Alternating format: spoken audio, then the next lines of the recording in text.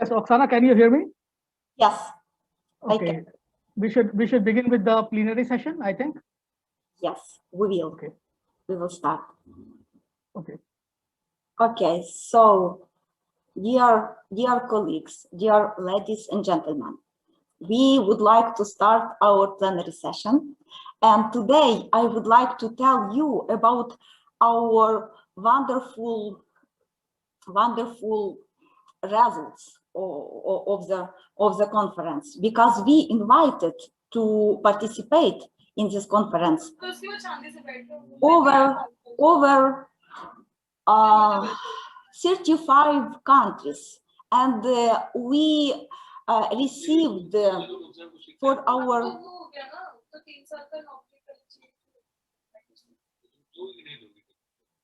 1 second. पहले 3 साल नौकरी करें, फिर पीसीएस जे के लिए जाएं, फिर उसमें फिर धीरे तुम्हारे पास है कि जैसे जिस तरह पे सिविल सर्विसेज उस तरह पे इंटरनेशनल इंडियन जुडिशरी सर्विसेज चालू होने वाली है, शायद वो बस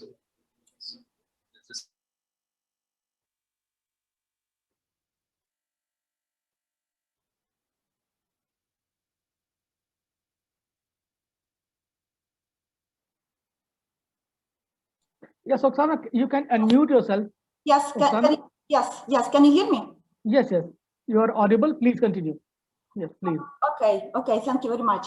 In this case, I would like to tell you, dear colleagues, dear participants, we invited members of many universities, of many scientific foundations to participate in this event, in this wonderful event. And we received over 100 applications. And we selected a lot of wonderful abstracts. And now we have participants from 20 over even, not 25 countries, but over 25 countries. We selected and we invited wonderful academics, research to participate in our conference. And I would like to tell you how much countries already are our participants. So now we have participants. We are academics from here. I meant who will introduce some results of their research from India, from Poland, from Ukraine, from the United Kingdom, from Germany, from Australia, from Romania, Nepal, Canada, United States of America, Finland, Iran, Liberia,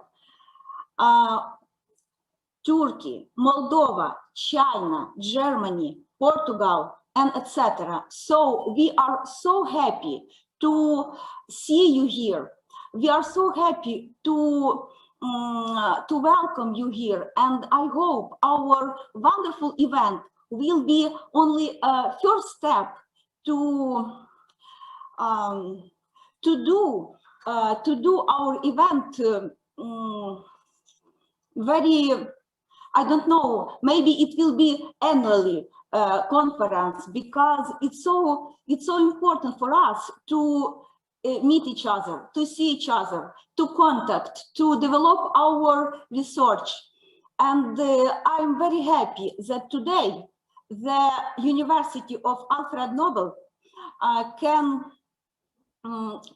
see so much wonderful and very talented academics, researchers from so much countries worldwide. So I hope our event, our conference will be only first stage, first step to our wonderful cooperation in the future. And today we will speak about very important topics. Today we will speak about human capital. Today we will speak about economic integration of immigrants. Also, we will speak about human mobility. Also, we will speak about about impact of migrations in many countries worldwide.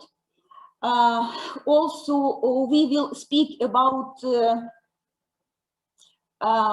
difficult and maybe not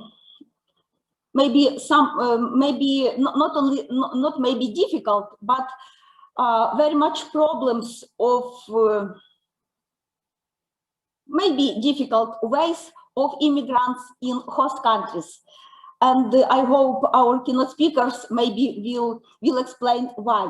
Also, we will speak today about gender specific behavior of some groups of immigrants. Also, we will speak about some difficulties of women in different regions of, for example, of India or Ukraine. Also, we will speak about Muslim women because it's a very important topic for us too. Also, we will speak about Ukrainian labor immigration. It's very important topic for us too. Also, we will speak about reverse migrations. Very important and extremely important topic for us for today. Also, we will speak about human trafficking policy, and we will have a lot of very interesting and very important topics, and also the results, what we would like to discuss today and to analyze together. So I hope we will have a wonderful time together, and I'm very happy to see all of you here. And now I would like to introduce to you the wonderful colleague and professor from India, Professor Dr. Manoj Dixit. The professor is the chair of our plenary session. So, dear professor, I would like to give you time to tell a few words. The floor is yours. So we would like to listen you and your valuable speech to us. You are welcome. Professor Dr. Manoj Dixit.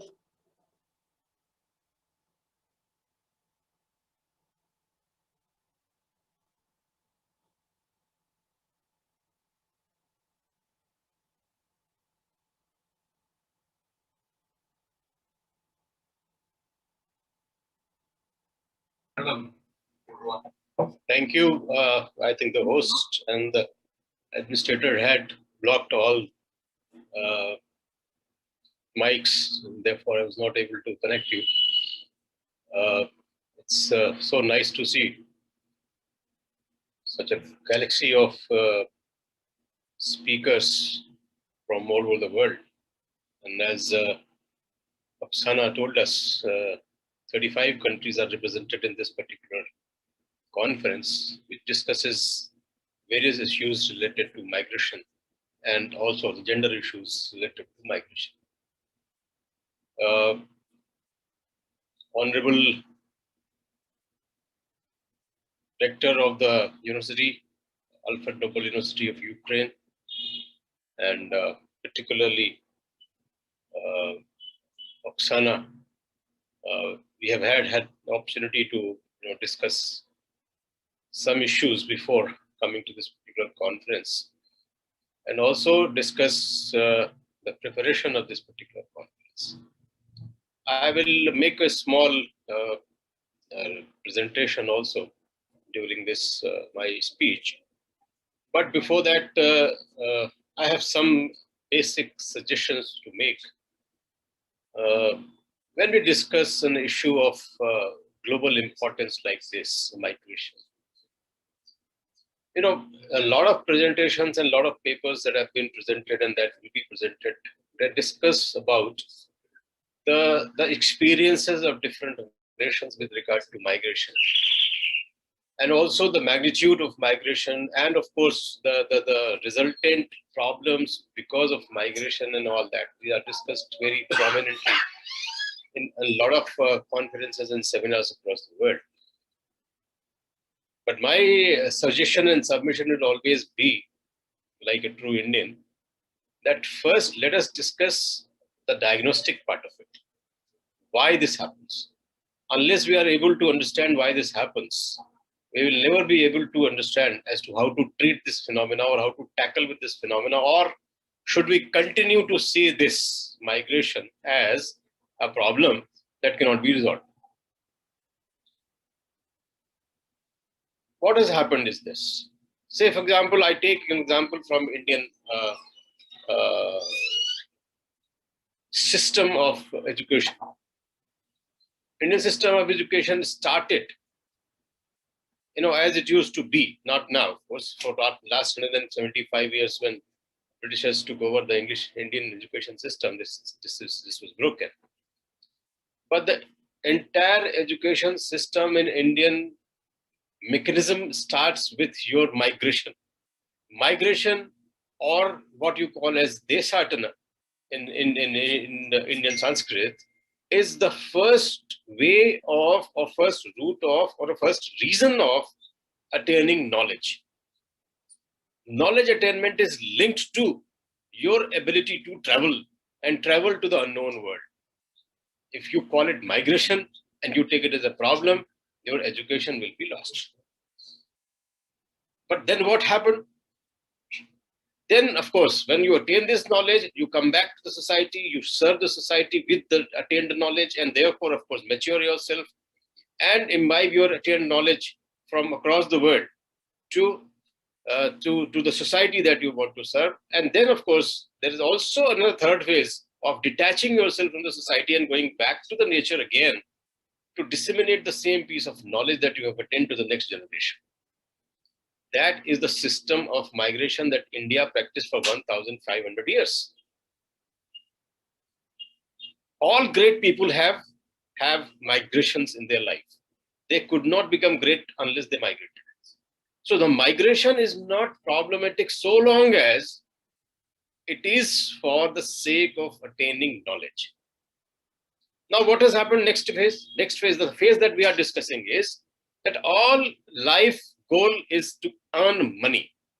So the establishment of money economies around the world, rather than knowledge economies around the world, has led to this kind of migration for attaining money from any other sources than the one that you have. And of course, and you can see the history of in the entire world, the economic history of the entire world, that it is the money economy which drives you from your own homelands to other lands, and that is also not for the attainment of knowledge, but for the sake of attainment of money, and then of course resources. Money and resources are always limited, and therefore the host country, wherever you migrate, we always believe that you are stealing their resources, valuable resources, and therefore there is an anti-movement again. All kind of migrations, whether it is US, Mexico issue, or across the world, entire Europe. And of course, the third wave of migration is within the countries. Large countries like India and China and Indonesia and all these countries face the same amount of problem of internal migrations for attaining some kind of livelihood and money. And this is something that I suggest to Oksana and the Alfred Nobel University, who have taken such a beautiful lead to start this program, that we must continue to organize a seminar on this particular theme for next 10 years, at least to reach to some kind of a conclusion with regard to diagnostics, and then contribute to the world that this is what we have got. The reason for this entire problem is now known to us. Like in medical systems, you research for 10 years to find which virus is creating what problem. Similarly, this is a social virus which is creating this problem. We have to understand as to which virus is creating this problem, and then only we'll be able to probably look towards solutions. Till then, we will always consider this as a bad movement, as a bad migration, as something which is not acceptable, something which is poverty driven and poverty centered, and therefore to treat it, there are solutions like US said that we will erect a wall. Mexico, US will have a huge wall in between. Therefore, there will be no migration between these countries and the problem will be solved. Do you think the problem will be solved? No, the problem will be of one country will be solved, the other country it will be increased. And of course, the migration will take another set of routes to anywhere else. So this is what is, I think I wanted to start with, that the migration causes must be worked into, and the causes do not necessarily lie in getting money only. Maybe we can develop mechanisms to direct or deflect this kind of a virus systems that we have. And therefore, I think we can look into this set of solutions. I'll now probably try and share my screen to you.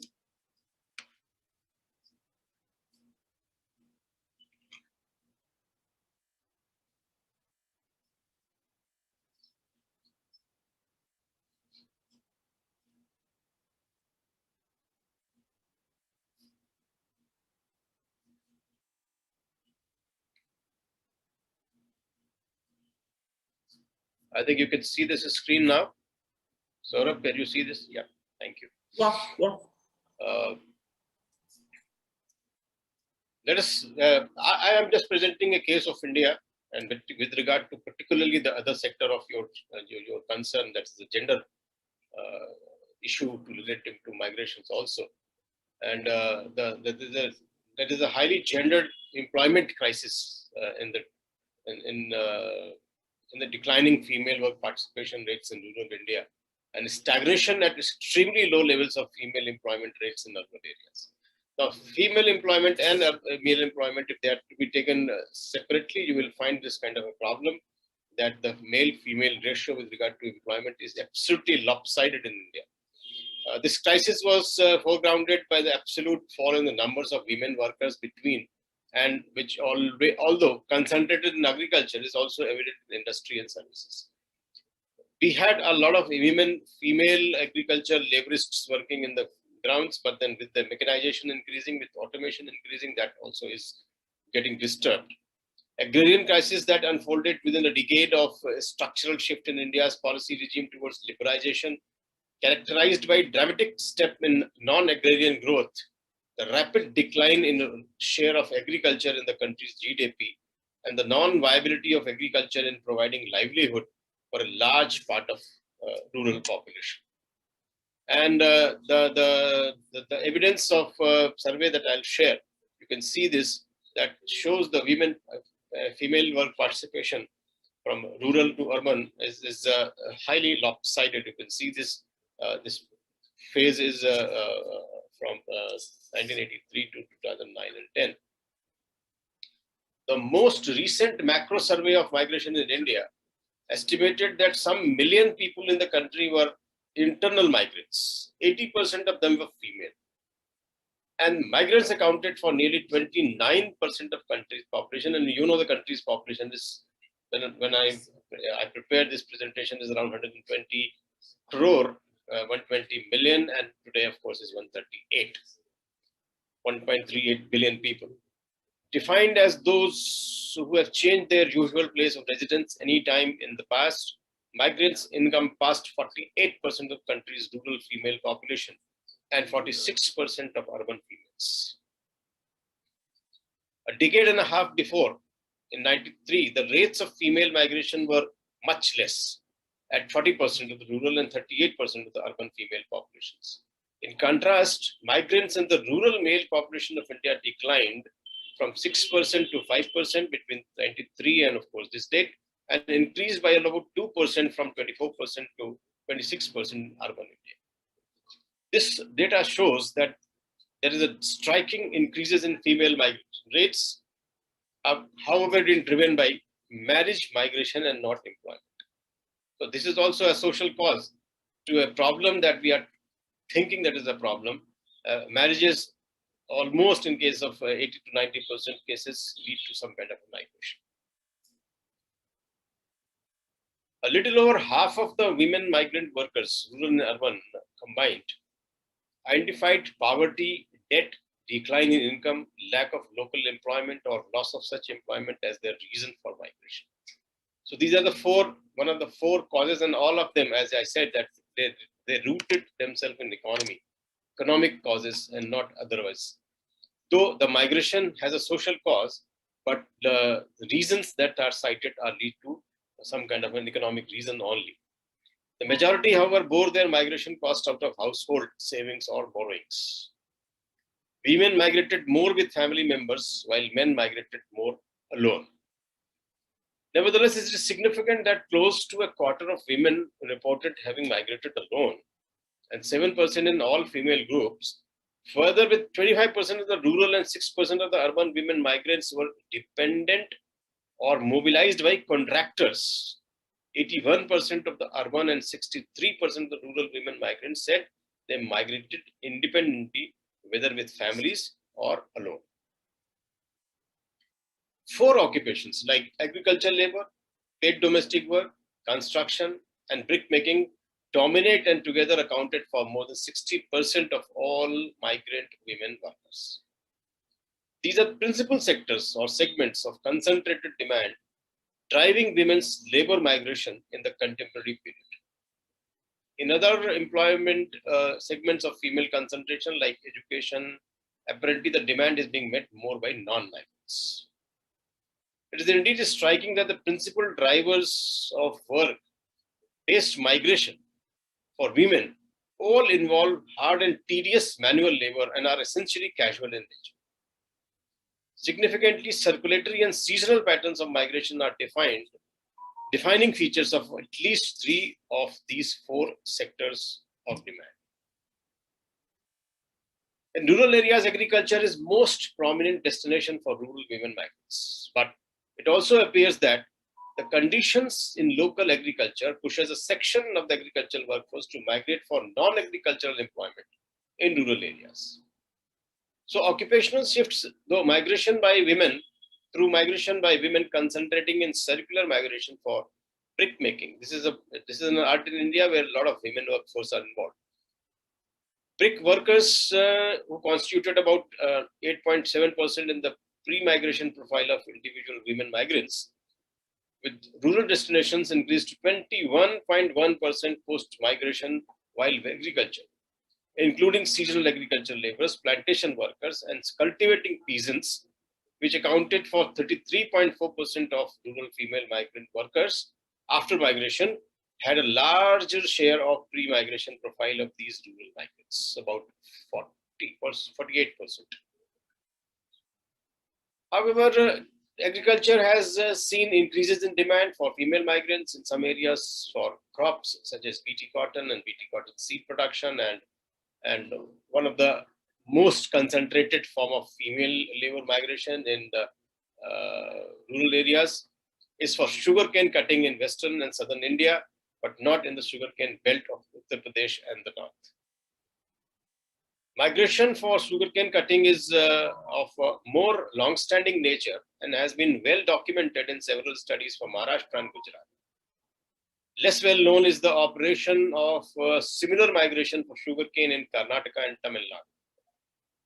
Adolescent girls' migration for BT cotton seed farms in Gujarat from the tribal communities in the Durgapur, Udaipur regions of Rajasthan, and of child migration for cotton seed production in Andhra Pradesh, Karnataka, and Gujarat has been documented in several studies. Our field work shows women migrating from Godhra and Dahod to the Saurashtra region of Gujarat for BT cotton farms, as well as from Rajasthan to parts of Punjab. The 2 concentrated streams of rural female migrations are for cane cutting and brick manufacture. Both involve circular migration and on-site work residence for a major part of the year. The laboring unit in brick making and cane cutting, where female labor is involved, largely comprises of male-female pairs or family units, and generally a cycle of advances and debt-based tying of such labor. This pair-based wage labor combined with piece rate payment leaves no scope for independent work for activity and income for women.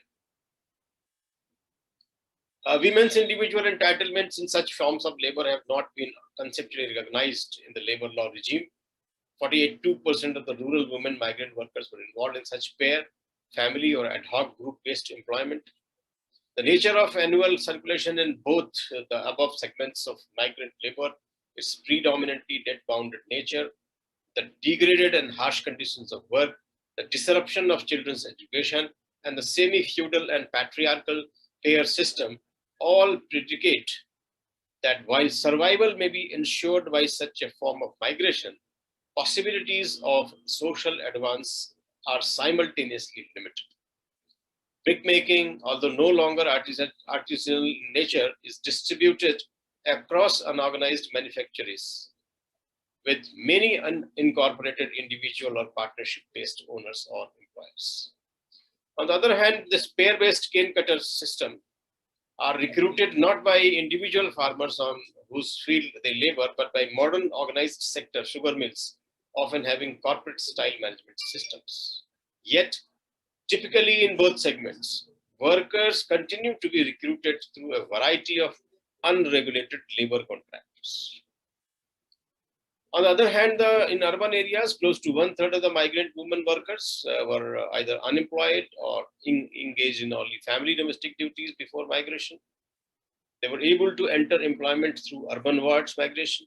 Only a small proportion of the urban women migrants had a pre-migration background in agriculture work, and many were in service sector or other diverse jobs even before migration.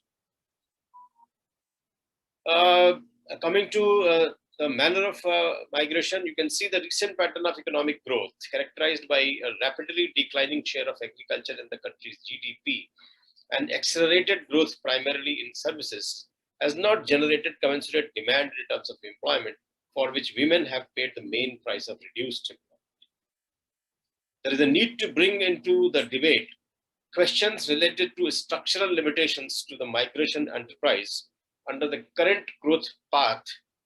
Nevertheless, the urge to change the conditions of their life and work for it is evident from women migrant workers, regardless of whether they migrate in families or independently.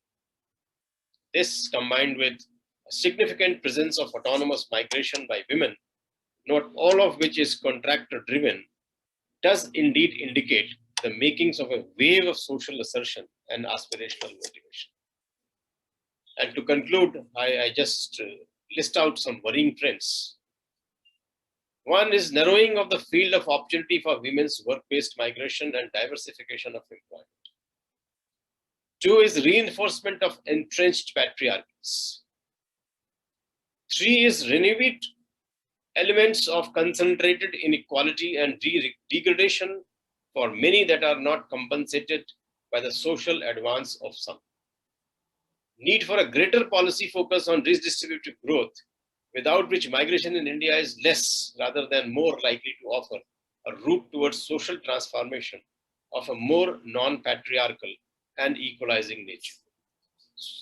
I would say that to conclude, I would say that though the migration issue has a lot of economic connotations in its understanding, the solutions are on the social side. Solutions are on cultural side. Solutions on correcting the rural-urban divide. Correcting what you call as, there is a scheme called PURA, provision of urban facilities in rural areas, is one scheme that was conceived, would solve a lot of the issues in migration. Nobody likes to migrate. Migration in India, by and large, is a compulsion or a force that, of course, that uproots people from their own social systems and cultural practices, and therefore can be taken as a problem that needs to be solved. But solutions must lead to social integration, solving social issues and cultural issues. Not, of course, when you see that there is a more and more mechanization and industrialization and use of ICT and remote facilities is increasing, it is leading to more loss of jobs of traditional nature in the fields. And therefore, you can always see this possibility of migration, poverty, employment, and social problems all combined into one and breaking the equilibrium of the society. And therefore, you cannot touch one and believe that the other will be solved automatically. We have to have a fine balance between all these so that this equilibrium remains maintained. There is a linear system which balances the whole system of balances. Of course, the globalization process and the capitalism by thought process and as a problem-solving idea has its own serious limitations and which need to be debated. And that's why I said we need to have a 10-year period for debating even those issues which lead to this kind of a thought process and creating narratives as to how this problem can be solved socially, locally, without turning into global issues. Thank you very much, Dr. Oksana, for letting me present my small piece of paper. And I wish best of luck to all the paper presenters till around 7:15, that Indian Standard Time that we have time for. And I hope that I will be able to meet you at the end of the session again. Thank you very much. Thank you very much, Professor. And I would like to tell you, your speech, your presentation was wonderful, as always. Very informative, very interesting. Thank you very much again for your time, for your presentation. And I would like to ask, dear colleagues, maybe you have some questions to our dear speaker. Okay, if not, in this case, I would like to introduce to you again our dear colleague, dear speaker from Finland, our dear professor, Adjunct Professor, Dr. Elli Heikkilä. She is also not only our dear speaker, but also she is co-chair of our plenary session. In this case, I would like to invite our dear colleague and our wonderful speaker to present her presentation, her speech concerning human capital.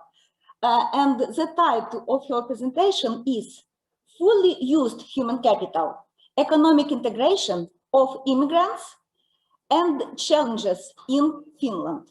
So, dear Adjunct Professor, our dear speaker, I would like to invite you to introduce your wonderful and valuable speech for us. So the floor is yours. You're welcome.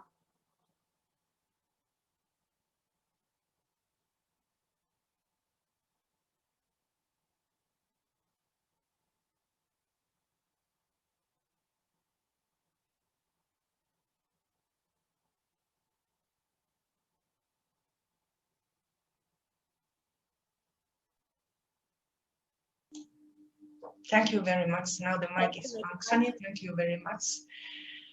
Dear Chair Professor Dr. Manoj Dixit, dear moderators, Dr. Oksana Koshulko and Dr. Saurabh Chandra, and all the participants of the conference. Yes, I would like to share my presentation now from my screen.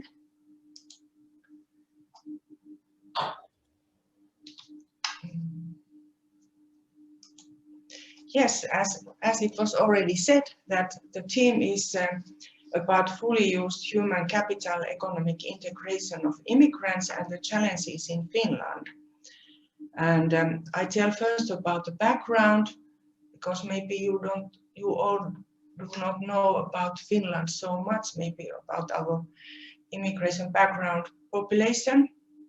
We have foreign citizens, and number 2019 was almost 5% and over 250,000 people. But when we look according to this born abroad, then the share is a little bit higher and over 400,000 people and 7% and a little bit above that of the population in Finland. And which are the largest groups born abroad? They are from the neighbor countries, Russia and the former Soviet Union, over 70,000 people from Estonia, south from us, 46,000, and Sweden, 32,000. And then we have these refugee background people as a big groups from Iraq, Somalia, China, and Thailand. These two are refugee background, Iraq and Somalia. And really Finland got these over 30,000 asylum seekers in 2015, and it was really like 10 times higher compared to 2014. And they were mostly to this country from Iraq and from Afghanistan, not so much from Syria in that flow. But then it is interesting to see that from which country our country is getting these immigrant background people, and I have here 2000, 2010 and 2018. And here are the top 10 countries, the absolute numbers and the shares of the total stock who moved in certain year. And one interesting first is to say that almost 50% of immigrants were from top 10 countries. And here it was almost 60, and here is above 60. So it is quite concentrated, these 10 countries. And you see there is our neighbor country nowadays, Estonia and Iraq. Iraq, these refugee background people from Russia, India, Turkey, China, Ukraine, Sweden, Great Britain, Vietnam. So these are the top 10 countries. There are some small changes from year to year, but mostly they are very much the same countries. And what about the structure, the population age structure? This background blue is here for the Finnish citizens. And you see that while these bars for these green bars are for those who are from foreign countries and the citizens of the foreign countries, they are much younger compared to the Finnish population. So they are in a good age for work here and so on. That is what we really need in our society. And as I have been said earlier, this is an aging society. And here are some examples that these population groups and their age structure is quite differ from each other. For example, the Somali background people, they have a lot of children, compare, for example, this yellow line for Swedish people. But here we have quite many retired people coming from Sweden to Finland. And what about this gender structure? This is for the males. And we have very many Finnish ladies are married with these males from UK or Turkey and so on. So here is the really excess of males, but then there is a quite equally males and females, and then we start to have more here women. And it is like from Thailand, Philippines, Russia. So Finnish men, they have very often these multicultural marriages with persons from Thailand, Philippines, and so on. So there are differences in these migration streams. And there was a big research at our country, this UTH survey, and there were these main reasons for immigration among these 15 to 48 age population. And you can see this top is here in the right hand side. Around half of the people are coming because of family reasons, not so much for work, but it is the second most important, around 1/5, and then refugees 1/10, and studying or other reasons. So there are a variety of reasons and a little bit differences when you look at by gender. And what about this economic integration? And my presentation is based on this. This was recently published, this Culture of Migration, this handbook, editors Jeffrey Cohen and Ibrahim Sirkesi, and I was editing personally this book. And I had an article in this handbook of culture of migration together with colleague Nafisa Yesemi from the University of Lapland. And I put these links over there, and we had also this coming of age in exile, one Nordforsk public funded long project about these young refugees and their health and socio-economic inequalities. And now it is ongoing international food project, work and migration case studies from around the world. And it will be published by Transnational Press London this year. It's ongoing about this topic. So it is very important to see this is a primary activity of the largest top 15 countries by citizenship in Finland 2018. And when you look separately these population groups, and here is 100, and what type of people are coming in from Estonia and how they are, what are their primary activities. So from Estonia, which was one of the biggest streams, they are very often employed and not so often unemployed. They are labor immigrants very much.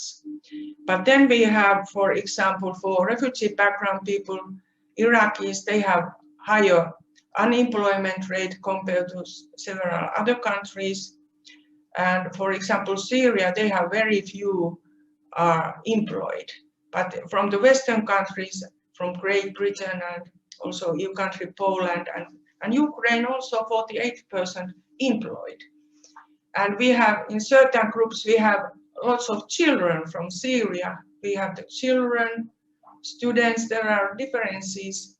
If you see from Afghanistan, very many are students, and pensioners, as I was saying earlier, from Sweden. And so on. And we have a lot of people outside of the labor force still. And there are some differences between these foreign origin men and foreign origin men and Finnish origin men by professional groups. These are employed people. You see, we get, however, we get professionals, blue bars are foreign origins. We get all kinds of backgrounds of immigrants to our labor markets. But what is striking is that in the elementary occupations, there is much higher proportion for foreign origins. But professionals and to other sectors, we get people and they get the work. And this is for the ladies, Finnish origin women and foreign origin women. And ladies are very often nearly the same share of the labor force, of the employed. 1/3 almost service and sales workers, but you see these elementary occupations, it is very, very high for foreign origin persons, but also professionals, wide variety, but there are gender differences among those different branches of the professions. Here is one example how it is for German origins and Somali origins persons who are employed. You see Germans are very often professionals and technicians and associate professionals, around 60% of them employed in that sector. But we see in service and sales workers, some Somalian background are around 1/4. And but here are also these other groups of these professionals and elementary occupations, very high compared to German background people. And this is from that Gates project. So we can see these are highly educated people who are 30 years old in 2015. And you see these refugees, first generation, there are professionals. And here are these background people. Some people have been whole of their life in Finland. Some people have been maybe several years. So there is a wide variety of who are these people. But however, about the refugee background people and highly educated, some they are in quite we could say secondary labor markets, that they are not in the type of work what was expected according to their educational background. And this is a comparative numbers for those who came by other reasons, not refugees and the Finnish natives. So they have a little bit higher percentage for example, for elementary occupations and some other scraps and related to trade workers and so on. And what about these unemployment rates? When we look from what I was editing that book, and this is the same even today, that for Iraq and Somali background people, the unemployment rate is over 70% when we look it by the labor force. Share of employed and unemployed divided. This is the labor force background, not the primary activity. So there are huge differences. And for Finland, at that time, it was a little bit 10%. But we have to remember, as we were discussing earlier session, that there are those forced migrants who are not so fast ready to come to the labor markets. These transitions in the labor markets about those challenges, that it is really true that people are not, these immigrants, they might not take the job which is corresponding their level of education. So we see this brain waste and over-education, and it is their purpose is that they get the first step to the labor market and they start to build their own social network. They might have also, they might lack the well-functioning recruitment network. And what we know also that people's working life, it is not like straight line, that you enter to the labor market, you are forever over there. You might start to be unemployed at once, and then you have to further educate, and then you jump back to the employment and so on. It is a really like variety of the transitions, and they are not always like successful transition. There really can be like after work you are unemployed. It depends also from the economical cycles. And this language issue is very important. We have two official languages, Finnish and Swedish, and very often these employers are willing to have people that they understand Finnish language. But we have, of course, labor market where you can manage in English, and it is possible to work with that language. And here is this that these employers they take it as a sign of reliability if there is a proficiency of this official language is one of them. And discrimination can be indirectly if the employers are demanding too well Finnish or Swedish language, if the task is not that type of. It can be like that sometimes. And some people who are employed and they don't manage Finnish language or Swedish, they think that they might not stay here forever because they would like to communicate also with the national language here in Finland.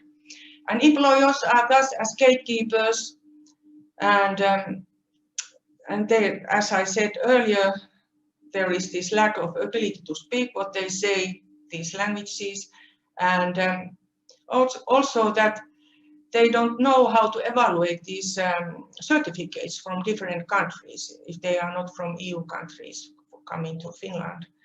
So it is demanding from the employer's point of view. And there can be also that the recruiters feel, some research have shown that they feel closer to those who have the same cultural proximity.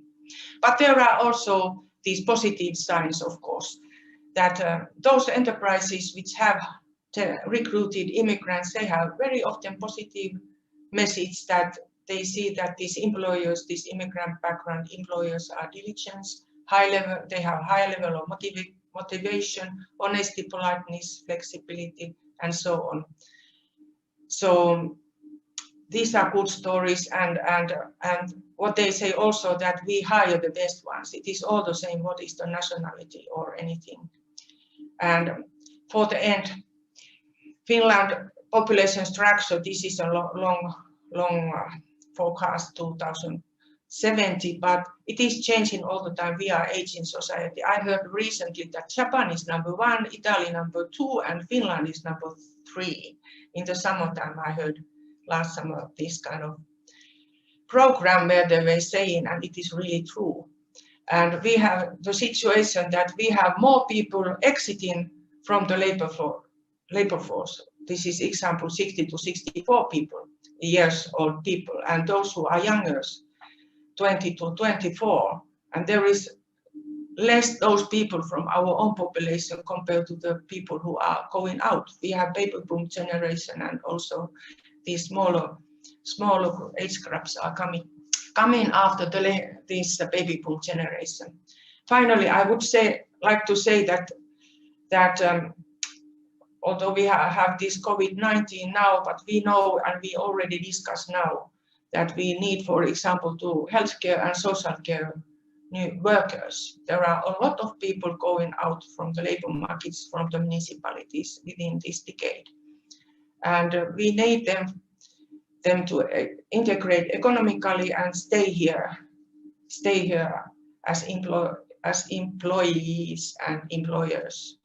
And they don't bring only these monetary terms that they are here working, but they bring also cultural and social capital, what they possess, and it is very valuable asset to any country. So that is the story from Finland, and I believe that it is the story for many countries nowadays, especially in the aging societies. Thank you very much. Thank you very much, dear Adjunct Professor Dr. Elli. Thank you for your wonderful presentation. Very informative, very interesting and important for us. So, dear colleagues, I would like to ask you, maybe you have some questions to our dear speaker. No, no questions. In this case, dear professor, I would like to tell you, this year we will publish our collection of abstracts also in the Transnational Press London, in the United Kingdom, sent to our dear colleague, Professor Dr. Ibrahim Sirkiji. So it will be very, very good for us to continue this wonderful maybe habit of publications, and thank you very much. It was really interesting for us to know so many important information about your wonderful country. Thank you again. And now I would like to invite, and I would like to introduce to you, dear colleagues and dear participants, I would like to introduce to you Professor Dr. Ibrahim Sirkiji. A few minutes ago, I told you about him, and our dear speaker, Professor Dr. Ibrahim Sirkiji, will give the speech about human mobility. The title of his speech will be Gendered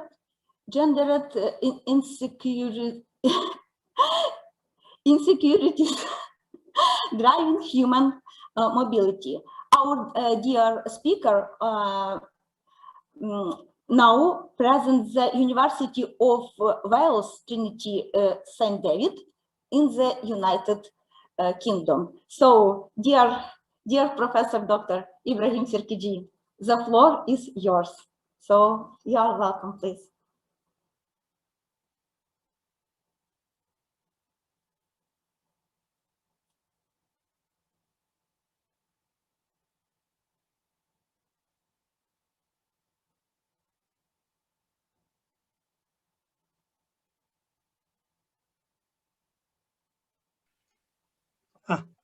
Okay. Thank you, Oksana. It is a pleasure to be with you here and with so many, excellent colleagues from all around the world. I also enjoyed my long-time friend Elli's presentation. We have been partners in crime for so long, I believe. And thank you very much for organizing this event. It is very timely and, of course, meaningful. Just a couple of days after the International Women's Day, we are talking about gender and migration. Yeah. I'm sure you had this in mind when planning. I wonder if I am allowed to share screen, and I'm trying it now. So I would like to use these, slides. Oops. I hope you can see my screen now. Yes, you can. Okay. what I want to do is, I have kind of planned a talk drawing on some of the themes we have discussed within the book, Cultures and Migration, with Jeff Cohen and so many colleagues from around the world. And I will try to highlight some of the issues, some of the key themes as they relate to our debate today in terms of gender insecurities defining and shaping human mobility or international migration, in fact, international and national migration. Those who are familiar with our work in terms of how migration is driven, how migration is influenced by insecurities, which are expressions of or perceptions based on conflicts we face in different realms of life. So the bottom line is, of course, this was, years ago, a colleague of mine, a very good colleague of mine, reminded me that, talking about conflict and insecurities is a bit too negative. So you should start talking about something positive. So I changed my tune and I started talking about happiness. So migration is about happiness, but it is more about seeking happiness or being unhappy somewhere. So you want to be happy or you want to avoid the root causes of unhappiness wherever you are. And this is where it comes from. People don't move for sports. They have aspirations, they want a better life, they want to achieve things, but it is always coming down to one key, influence. That is the insecurity people feel for whatever reason, wherever they are. And from here, I want to link it to our talk, our focus in today's conference. I mean, maybe I should open a note here and say, like, migration is a bit of a tired word. We should also think about it. It is tired in many senses, but also it doesn't necessarily capture what the full meaning of contemporary human mobility is. The dynamic nature of movement is not reflected in the term migration. And it is almost always, when we use it, almost always we refer to a move from a point A to point B. And this is why we need to emphasize that migration is a process in quotes, and must also add often it is an open-ended process. So you can talk to migrants around yourself and see how settled they are. I mean, this settled, even that word is like controversial in a sense. What are their future mobility plans, return plans, and so on? So the bottom line is people don't simply move to a place and then settle. We are in constant negotiation and assessment of the environments we live in. Once we consider the insecurities are insurmountable in a place, and if we perceive that we have the ability and capacity to move, we consider migration as a serious strategic option. So I refer to overall macro, meso, and micro conditions as within a 4 C's model. That is like what makes us able or capable to overcome these insecurities are 4 C's. That is human capital, as Elli mentioned, social capital. We need to know people. We need to know, being in the networks, families, friends, business, professional, whatever networks. Then we need to have financial capital, because migration is a costly affair. You need to buy tickets, you need to get passports, you need to pay for visas, or you need to pay for smugglers, traffickers, and so on. And of course, another obvious one is physical capability. You need to be fit enough to be able to move. This is why we see very few disabled people migrating and very few elderly people migrating as well. So it is about physical capability. We face insecurities which are expressed in many forms, And these insecurities are cross-cutting the domains of life: economics, politics, culture, religion, you know, whatever you can imagine. Personal life, public life, communal life. These are all places, domains where we face insecurities, where we face frictions, you know, tensions, disputes, controversies, and so on. And these may fall onto our perception as insecurities that we want to overcome, that we want to avoid. Of course, when you think about the literature, current mainstream literature on migration, it is very much dominated by liberal thinking, neoliberal thinking, where you have to consider like a positive outlook. So you have to, I mean, you have to focus on the destination and what is beautiful and attractive or rich or wealthy or prosperous in these destinations. But when you look at the real examples, real cases of migration, it is often an afterthought. You think about destinations much later because the initiator of the thinking about destination is your, I mean, I'm exaggerating, your misery in wherever you are. So you consider your own circumstances first. That is the trigger to think about destinations. Because when you think about it, like, you know, if you take it to the extreme, we would expect everybody to move to Germany or like Luxembourg, because that is where you have the highest salaries, highest income levels, and best security and so on. But we don't. We move, I mean, people move to so many different places. There are like 5 million refugees in Turkey. I mean, these are migrants. They move to Turkey. They may not necessarily see Turkey as the best option, but they moved there. And there are millions of people moved between Rwanda and Burundi. So there are, again, similar number of people moving between Laos and, you know, Cambodia, or I mean now Myanmar, or Myanmar and Thailand and Bangladesh. So, I mean, these are not necessarily, you know, the best places people pursue as destinations. So it is important to see the reality. I mean, aspirations are important, but they are not the drivers of migration. People are looking at, you know, their own circumstances more than anything else. So I want to draw your attention as a case study of a recent incident. I'm sure you are all aware, it has been the media frenzy about the interview of Oprah Winfrey with Prince Harry, I mean, not anymore Prince, and Meghan Markle. So think about why these people decided to leave the palace and move to US. They're now living in California.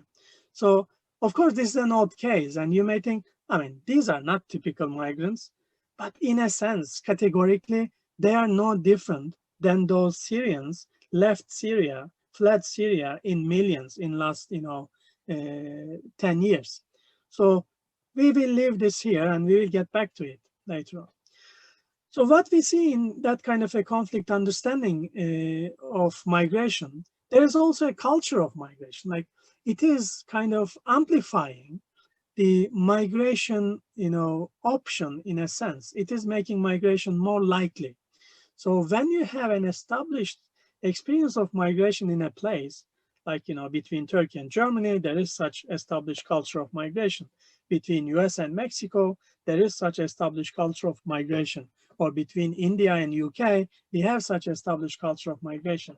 So this makes our migration decisions a little bit tweaked towards these destinations, but also it is making it a little bit easier and quicker.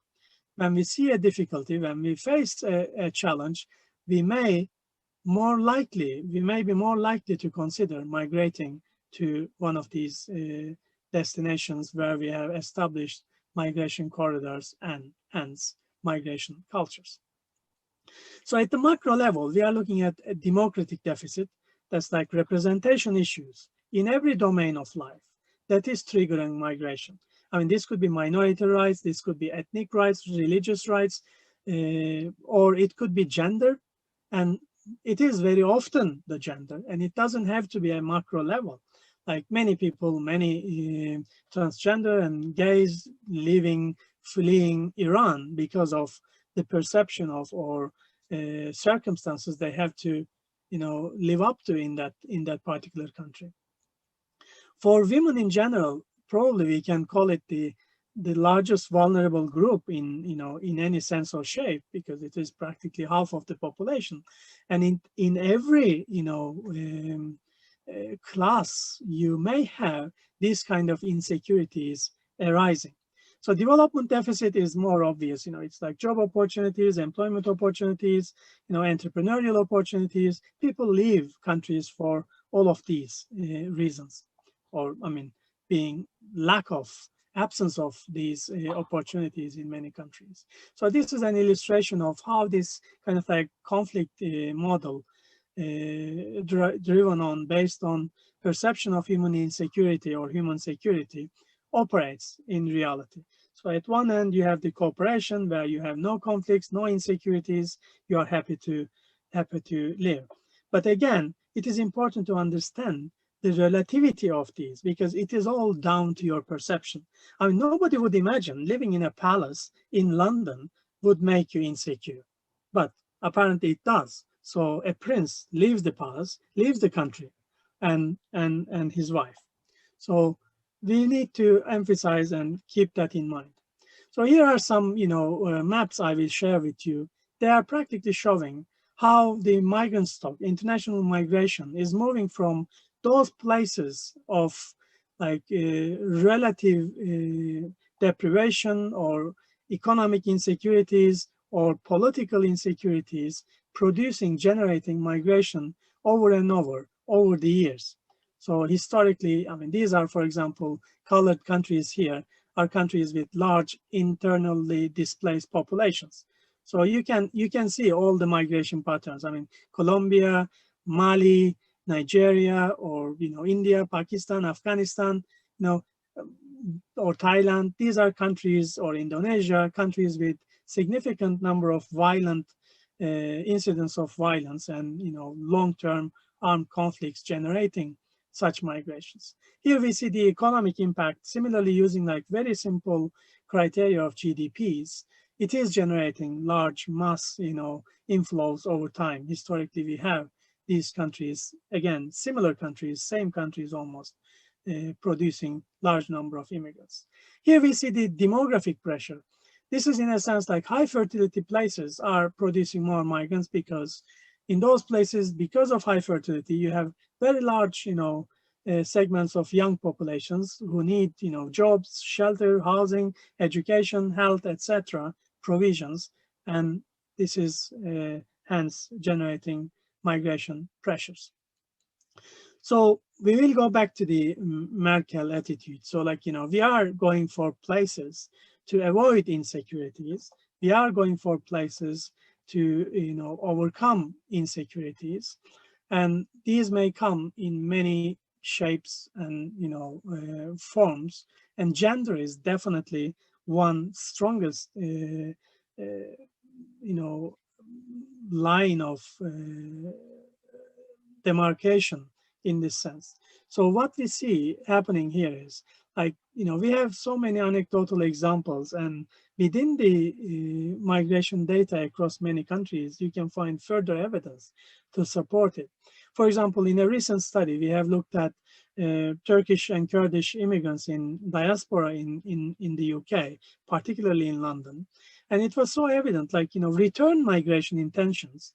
We asked people whether they are planning to return, considering returning to Turkey in the near future. It was much lower among women compared to men, significantly lower. So, we are interpreting that as an indication that women perceive their positions in the UK as relatively better off, relatively secure, particularly those in both ends of the economic and human capital spectrum, like those very well educated and those very little educated, particularly feel more secure in where they are, and they are not considering returning back as much as their husbands and brothers and and uncles, the man in the family. It is important to recognize that. So, of course, I mean, we will go back to this main, paparazzi story in a sense, but it is more than paparazzi because it is really showing in a very strong ways how migration operates, how it affects people's life, or what affects people's lives, and how these insecurities are driving people from one place to another. I mean, Meghan and the Prince Harry obviously told the reporter, the TV anchor, that they were concerned about racism in the family, within the royal family. Apparently, one or more members of the royal family made a remark before this little young fellow born that he might be a colored, a dark-skinned baby, because Meghan is coming from a mixed race African-American background. So apparently the boy turned out to be, extremely white, but, that's probably a relief for that particular person in the royal family. But that is kind of like a categorically, a common issue, common source of insecurity for many. I mean, I have talked to people who left UK, for example, to settle in south and western coasts of Turkey, coming from Asian backgrounds, South Asian backgrounds, and Muslim backgrounds. They felt, race was an issue, and they felt they can afford to move there and, live more comfortably. And at the same time, we know many people leaving Turkey as well. So for different types of insecurities, they are concerned. And also in this case, in this Meghan Markle case, it was important to understand that, they were also concerned about economic insecurities. It wasn't just the color of the baby, the racism issue in the family, but also they were concerned about their income to be cut because Harry was so far away from the line of throne, and he had no chance of becoming king or whatever. And if they don't do the royal business, their income would be significantly reduced. So they considered that as a concern. That's a typical economic insecurity, if you like to see it that way. So I mean, we have to think about, like, cases are different. Everybody is living their their kind of a misery in a sense, in their own way. But it is important to recognize we are talking about people, going through similar kind of concerns of insecurity, and similar concerns of, let's say, cultural insecurity, because here is the issue is, race and the color, and Meghan coming from not so royal or high middle class backgrounds, and not perceived as suitable for the monarchy, for the royal family in the UK. And it is obviously having so many parallelisms to what we know about Princess Diana years ago faced and went through. But this is kind of like, no matter how people interpret it, some journalists obviously dismissed her as a as a liar, or as fake news, whatever they say. And yet we know there is a reality behind all this. Of course, it's not the reality shared by so many poor migrants and refugees we see around the world suffering big time. They are not, they don't have the luxury of parachuting themselves into a mansion in nice plains of California, but yet categorically we are looking at similar concerns, similar insecurity concerns that this young lady faced in the palace in the UK and decided to move. So I will stop here, and I will thank our hosts and all of you for joining us today. I hope you will enjoy the rest of the conference. Thank you very much. Thank you, Oksana. Thank you for everybody in Alfred Nobel University helping to organize this conference. Thank you very much, dear Ibrahim. It was so interesting, so informative. I enjoyed your presentation, your speech, and I hope everybody here enjoyed all the information what you gave to us. Thank you very much. Dear participants, do you have questions? No. Thank you very much, Ibrahim. It was very, very, very interesting for us. And I see Rujdi raised the hand. So do you want to ask something? Yes?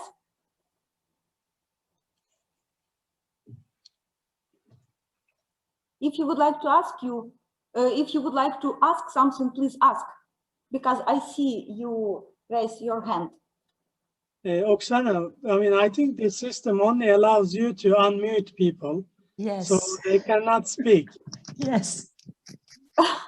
You have to unmute them before so they can talk. That's right. Yes, yes. Just Thank you. Just now I unmuted Ruzdi. Yes, Ruzdi, please. The problem is that we cannot unmute ourselves. So, Oh, we will migrate soon. okay. So thank you for this nice conference, and thank you, Professor Ibrahim, for this nice and interesting presentation, and as well a deep analysis of migration in micro and micro level, and as well a wide talk about the royal couple. I would like to know your opinion about what do you think migration is a political decision, so somehow politics allow X country to accept migrants, let's say of Albania. I am from a country that this problem is so deep and painful, but as well as is seen as a window for a better life. And as well, it could be even a political decision that accept X country migrants. What do you think about this? Yeah, thank you very much, Rujdi. That's a very, very good question.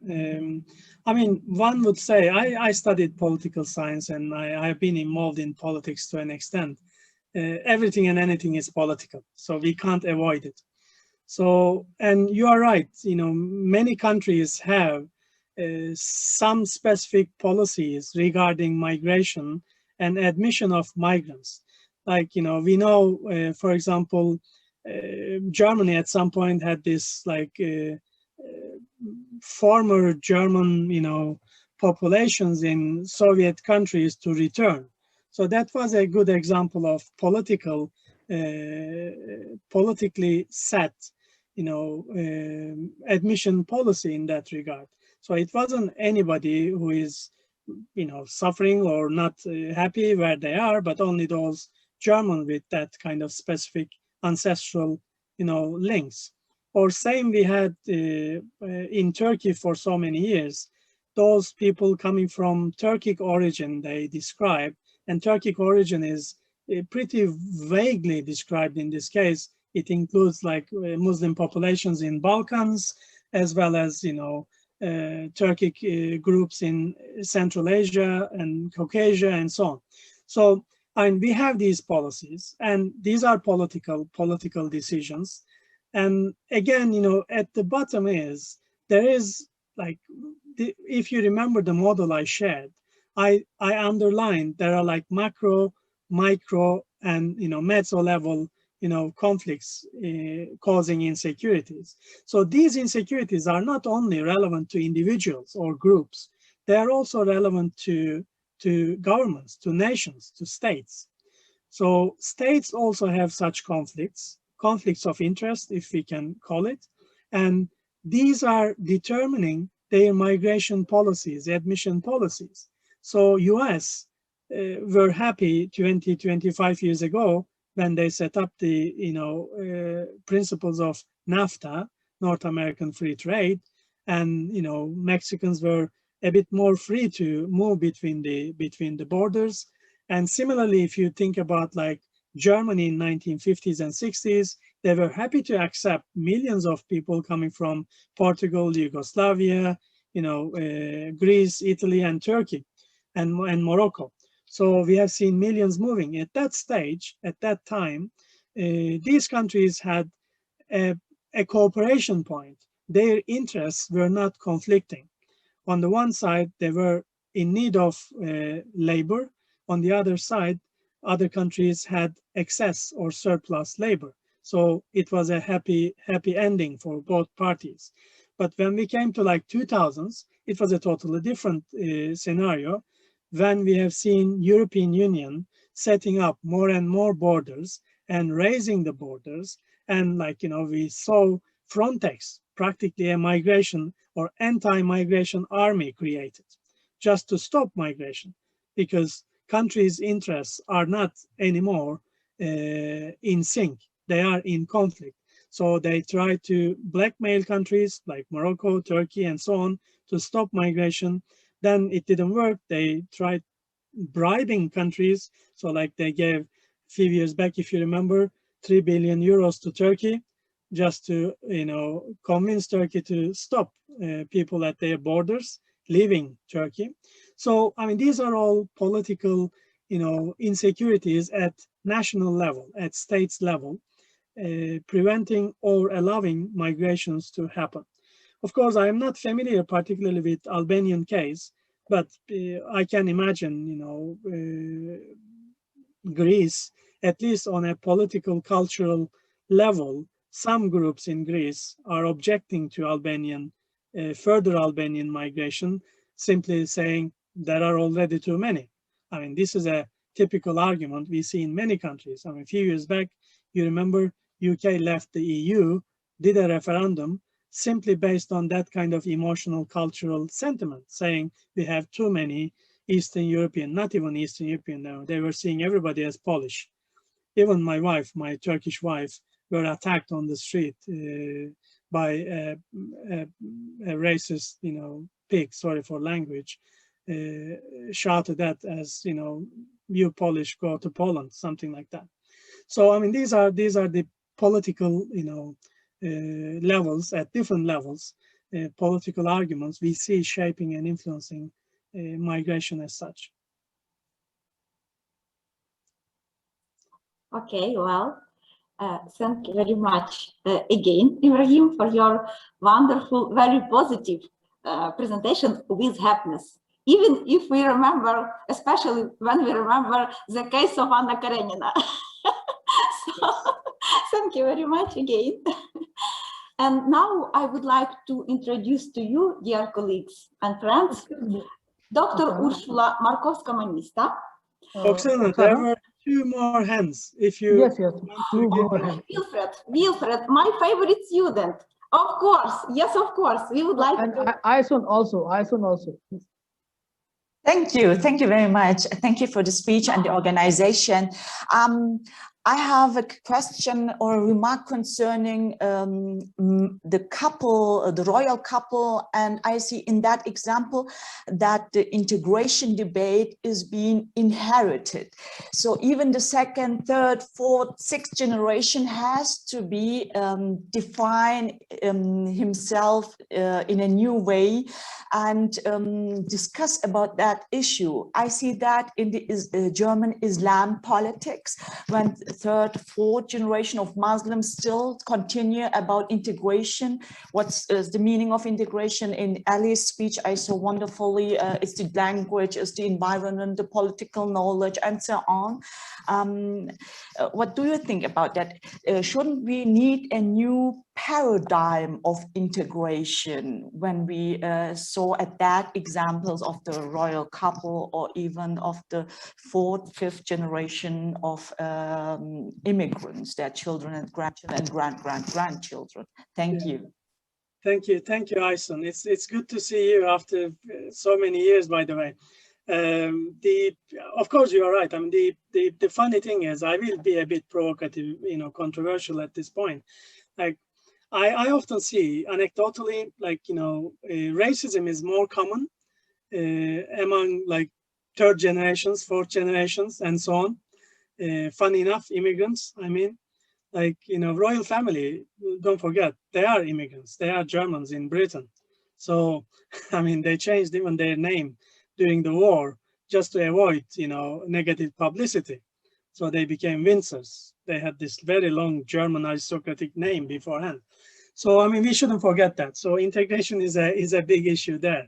And the matter was more of a racism, skin color racism in this case. But apparently, there are other like lower level trickling integration issues. Like this young lady couldn't settle in the family, couldn't settle in the palace. So she wasn't able to integrate, culturally wasn't able to integrate, her background was not fit into the profile for some criteria that we don't know. But overall, I agree with you. I mean, we need to think about integration. I mean, we have spoken about like two-way street integration. Some argued like, Dame Casey in the UK a few years back. No, it is not two-way, it is one-way. It's a highway, whatever. I mean, it's like my way or highway. It's not. I mean, this is very complicated process.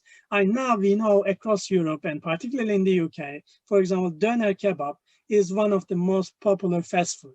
So this is a wonderful example of integration. I mean, British, Indian, South Asian, Chinese, Turkish, whatever, British, and all kinds of Brits eat doner kebab, full stop. So, I mean, how this happened? Or same thing, like, what is the most common dish in the UK? Chicken tikka masala. Of course, it is an Indian origin food, but it doesn't even exist in India. So it is a fusion. It is product of integration in that sense. And the way I see integration is like we integrate in our own worlds, and we don't integrate to everything. So we have all these measures, but not necessarily these measures indicate the level of degree of integration which is very subjective in a sense. So you can happily integrate into Brick Lane and never speak a word of English, and that is integration. You have economic, measures in place, you have a job, you go to school, even your teacher will be possibly Indian, Bangladeshi or something, and you will be integrated into that wonderful little community in, Central East London. So, I mean, where does it start? Where does it end?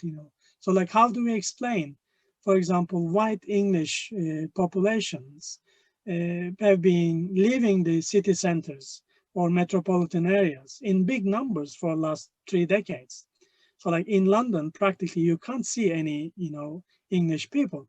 So I mean, like, is this an indication of that English people finding it difficult to integrate? I mean, can we ask this question? We can. I mean, it is a legit question in that sense. So I agree with you. We have to throw more questions to that integration debate and reject some of the, or at least question some of the well-known principles and scales of measurement we have in place and we use in our studies, in our policies, in our media. Thank you for that. Thank you very much, Ibrahim. And also I would like to invite, of course, my favorite student, Wilfred. He would like to ask something. Wilfred? Yes, hello. Yeah, okay. So please. Yes, please. My question is also about the couple. Yes, so Prof, you did say that the couple left from the UK to the US. Now, I cited a correspondence which supposed to have emanated from the Buckingham Palace.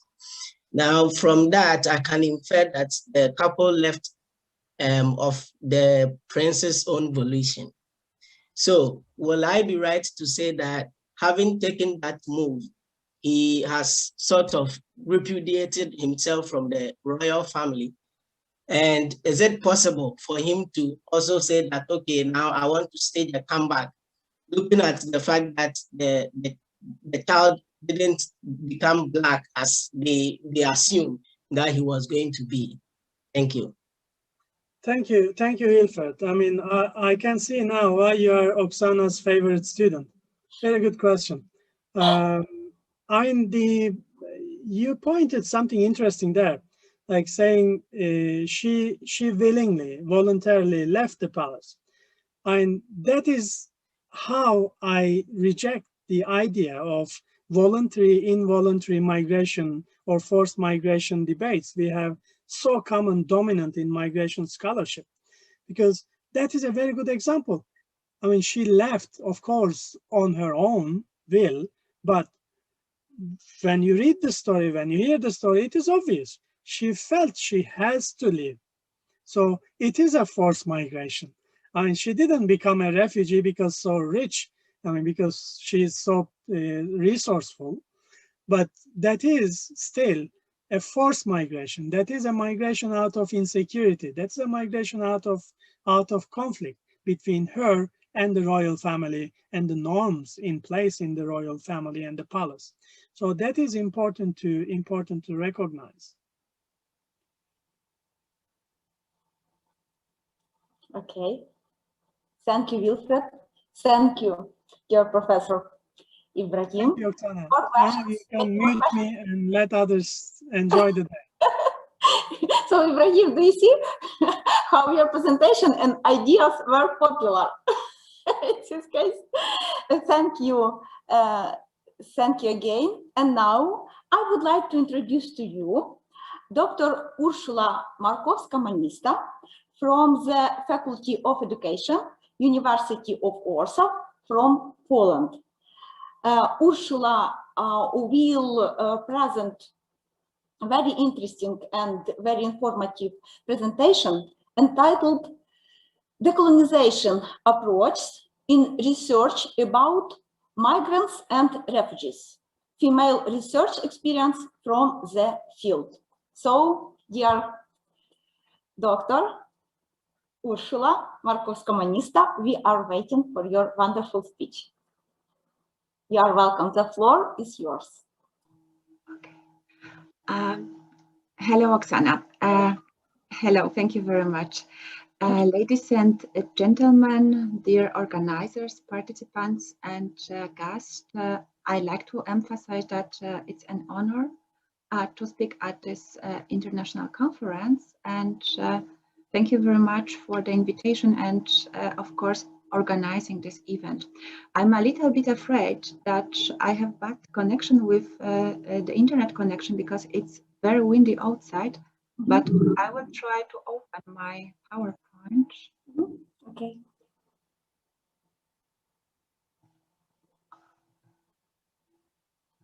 Yes, we can. Yes? Yes. Okay. So I will discuss decolonizing approaches in research about and with migrants and refugees, focusing on their participation in the critical migration studies. And I understand participation as a crucial for understanding the decolonization of approaches in research based on Professor Laura Landy model of participation, which means not only as listening, but as active presentation of one's views and as participation with the right to express that view and to ensure it is listened and to and acted upon as appropriate. It is, of course, a huge challenge for us researchers, but these challenges are worth taking up when searching for paths of change, especially concerning the local dimensions of women's and girls' migrations. When we look at migration processes relating to women, we will see that we still have blank spots, crises, and understatements. Women's migration as a process that marks the lives of both adults and children demands constant reflection and a new, reliable interpretation of the reality in which women as migrants and societies called host function. Migration and especially refugees is usually triggered by situations that are more difficult to face than those encountered by adults and children at the next stage of their journey in refugee camps, refugee accommodation centers, in the new country of residence. Migration usually stigmatizes and forces one into submission. It leaves its mark, especially on women and girls. In my presentation, I would like to focus on obvious aspects of migration. Once we are frequently unaware of migration in which women play the main roles, I would like to draw attention to the situation of migrant women against the background of the political crisis, but also an existential one. The crisis of our human values, as Jacqueline Baba mentioned in her book, Can We Solve the Migration Crisis? It will be not a complete picture. I will only point to decolonizing approaches in research about and with women, migrants, and refugees in contemporary migration. I will also speak about the search for the decolonization of women's migration narrations. I refer to decolonial approaches to the right to speak, the right to protect the voices and images of women and girls with migrant and refugee context in narration about themselves. They should be heard and ethically studied and described. Aspects such as a sense of safety, respect for human rights, including the right to dignity, grassroots activism of female migrants and refugees in matters that concern them, counterbalance research based on approaches in which migrants and refugee women and girls are treated as subaltern others, as mute and deaf, like children, or as the other as an object to become familiar with. A decolonizing research methodology is an approach that is used to challenge the Eurocentric research methods that undermine the local knowledge and experience of the marginalized populations groups, in this case, women as migrants. These voices, personal narrations, are important as they enable us to analyze and show the situation and experiences of women from the perspective of their own context in which they function, and will function.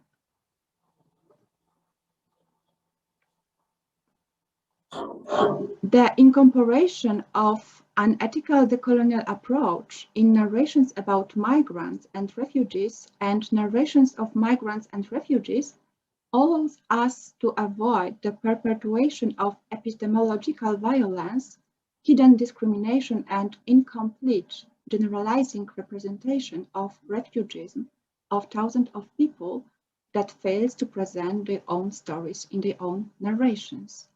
So women migrants can thus become partners in the research rather than being the research author. It is thus worth asking a question about female migrants' position in research and relations connected with research concerning women. And so research about, research with, research about and with women and girls.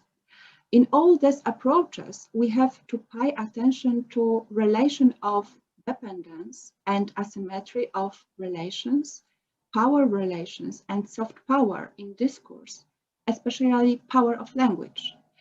Then symbolic violence, and finally, the perception of female migrants as passive recipients of practices and research, which reinforces the perception of the lack of agency. This makes us look for an answer to the question why the need to apply a participatory approach in migration studies concerning women and girls. The first important aspect is the participatory shift, and so the application of participatory or partially participatory research relating to groups which are excluded, marginalized, and discriminated against, and so migrant women and girls. Secondly, this type of research has an emancipatory value and so a contribution to the empowerment of the studied group. Finally, participation. Researchers try to eliminate the negative phenomena they describe as co-act with and for a particular unheard, unseen group, one that is neglected in social discourse. A participatory approach in migration studies concerning women and girls is then oriented towards migrants' perspective, as it focuses on a given minority group, children, national, cultural, and social minorities, migrants, and its conduct with, by, and not only about, based on respect for human rights in the process of participating in research, focusing on humanizing research methodology and ethical symmetry. This way, this type of research meets the condition of validating groups that were previously unseen in social research. In this approach, researchers act with people and for people, and they apply an approach oriented towards critical reflection on their role and place in the research process and the relation between the researcher and the researched in the process of constructing knowledge. A participatory approach in migration studies concerning women and girls is dialogic, gives space for mutual transmission of knowledge, learning the participants and co-creating this knowledge. My own experiences and reflections focus on women, both researchers and participants, coping with difficult research situations have led me to reflect on the need to decolonialize approaches in research about and with female migrants and refugees in research concerning them.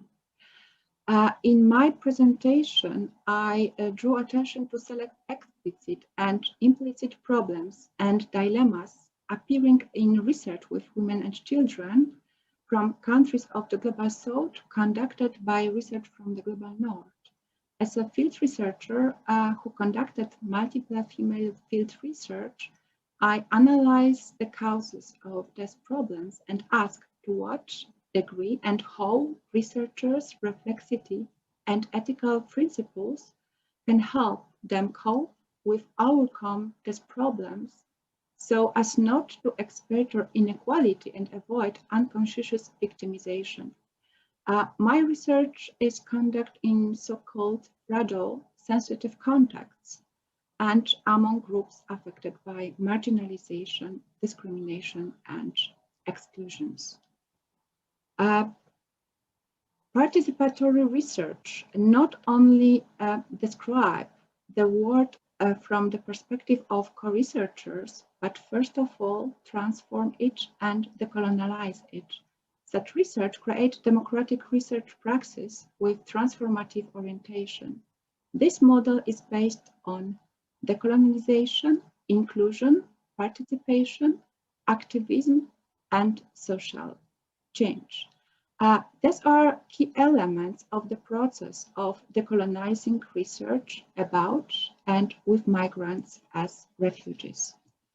So that's all on my part. And to conclude, I will add that the decolonization of thinking about women in the situation of migration, as well as the implementation of a participatory approach towards research and practices with women from their perspective and with their perspective on migration taken into consideration is of great importance to all of us.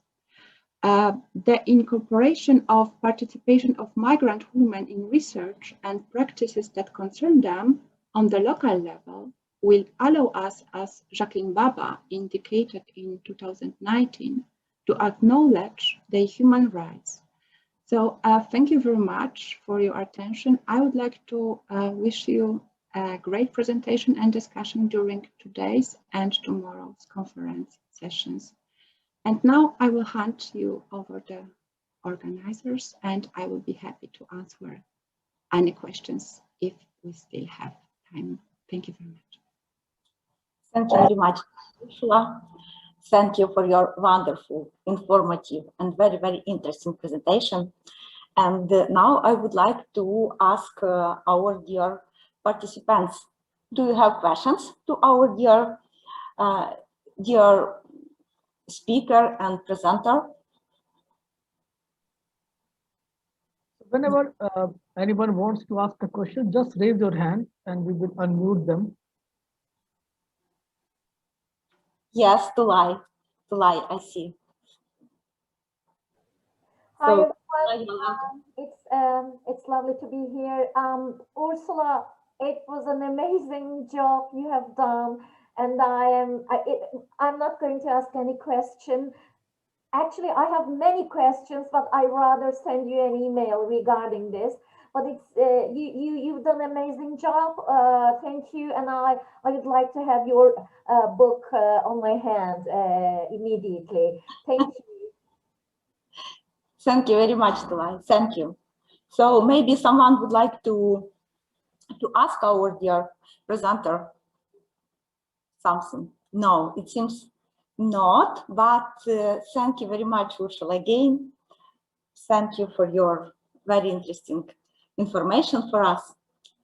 And now I would like to invite and to introduce to you, dear colleagues and dear participants, Professor Dr. Ramona Mikhaila, Vice Rector for International Relations of Dimitri Cantemir Christian University from Bucharest, Romania. And our dear speaker, keynote speaker, will present the speech and of course the presentation entitled Gender and Migration, Perspectives on Social Inequalities. So, dear Professor Dr. Ramona Mikhaila, the floor is yours. Please, you are welcome. Okay, thank you very much, Oksana. Thank you very much. First of all, thank you for inviting me for such a nice conference. I wish you good luck since it's the first edition. So, and you have so many participants. I'm very honored to be here. I would like to share my my presentation.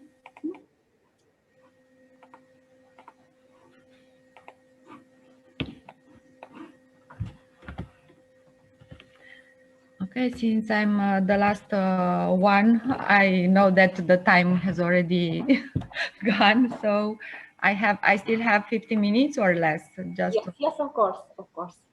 Okay, thank you very much. Thank you very much. Okay, so can you see my presentation? Is it okay? Yes, everything is fine. Okay. My presentation is a survey concerning also both gender and migration, and with a focus on women. And I start by defining gender roles as instrumental in defining family migration conduct, shaping the manner decisions are taken. Because women are practically half of the labor force and are relevant actors in the determination to migrate either by themselves or in families, their feedbacks to the issue of earnings from relocation are fairly significant to grasping migration outcomes. Like men, women are supposed to migrate to raise their human capital. Then there are some examples about the labor markets which are unstable. Social settings are mingled, and women's involvement in the labor market is refashioning the decision-making process regarding migration. Women are driven by family, community, and half of acting grounds. The intricacy of family driving forces is indicated by the constructive connections for women as a whole, but detrimental for women with children and single ones who don't establish family insensitive as a component of their mobility conduct. The gendered particularities of migrant men and the gender connections between them and their managers are mediated when men accomplish domestic undertakings that are categorized as being within the female sphere. We have also this discrimination between male and female jobs. Then gender pay gaps may be the consequence of gender discrepancies in earnings expectations within each occupation, in addition to gender dissimilarities in occupational options. And realized returns and other labor market results may be influenced by various unforeseen events. Gender is likely to bring about cultural conventions in men's superior proficiency and status value, therefore qualifying them to higher rewards. Inferior earnings for women may correspond to satisfactory compensation for inferior performance, with growing data on performance inequity should decrease, as these researchers pointed out.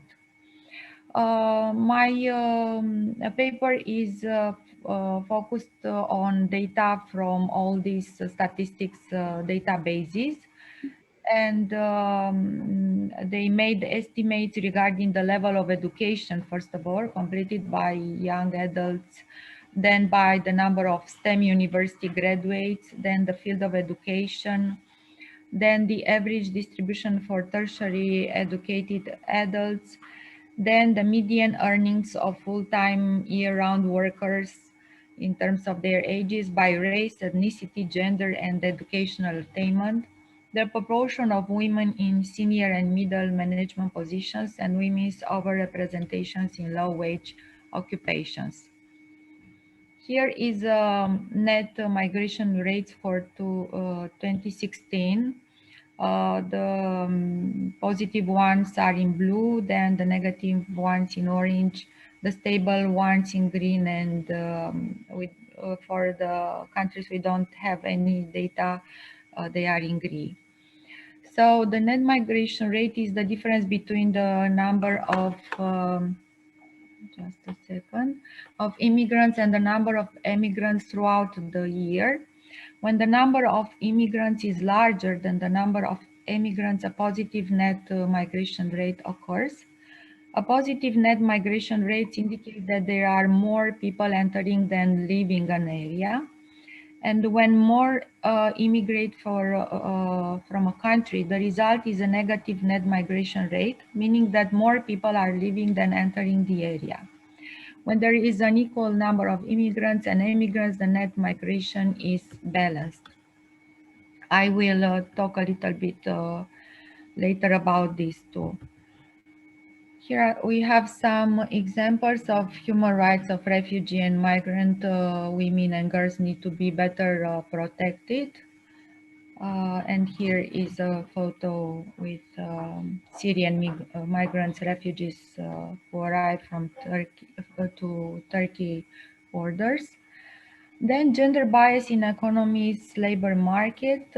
We should take into account women's social status, because marital status is a significant stratifying variable for comprehending immigrant women's and men's labor force involvement, being associated with a double inconvenience immigrant women confront with in the labor force. Here we have a percent of women in the workforce among all women aged 20-64 years in the European Union, in the countries belonging to only to European Union. Migrant people and other civil society participants catalyze diverse material and moral resources to assert rights and acceptance. Social disparities of gender, race, class, and notion determine the constituting of citizenship worldwide. Female to male earnings ratio are widely reported and also somewhat misleading. And here is the lowdown in their salaries.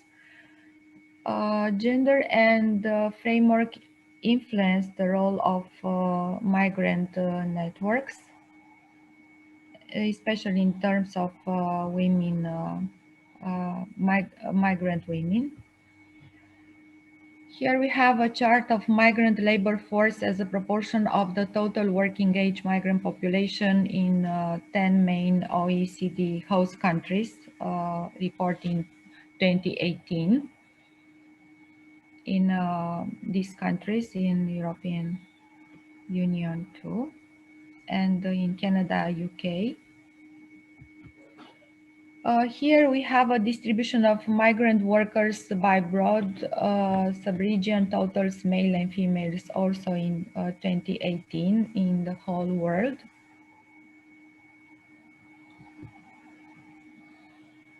This is a chart concerning feminization of labor migrants, as the figures show that we have more and more women in jobs, migrant women jobs. Here is a framework for looking at gender and power. Women represent a large percentage of employees, and this has altered the migration decision-making mechanism. The charter is adapted from Gender at Work. Here is a motto of immigrant women: resisting, leading, and empowering. I found it as a motto of an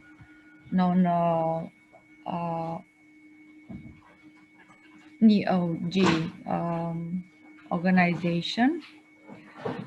The outcomes show that the women contingent on the national framework constitute a substantial proportion of all breadwinners and of migrants. More research is required on the manners in which, as women have penetrated the labor force, the pre-arrangements are not about an individual male income producer having final word whether to migrate or not, but to some extent are integrated decision-making mechanisms with compromises between two employees in the same domestic establishment. Accordingly, women are frequently not deadlock migrants as they used to be. A limitation of this investigation is related to the fact that the labor markets are fluctuating and are plausibly more unpredictable than whenever a while back. Women represent a large percentage of employees, and this has altered the migration decision-making mechanism. Access and exit from the labor market tends to be more inconstant for women. In such manner is the character of involvement. Here are the references, and I just want to add a few things concerning the fact that I'm from Romania. Here are some information according to official statistics carried by press recently. From 2007 to 2017, 3 million Romanians left Romania, accounting for about 70% of the population. Most of them have left for more than 1 year in countries which they deem more attractive from an economic point of view. So after Syria, Romania is the second country in the world, as some statistics said, where people migrate from Romania, but not because of war or other catastrophic happenings, but because of low salaries and bad conditions to work and so on. And about migrants coming to Romania, according to the General Inspectorate for Immigration in late 2017, there were around 67,000 foreigners from third countries, including people with international protection, that is refugees. The letter included over 800 people who came to Romania through the European Union Refugee Relocation Mechanism. They started such a mechanism, and we used to have in some border cities these relocation camps, but as you can see, only, less than 1,000 people found Romania as an attractive destination. Last year there were around 5,000 asylum seeking applications, a larger number than the average 1,500 applications in previous years. Who are the people from the third countries who settled in Romania or sought asylum, and why did they choose Romania? Generally, they are men who, once they got the refugee status or international protection in Romania, and now they can bring their family here. Moreover, family reunification or reunion with a family member who has already settled here is the reason why many people come from third countries to Romania. However, there is another reason to which such people have invoked of late, the fear of persecution or generalized violence in their native countries. And as a last point of view, in terms of international students that come to our universities, most of them are also from Syria or from Iraq, Iran, so from countries where there are some war affairs. And why they come here as students, most of them remain here for the rest of their lives, or otherwise they migrate to Germany or to Austria. Thank you very much. Thank you very much, Professor Dr. Ramona. Thank you for your wonderful and very informative presentation. Thank you. And now I would like to ask our dear participants, do you have questions? If yes, please raise your hands.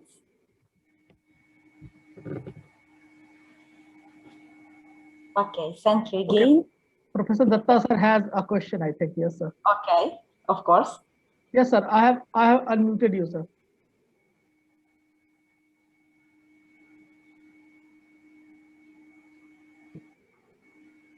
Okay.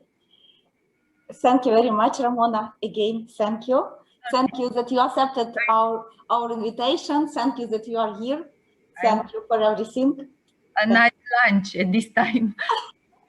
Okay, so in this case, I would like to propose our dear colleagues and participants. Oksana, yes. I'm sorry for the interruption. Professor Datta would like to ask a question, I think. Of course, okay, of course. I have asked him to unmute himself, but I don't think he's. So. Okay, sir. Now you can ask question. Can you hear me? Yes, we can. Mm-hmm. Okay, thank you. Thank you, madam, for your very exciting presentation. I have two questions. One is, you have referred to the role of the civil society organizations in the case of migration. What has exactly been the role of the civil society organizations in dealing with the issues of migration? Question number one. And you have also mentioned that women percentage is much larger in terms of employment. This has also, according to your assessment, changed migration decision-making process. Would you kindly illustrate the argument that you have given? I think I presented some data I found, and I also mentioned all the statistics I found about this. And I meant that from the in terms, let's say, for the Syrian immigrants, at the beginning they were only men, and then step by step there were women also, and they also had jobs and so on meanwhile, because at the beginning only men worked. And has it been positive for women? Sorry? Has the decision-making process, because of participation of women, been positive for the women? Yes. There is. Can you give an example, please? I use only data that I found provided by those statistics. So I think when I publish the article, which is longer, I have more details. I don't have them right now here. I don't have all the data. Thank you. Okay. Thank you very much. And also, now Professor Elli would like to ask something. Yes, I see. I would like to invite our dear Adjunct Professor Dr. Elli Heikkilä to ask to, because I think she has a question to our dear speaker. Thank you very much for this interesting presentation. I have two small questions. Where do these Romanians move from your country or from Romania? Because there are so huge out-migration flows. And what about these international degree students? Do they get in Romania work after studying and finalizing their studies? Because this is one segment what we discuss here in Finland, that we get also international degree students, but how we can keep them over here, that they don't go away, or can they enter to the labor markets afterwards? Thanks. Thank you for your questions. I will start with the students, and then the students who enrolled at our university, they enrolled for 3 years because we belong to Bologna system. So they study for undergraduate program, and they study for graduate program. And if they have the right to work only 4 hours per day. And after 5 years, for example, they can apply for Romanian citizenship. So if they want, they can remain, and most of them really want to live here instead of going even to other European countries. But on the other hand, the low income salaries and so on make them wish going abroad, not in Romania, so in the most developed countries. And this is also the reason why Romanian people chose to work abroad, especially in Italy and Spain. And especially women, they started going abroad like 20 years ago, and most of them work as nurses, or they assisted old people, and they went to Italy and Spain because Romanian language is a Romance language, and it was easier for them to learn the languages and to to get accustomed with all the countries. But when United Kingdom opened the borders in 2007, most of the Romanian people chose to go to the UK. Yes. Thank you. Very interesting. Thank you. Okay. Thank you very much. Thank you. More questions?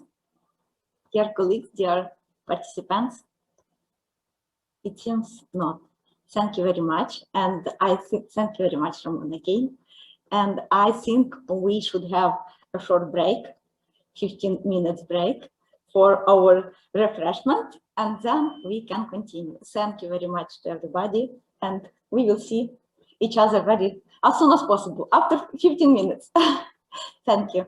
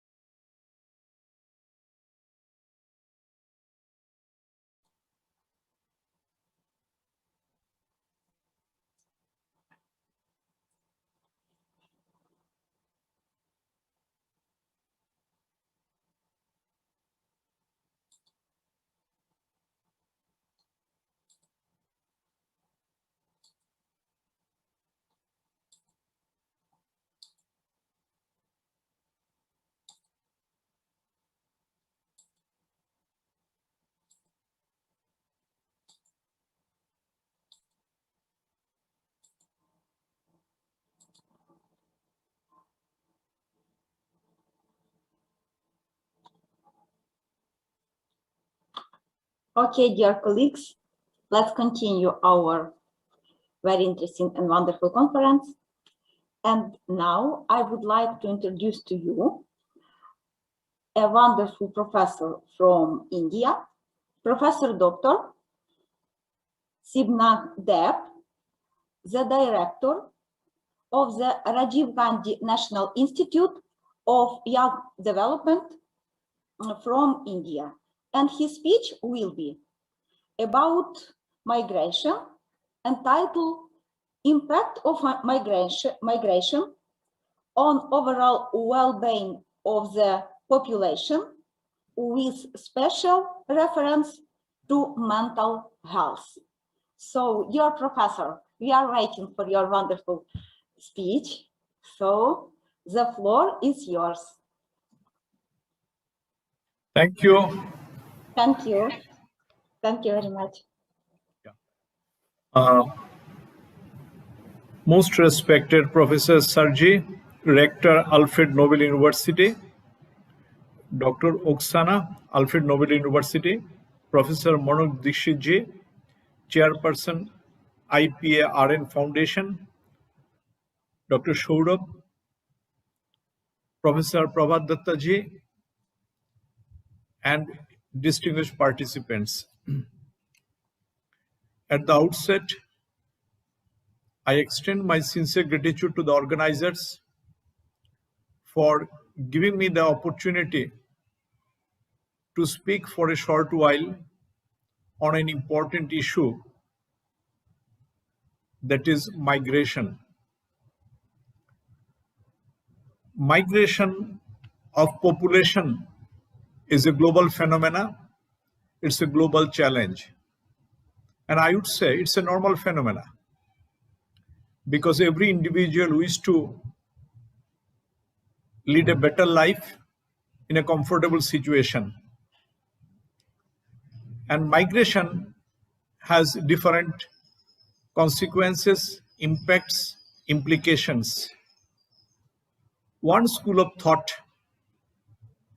is of the opinion that migration is beneficial for another country in terms of getting a good human resource, their skill, their innovative ideas, which in turn helps to get skilled resource persons for economic development of that country. There is another school of thought which says that it causes population burden for another country and affects the local community in all respect. When we talk of a migration, we need to look at the issue from economic condition of a country perspective. Every year, a large number of youth from the developing country migrate to different industrial countries for higher studies. And then, after completion of their education, they join workforce over there and contribute significantly in terms of skill, in terms of faster economic growth of that country. So this migration is viewed positively because it helps in economic development of another nation. On the other hand, when people migrate from one poor country to another poor country, it becomes a concern for another country. And that becomes a cause of discussion, deliberations to resolve that issue. Now, if we look at the migration of young population in the industrial country, it is always viewed as a positive migration, and they are welcome by the another country. Now, recently we experienced migration in the developing countries, and people try to migrate to another country for various reasons, for safe shelter, for better future of their children, for leading happy and peaceful life. When migration occurs and a larger number of people migrate to another country with the entire family, the worst victim are the children and women, because there is a discontinuation of education for children, and for women they struggle a lot because in terms of settling down in new areas, and there is a question of their safety, security. Normally, when people migrate from poor countries to another neighboring countries, they experience a range of challenges that is related to their accommodation, housing, economic, shelter, in terms of getting an occupation for survival, and also challenges with respect to healthcare and other basic minimal facilities. As a result, the entire family or the community suffer from uncertainty, social isolation, feeling of neglect, humiliation, continuous fear of further displacement or sending them back to their own country. It does not affect only one category of population, it affects the entire family. And after migration, they'll suffer from insecurity, and also a good number of them suffer from atrocities, discriminations, violence in new place.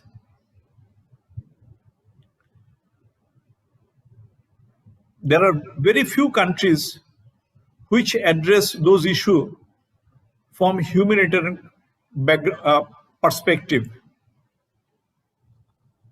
Whatever might be the reason for which people migrate, but when they go to another country, they require basic support from local government, and their skills could be utilized properly. That will help them to earn something for their survival, and in turn that will also contribute for development of a new country. So there is a need to look at this issue from positive angle and accommodate people with positive outlook so that they do not suffer from humiliation, insecurity, anxiety, depression. Insecurity because they left their own country with a hope that they can live in a new place with self-respect and dignity, and through hard work they can find the means of their life. But in most of the cases, that is not the reality. If you look at the data, we can see that there are countries who welcome migrant population, and the countries include Canada, US, UK, Australia, and they mostly welcome people from African countries, other Asian countries. But Migration from one developing country or underdeveloped country to another developed country is always a big challenge. That issue requires attention of international agencies to come out with a resolution to accept and accommodate migrant population so that they can live in the new place with self-respect and dignity.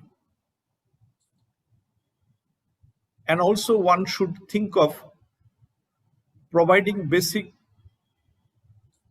support facilities to the same population.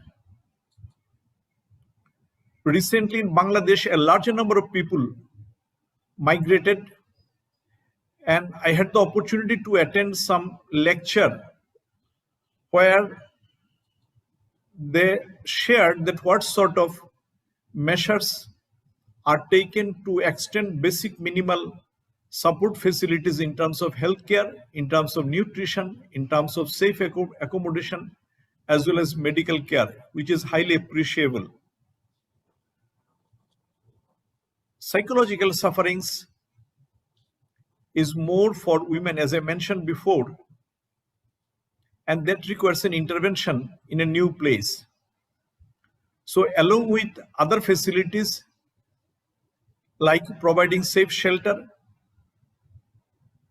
a reasonably healthy accommodation with basic minimal facilities, mental health support services to be provided to all the migrant population in such a manner so that they do not suffer from insecurity, fear, frustration, hopelessness, and engage the migrant population or help them to get engaged in some economic activities so that they can earn their livelihood through their hard work and can live in a new place with self-respect and dignity. It is also important to arrange or allow them to follow their cultural and religious practices in new places, which in turn helps migrant population to feel at home, forgetting some reservation in terms of religious belief and practices. Therefore,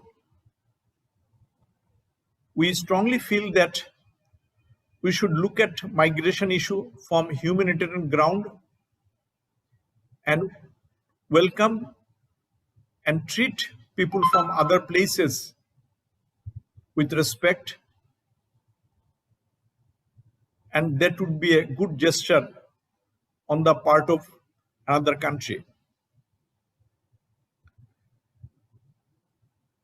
In India, a larger number of people migrate from neighboring countries. It caused a lot of challenges, but it requires a bilateral relation or dialogue to resolve those issues. And the country from where the people migrate, it is a responsibility of that government to ensure that people do not feel insecure in their home country and they do not plan to leave their own place and are forced to go new place and struggle for survival.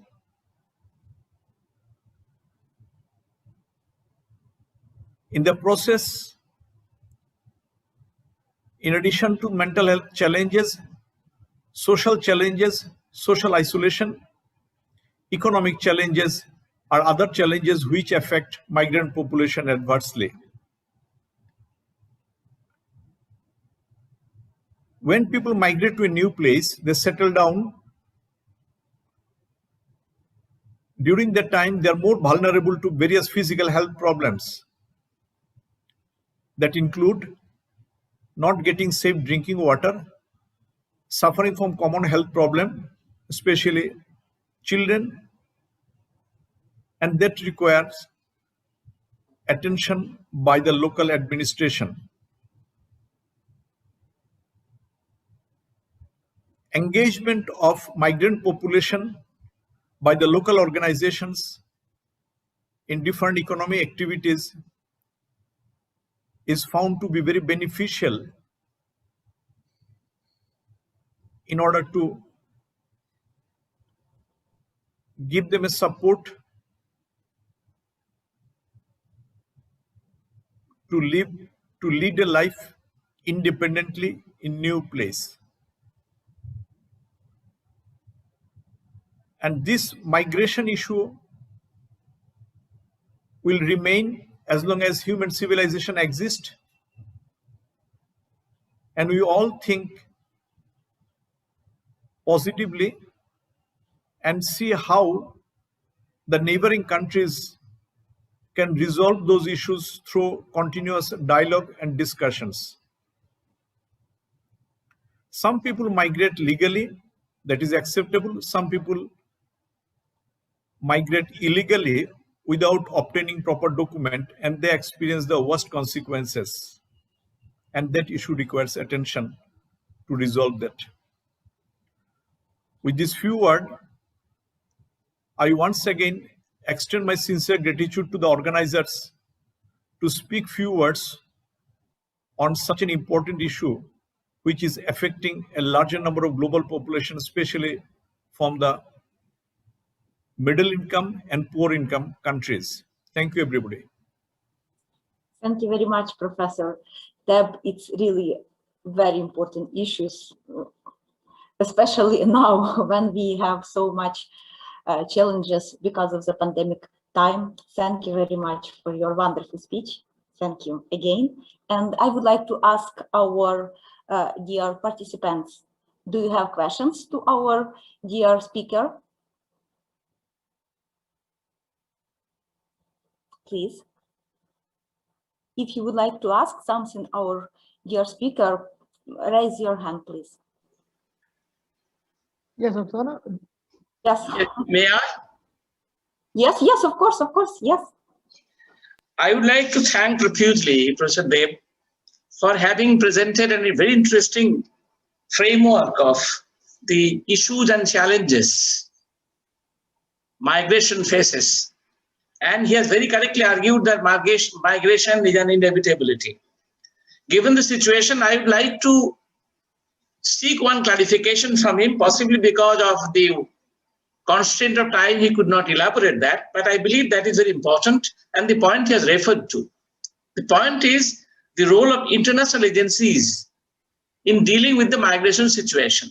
Do you have any plan? I mean, do you have any concept of how the international agencies should deal with the issue? Would you please clarify? Yes, sir. Very pertinent question, very relevant question, very difficult to answer for me in one word. But I would like to say that United Nations have a major role to play to come out with a policy. When United Nations take an initiative and take a policy in discussion with partner agencies, that becomes an obligation for different countries to follow the same framework whenever this crisis comes in different countries.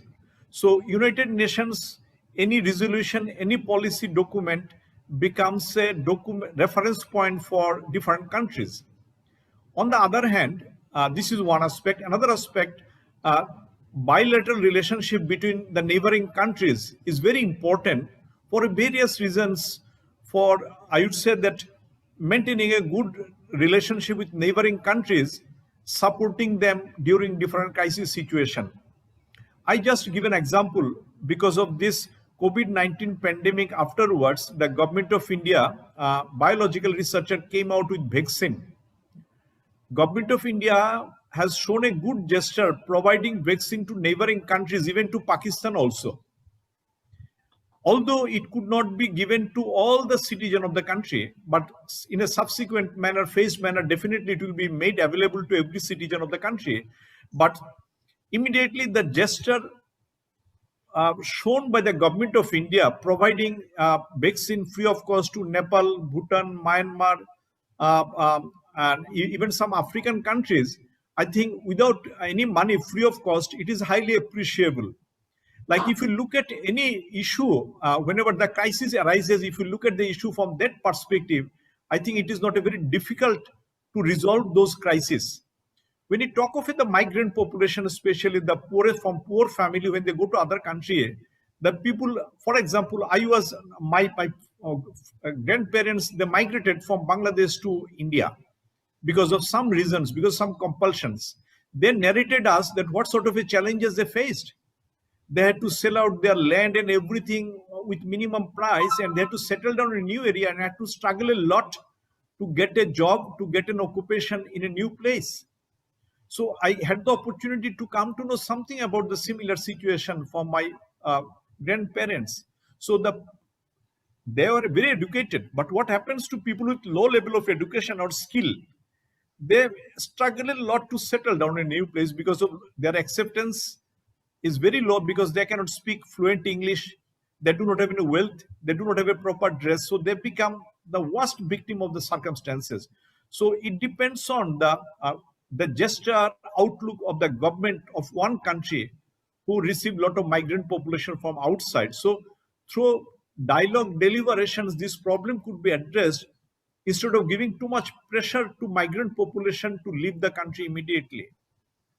So always rules and regulation, laws, international agency framework may not help. It requires positive gesture as a human being. I think that way we can attain more happiness showing our positive gesture to a helpless people, homeless people who are in distress condition. And that talks about the fourth component of positive mental health, that a person contribution to neighboring community to help others who are in helplessness condition. Thank you very much. I could address your query, Professor. You have very successfully addressed the issue I wanted to be clarified from you. Thank you very much.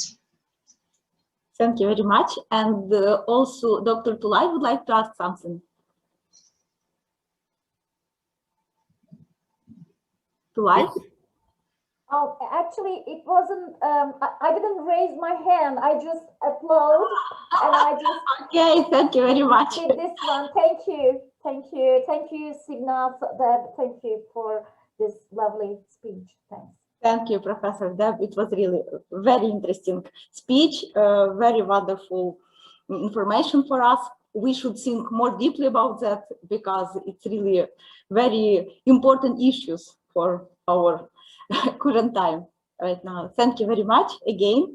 And now I would like to invite two wonderful colleagues and two wonderful speakers from Turkey. Dr. Tulay Atay, Faculty of Communication, Department of Journalism from Hatay Mustafa Kemal University, Turkey, and also Dr. Ayşin Yaşar, Faculty of Office of Islamic Sciences, Department of Islamic History from Mersin University. And both of wonderful ladies will introduce very interesting presentation concerning issues of migration. And their presentation entitled From Gastarbeiter to Misafir, the experience of German and Turkish hospitality in migration. So, dear ladies, I would like to invite you, and the floor is yours. You are welcome.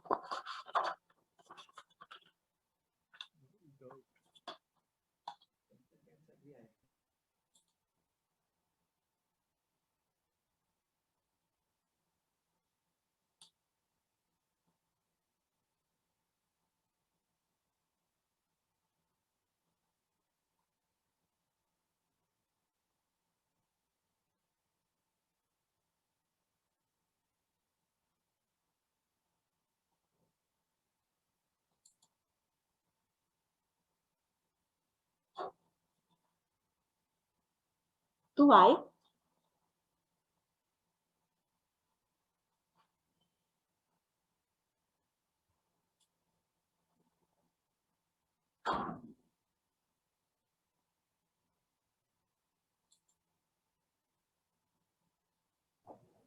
Okay. Hi, everyone. Hi. Also, Oksana, could you please unmute Aysun, because we are giving this speech together.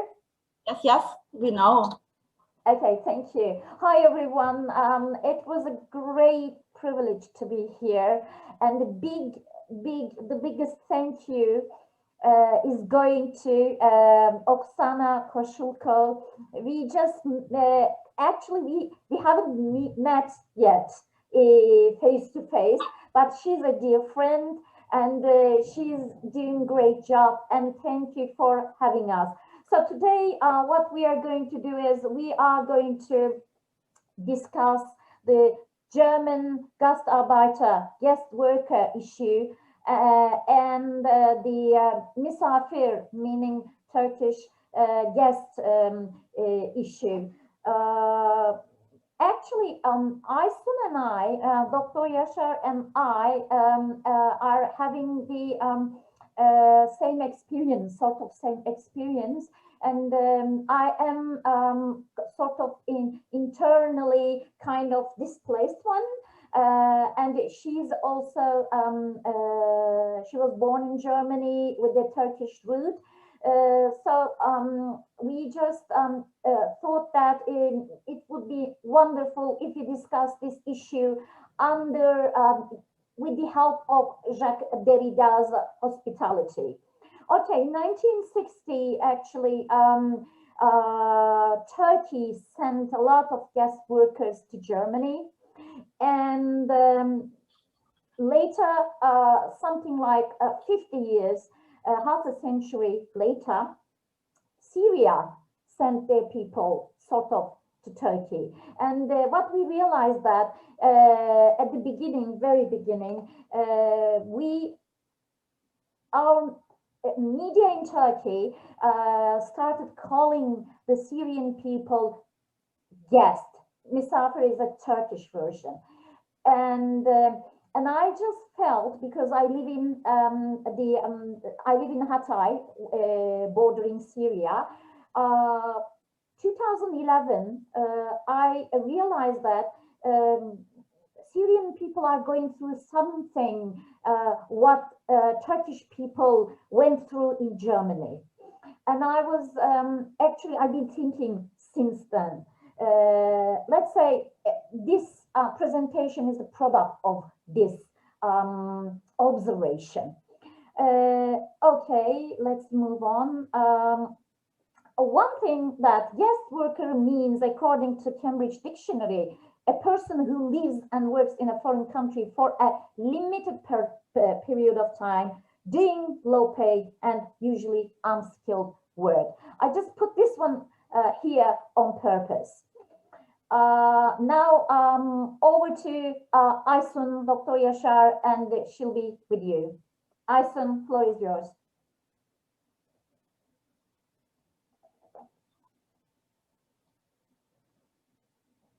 Oksana.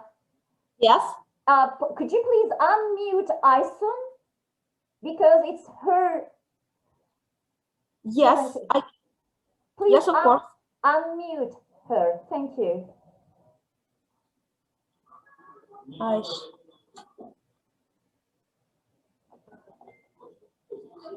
Yes, I invited her to join us. Thank you very much for giving a voice. It's so important to have the possibilities to speak. I feel myself released, and thank you very much for the organization. I just joined to all that what my colleague Dr. Tulay Atay has said. Yes, in the several presentations we had heard different factors of immigration and the reasons for immigration. In the context of the guest workers in Germany, we see that it is a legal migration given by a visa. It's a treatment between Germany and Turkey, and Germany, Italy, Germany, Germany and Morocco. And the main guest worker groups are coming from Italy and Turkey. And even the 1 millionth guest worker received, it was an Italian, received a moped as a present. So it was a very positive occasion on that time. They helped to rebuild the country after World War II. They needed this force to come on with the economy and the life in Germany. Still, it was and is a Muslim minority. And as it has said in the presentations before, the first big wave was done by the guest worker wave, and then the families come together. It was a family reunion, and by a real minority, it was the occasion as well that some people from Turkey seek for asylum and go illegally as well. This is able to be found within the data as well. The German government refers to them as Gastarbeiter, guest workers, and later in the 19th, after 30 years of being guests, they started to discuss about integration and that Germany became an integration country. And just a famous expression, they said, we called for workers, guest workers, and people came. So people with their needs for family, for social places, for religious places, and so on. But the majority of Muslim minorities and in Germany and in France have still their roots in Turkey. So we are in the discussion what we had before.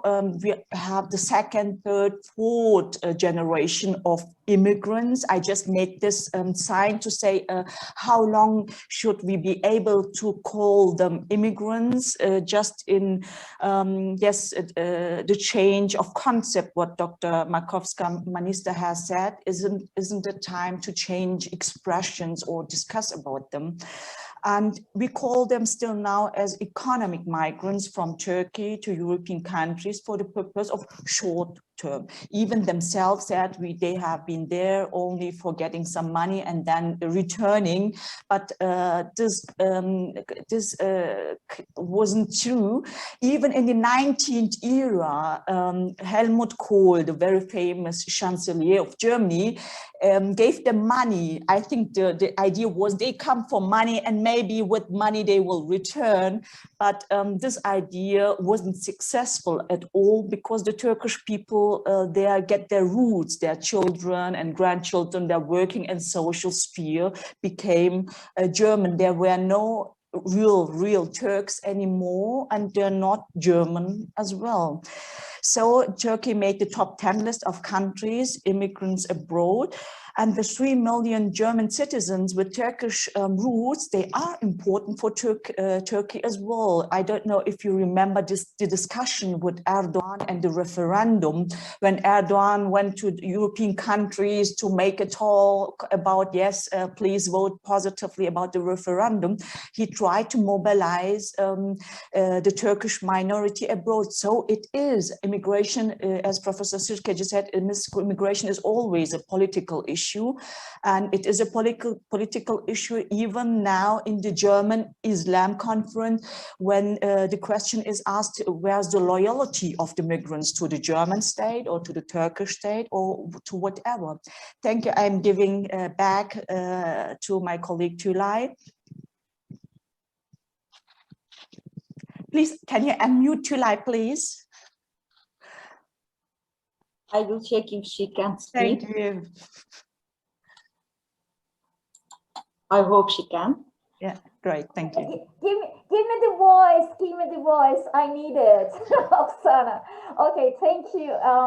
Aysun, Dr. Yaşar is a lovely personality and I'm very happy to work with her always. So my computer is stuck now. I don't know why. Okay, now Turkish case. Okay, currently it's what UNHCR tells us, 2.6 million Syrians currently living in Turkey. As you may know well, the Syrian civil war broke out 2011, and the Syrian individuals, yes, and as Dr. Yashar Aysun said to us, yeah, we invited guest workers, but people came. Yes, they are people. They are individuals. They are not refugees, asylum seekers, whatever. They are individuals. They are human beings. Yeah, bear in mind always. Syrian individuals took refuge in Hatay, where I live, and the other bordering provinces, as you may see on the map in the slide. So these are the camps, and the 2015 is the year. Turkey is the main refugee hosting country globally, and the Syrian Arab Republic was the largest refugee producing country. So I wanna talk about a little bit this geographical reservation and temporary protection. Actually, Turkey is if the people coming from the southern border, they are not refugees in Turkey. But if the people are coming from European side, they are refugees. And that, because when Turkey signed the Geneva Convention, it's the actually geographical reservation the country, Turkish country, made. And secondly, I want to talk about a little bit about temporary protection as a term, and the Syrians are giving temporary protection status. And but controversially, actually says actually in legal terms the words migrant refugee cannot be applied to them, meaning Syrian people. Instead, they are regularly referred as guests. Yeah, that's the case actually. The temporary protection regime provides Syrians the certain rights, but also take away the rights as well.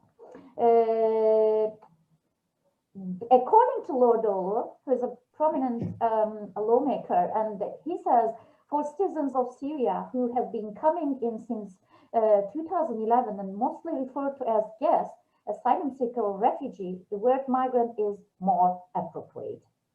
And this is what he says. Okay, let's discuss the significance of this subject.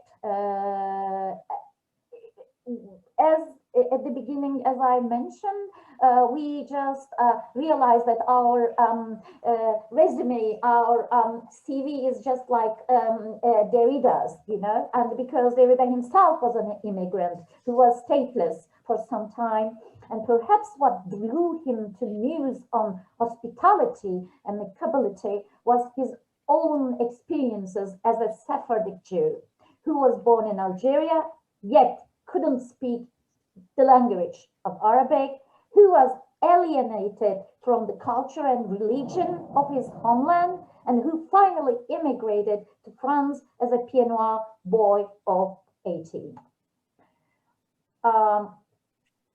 Actually, experience teaches one to live as a refugee, immigrant, asylum seeker, one way or another. And I have many students, many friends around me experiencing this situation. When I talk about this guest issue, when we talk about the guest issue, the Turkish press was quick to refer to those coming through Syria, the Syrian border. Hold on a minute, sorry. I would like to see the slide properly. To the Syrian border in large groups as Syrian guests. There are two words in Turkish that mean guest. One is konuk, the other is misafir. And I'm going to explain why we are discussing this actually linguistically. Maybe chose to employ the letter, which is misafir, connected to Arabic, because Turkish language, Ottoman language, has many Arabic words. word using, refer to Syrian refugees. Etymologically speaking, the word komak comes from the Old Turkish, from the verb komak, which means to settle. Oops, sorry. From the start, the media chose to overlook this word when referring to Syrian refugees, and instead opted for the Arabic derivative, misafir, which means journeyer, traveler. There are two things to consider here. The first is that misafir is an Arabic word, and perhaps the media chose it intentionally to comply with their agenda. The second aspect is much more striking in that the alternative konuk refers to the act of settling somewhere. Perhaps it was a secret desire to ensure that Syrian refugees would remain as travelers, as those on a journey. That encouraged the use of the word misafir when referring to them. Many examples from the media support this view, and as you may see in the slide, classes start at school built for Syrian guest students, Syrian guest students, Syrian guest. Again, the last one is was quite controversial actually. These examples are many. There are legal reasons preventing the media from using the words refugee, immigrant, asylum seeker. However, the government of Turkey's official designation, Syrian individuals under temporary protection, was also overlooked during the process. Some media, however, some media outlets, though not many in number, cast a critical eye upon the situation. One such example is the Istanbul-based newspaper Agos, which used the headline, Syrians seeking shelter in Turkey are refugees, not guests. Yeah, let's get back to Derrida, what Derrida says. Derrida contrasts the concept of hospitality, amicability, with hostility, which he links to the state of being the host. Derrida approaches the subject poetically and argues for the creation of hospitality laws, just like laws regulating other aspects of daily life. For Derrida, I think this is really important, Europe must do what falls to its part when it comes to hospitality. Thank you very much. Okay, over to you, Aysun. Thank you very much, Tülay. Yeah, that's very important. When we talk about guest workers and guests or misafir, we should feel this expression. And I think it's useful to categorize. We have one category in which the people themselves are moving, they are migrants, and then the second category, the consequences of that they have children, grandchildren, they are successors, and then we have the debate, they are still ongoing, having to do with migration. So we have to ask this question on the several steps of migration, which are all happening at the same time. We are just receiving new people, immigrants, we have still the second, third, and the succeeders of the immigrants. So we have work on multi-layer solutions as well. So again, what Professor Dr. Elli Heikkilä has wonderfully said in her presentation, that general skills, language, social field, social context, and so on are very important for the newcomers, immigrants. And in the second, third, fourth step succeeds. In general terms spoken, this has happened. So for this group's categories, we have to work on other solutions and to rethink the theories and the expressions for this group as well. And I think it's important to focus on the common values, as Professor Deb has said as well, to see them as humans and to evaluate them in a positive way. We can see the three religions, they have all given guests a special and hospitality a special place. So for instance, in the New Testament, Hebrews 13:2 instructs, do not forget to show hospitality to strangers, for thereby some have entertained angels unaware. In Judaism, we can say showing hospitality, Haksanat Ohim, to guests is considered a mitzvah. When one knows of strangers who are hungry or need a place to relax, it becomes a legal obligation. And in the Quran, verse 69 and subsequent verses of the Hud Surah tells the story of angels in human disguise visiting the prophet Abraham, who immediately lays out a dish of roasted calf meat for them to enjoy. And as it was said in different presentations, I think migration began with Adam and Eve, when we can call it like that, and it will continue still to the end. As me, as a theologian, I say that dying is a move, is a migration as well, but I don't know to which place. Thank you very much for your attention. Okay, thank you. Thank you for listening to us. And it's a great privilege to be with you, really. Thank you, Oksana. Thank you, everyone. Thank you very much. We are happy to answer any question. Yes, of course. Thank you very much, dear ladies. Wonderful. So interesting presentation. Thank you very much for your time and for your efforts to prepare so interesting presentation. And now I'm waiting for questions. Dear colleagues, dear participants, do you have questions?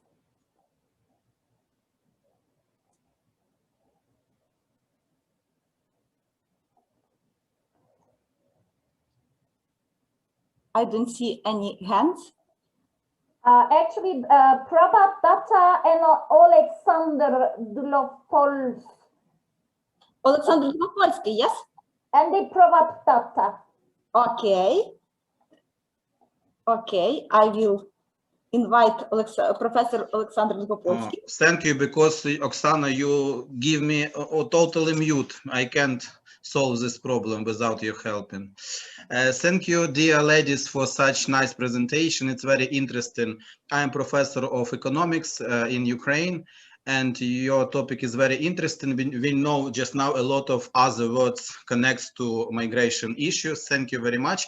But I have a question about Turkey attitudes from local citizens to refugees from Syria, because 2 years ago, before coronavirus, I visited Istanbul, and it was very good expressions, good, nice city, nice conference. And I know that just now in Turkey there is a very big amount of Syrian refugees, yes, and government of Turkey supports people, yes, give a lot of helping to adaptate, maybe to integrate Syrian migrants into Turkish society. Can you explain more carefully what kind of support mostly government give to refugees from Syria?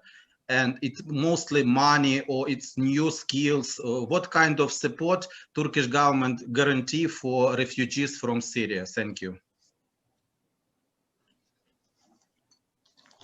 Who's going first? Aysun would like to. Oksana, can you unmute Aysun? Thank you. I made the mistake to mute myself.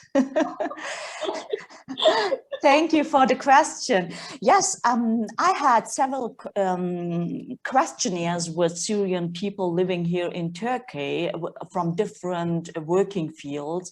And the main aid they became is the Kızılay aid. This is mainly coming from the European Union, going into the Turkish ministries and then coming to them. But this is dependent on the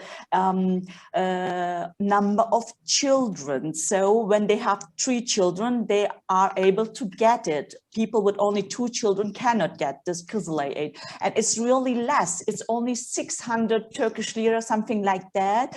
And beyond that, there's nothing new. So we see in the system, I'm really sorry, but as a scientist, I have to criticize. In the education procedure, I see that my colleagues working the same hours in the weeks, they are Syrians, they are in a program in the Ministry of Education. They only get 1/3, 1/4 of the salary I get as a Turkish citizen, for instance. So we have a systematically problem as well. And you know, Turkey is always saying, yes, we need money from the European Union, because you see in the COVID-19 era, the national sources are not enough to help themselves. So they are bounded to the money they have, and that's not enough to give them the infrastructure. I know there are a lot of programs, there are a lot of unions, German Center for Cohesion, they're making a lot of field work and programs as sewing programs for women, very classical gender, sewing courses for women, and youth leadership programs. But if there's no really perspective as for work, employment, so these courses are nice to have, to be occupied for several weeks, but what's after that?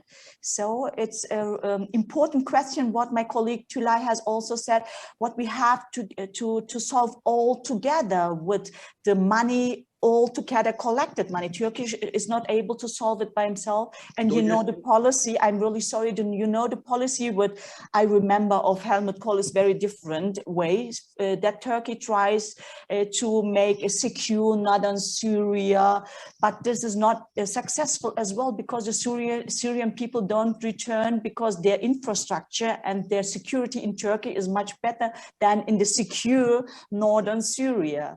Mm-hmm. It's a common problem, what we have to solve together. Thank you. Do you see, I won't continue, do you see any difficulties except money of integrating? Because, for example, you know, even in Germany, there is a very different vision. There are different visions even in east part of Germany to migration problem, in west and west part of Germany. If we talk about Dresden, they opposite migration. If we talk about Cologne, they support migration issues. Maybe do you see some difficulties between maybe your Turkish society about if you, for example, reinvest money from education or military to support refugees?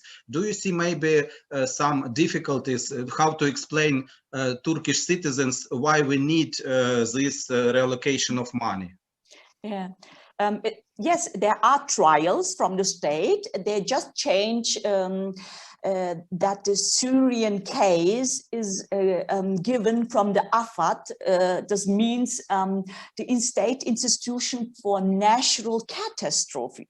Just have a look on it, catastrophe. Why should a refugee be a catastrophe? Mm-hmm. And then they just handed it over to the Ministry for Interior, to the Integration Ministry.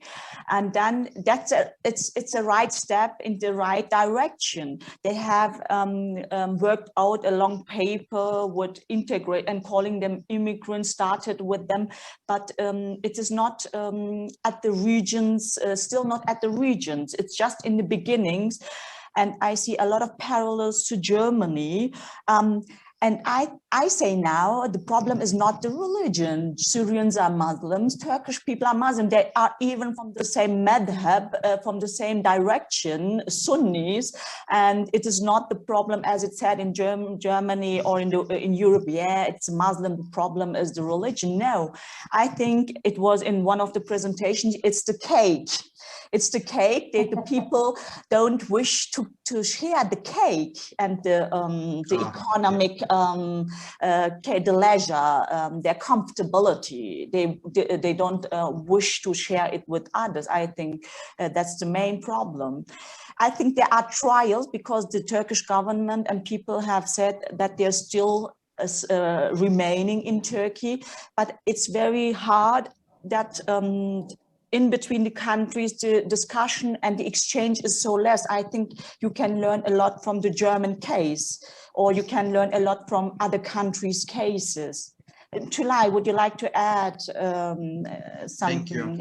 Thank you. You are explaining wonderfully, but I wonder if Professor Sirteci is with us right now. I think no. Okay. There is one thing that I really would like to say. Yeah. Okay, the Meghan and the princess are suffering, you know, from being refugee. Sorry about that, but I just can't take this one, you know, because the Syrian refugees, they don't have $1 million tents, okay? And when you compare two things, I think we should be, I don't know, anyway. Okay, Wilfried, go ahead. Yeah. Thank you. Please, if I got you clearly from the presentation, you did say that in the 19th era, there was a German chancellor who was willing to give monies to immigrants who wanted to go back to their places of origin. Now, fast forward in 2018, during the FIFA World Cup in Russia, the German footballer, I think he has a Turkish origin, Mesut Ozil. He had a meeting with the Turkish president, after which he took a picture with him. And there were a lot of spying from the German fans. And so my question is, in your candid opinion, does it set good precedent for people, as in immigrants, who are still having their umbilical cord connected to their ancestry? Thank you. Yeah. Thank you. Tulay, shall I start or would you like to start? Okay, it's a nice example with Mesut Özil, the famous popular footballer. And I know from the media that he was being mobbing. I would like to use this expression that he was being mobbing by the media, that he had a relationship with Erdogan, and Erdogan for sure used himself, the roots of Mesut Özil, to make himself popular within the Turkish citizen. He's a politician. And it's very, it's this occasion that Mesut Özil, I wouldn't say returned because he was born in Germany, he normally belongs to Germany, that he emigrated to Turkey and went to a Turkish football club. One very famous person, it's not a royal, as in the UK, but it's a semi-royal for the Turkish citizens in Germany, that a very successful integrated person emigrated to Turkey. And we can see several of these biographies. For instance, even in 2006, there is Professor Dr. Bassam Tibi. He was the founder of the expression Euro-Islam, the trial to make Islam compatible with the European value system. And then he wrote books, and then he said, he wrote a book as an alien in Germany. He emigrated to the US and said it as a Muslim, I am the lowest degree of Gastarbeiter in Germany. And these examples the problem of belonging to the host, what means host country, or the country in which you were born, this should be discussed. This is the second dimension, the consequences of migration and what the consequences, the second, third, fourth, and so on, the children, how they feel themselves. And if they don't feel themselves accepted, we say highway, two ways, one way road, as Professor Sirkeje has said. When they don't feel themselves accepted, they, I won't say return, they emigrate to another country. So the migration is going on. And it's not only monetary problems, it's all as well mental problems when you don't feel yourself accepted in a country. Yeah. Tulay, would you like to add? Actually, there are many things to talk about, but I'm sure others, we are behind the schedule. And if there is no other question, I would like to thank you for everyone who are here with us. Thank you for listening to us. Thank you for your patience. Thank you, Oksana. Thank you all. Thank you very much, ladies. Thank you very much for your interesting presentation. Do you see how much questions and how much interesting your presentation was? Thank you very much again. And now I would like to invite Professor Dr. R.M.L Singh Malik, Vice-Chancellor, and Chandra Devi Law University from India, and dear professor will introduce to us his interesting presentation, wonderful presentation, I am sure, entitled Migration and Gender in Indian Perspective. So, dear professor, the floor is yours. We are waiting for your presentation. You are welcome. Hello, everyone. Honorable Chair and Co-Chair of this plenary session, and honorable members of the organizing universities and international organizations and participants. It is an honor to me to speak before you today, and I thank you all for your invitation. Today in this session, I would like to bring your attention towards one of the most important issues in Indian perspective, that is the migration and the gender issues. I know the time limit is there, but I would like to say something in certain trends which we are witnessing, particularly relating to the women migrants in India. All of you understand that employment and migration has always been an issue for the state and its activity, for the state and its policies. It was in the past also, it was in the present also, and the development process is influencing it, whatever kind of the development is taking place, that is affecting. As for example, sometimes if it is an imbalanced one from the people, particularly from the more developed places, migrate to the more underdeveloped places, migrate to the developed places. But since this talk is relating to the women only, because most of it is considered, particularly in case of India, that men and women were not equal, or they are not treated equally, but it is not right now. The trend has changed. So many social, economic, cultural transformations have been taking place. It may be because of the education, it may be because of the economic needs, it may be because of the development process and the initiative of the government, which have been taking place since decades. So in my presentation on the basis of the observation, or on the basis of the data, not the data, rather on the basis of the observation of those trends, if we analyze, we find that there are 5 categories of the women who are migrating. Here, migration, I'm taking it, the people who are migrating from one place to another place, maybe to a neighboring city, maybe to the metropolitan city for seeking employment, maybe to other state, or maybe to the foreign country. It may depend upon that. In my opinion, we can categorize the women migrant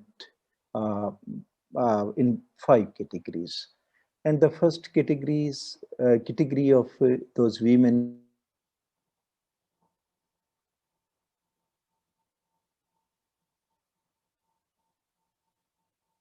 migrants are a highly professional group of women who can we can say they are so professional, highly qualified, and skilled one. And that is they are so skilled women.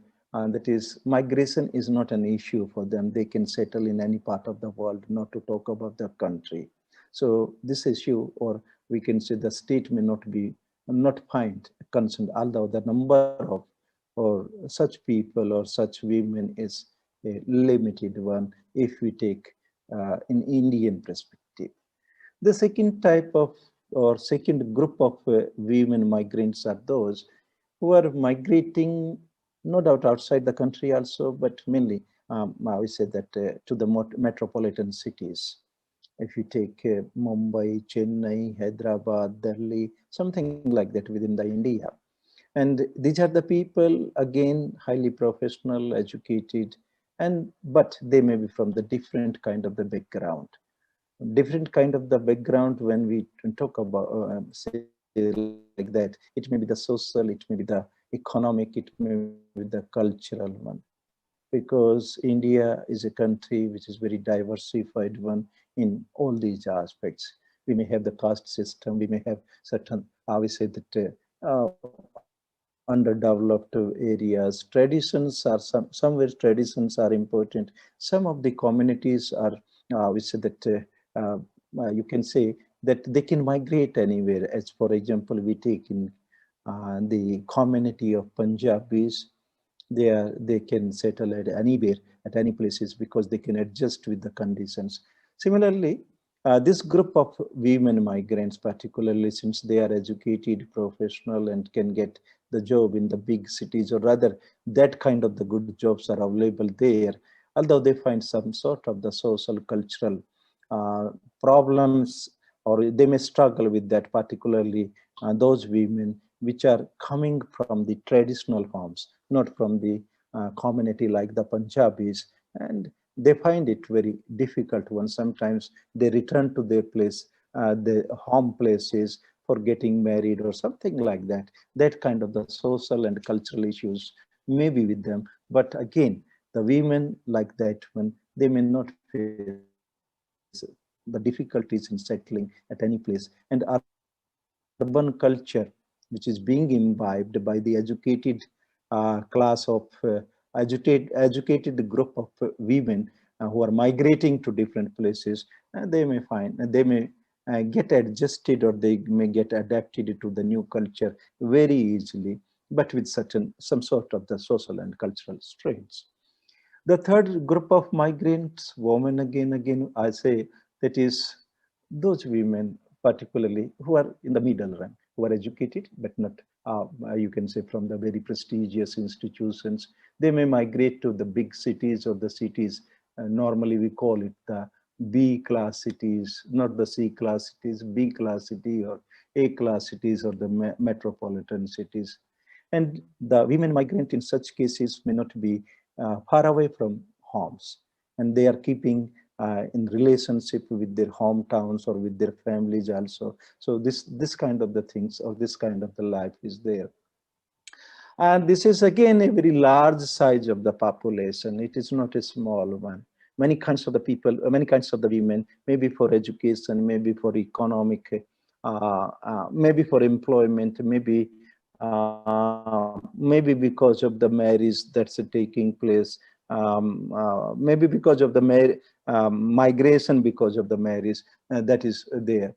And most of these women are educated one, and if they have the job, you know, in India it is very difficult that many people are unemployed, and even if educated and the spouse is working in certain big cities, and she has to migrate along with the family along with the spouse and may not be the job at that place, then they have to adjust themselves in the new conditions. That kind of the things are very different one, socially, culturally, and sometimes the economically also. If spouse is not happen to be in a good job or something like that. There is another important thing is that the women particularly, if we say that migrating may be in the job, may not be in the job, may be seeking the job, because the people are migrating from the rural areas to the urban areas, and naturally it is difficult or economically we can say it is expensive to settle there and to lead the life, qualitative life in a good qualitative life in that case. And that's why they have to seek that kind of the job, and they may search for that kind of the, or sometimes what happens that even after getting educated and getting the job in the big cities or the cities around their native places, in that circumstances, then they seek for the alliances. And in India, it may not be possible, although the trend is towards that, trend is changing, but sometimes the caste consideration, religious considerations, and even cultural conditions are like that. You have to, it is difficult to find out the narratives.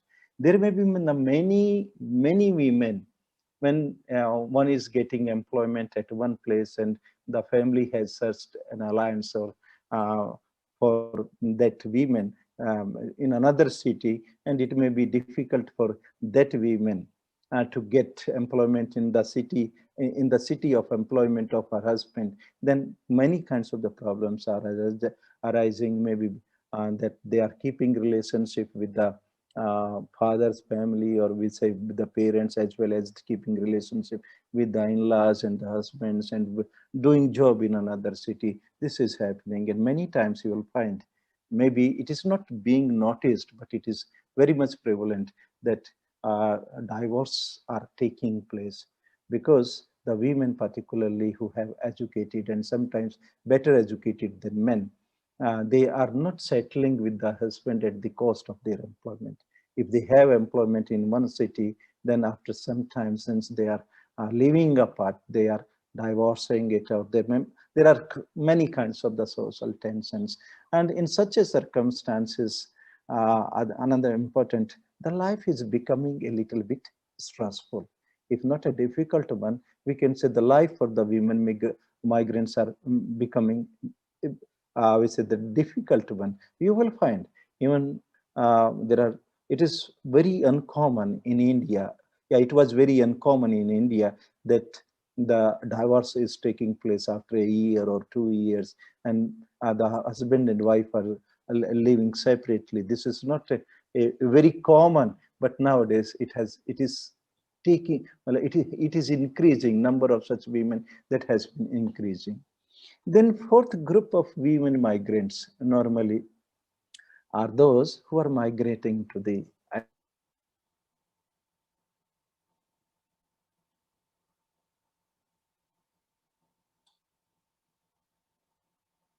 adjoining cities. We say that their families, the families are migrating for getting some sort of employment or to start certain economic activities which may not be there in rural areas or the place where they are residing, their family is residing. And in such a circumstances, there is no, there is not any kinds of independence to the women. No doubt, they participate in making the family decision, but at the same times, their role in deciding the things of the family may not be so important. Moreover, both the family as well as both the families as well as the women migrants who are accompanying their families, they are not well educated, not we said that may not be able to get the job, may get the manual job, or you call the blue collar type the job.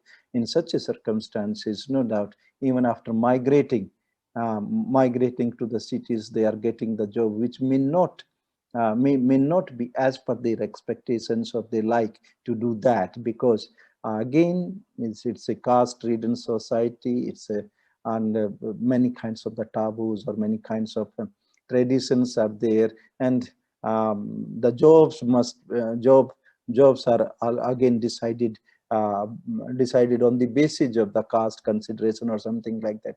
Although that has been changing now, and the women are changing it. In real sense, this kind of the culture is being changed by the women migrant work, because they are ready to work even any in that kind of the jobs which may not be considered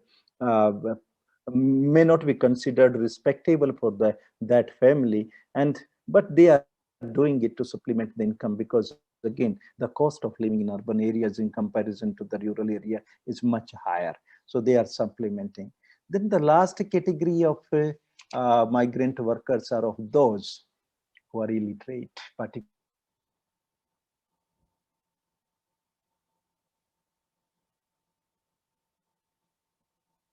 Professor?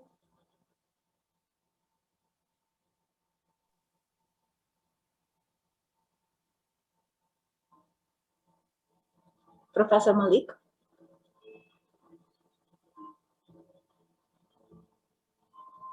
phrase. Industry is a concern that in such a and those are migrating not with the family, and they are not educated one, they are not independent one. Rather, there are certain agents which are working in India, and they are taking the responsibility, agreement, contract with that kind of the people, that kind of the women migrant workers, and there is a lot of exploitation in that kind of. No doubt there are certain general laws, but those general laws are not sufficient to protect them against that kind of exploitation. You will find particularly in the North India, which is relatively we said the developed one, where the market of the domestic worker is quite big one. In that part of country, the half of the income or half of the salary is shared by the agent, and another half is shared by the domestic worker. But so these are the different kind of the situations which I try to explain to the international community. And no doubt we say that we are working, or the government is taking some sort of measures, but the comprehensive policy or comprehensive legislation to protect the women, particularly to attend the issues of the third, fourth, and fifth categories, because the first two categories may not be required the state support or that kind of the requirement, but in case of the third, fourth, and fifth, many kinds of the state supports are required. No doubt we have many institutes.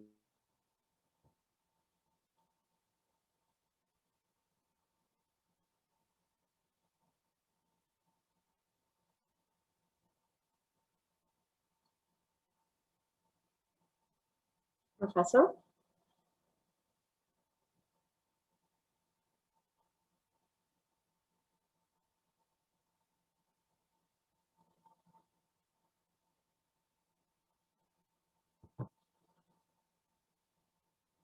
Professor Malik?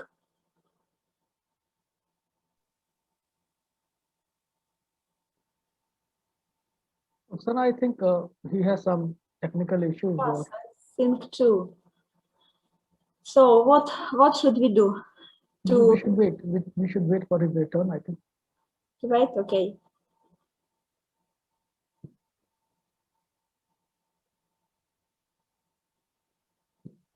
Okay, I think he has logged out from.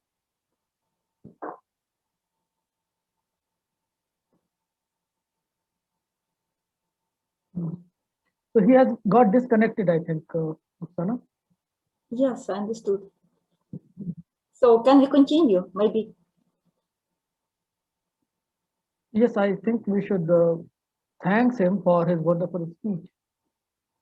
And we should continue with the next presentation, next speech. Okay. Okay. So, dear colleagues, dear participants, in this case, I would like to invite and to introduce to you Dr. Corina Gribincha. She is the senior scientific researcher from the National Institute for Economic Research from Chisinau, Moldova. So, dear Dr. Karina, the floor is yours. You are welcome.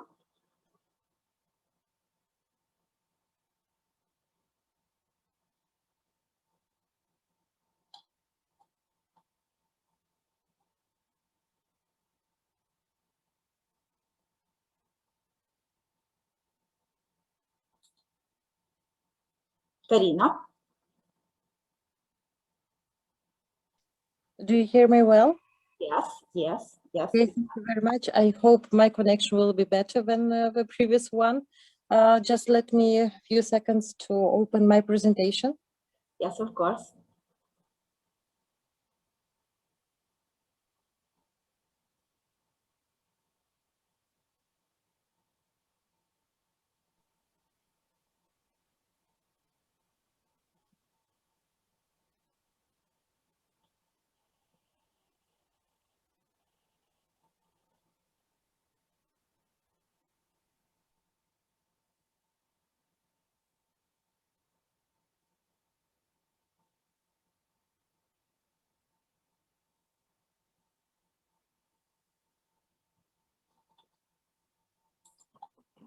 Karina.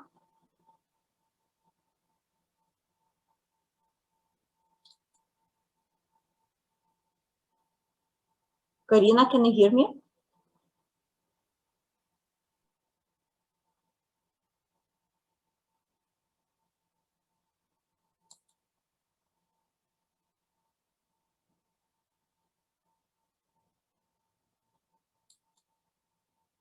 Karina.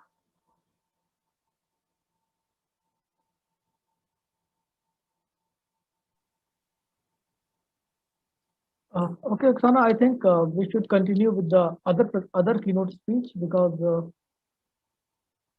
Karina is facing the same technical issue. So who is the next who is our next keynote speaker? Okay. Okay. In this case, I would like to introduce to you Professor Dr.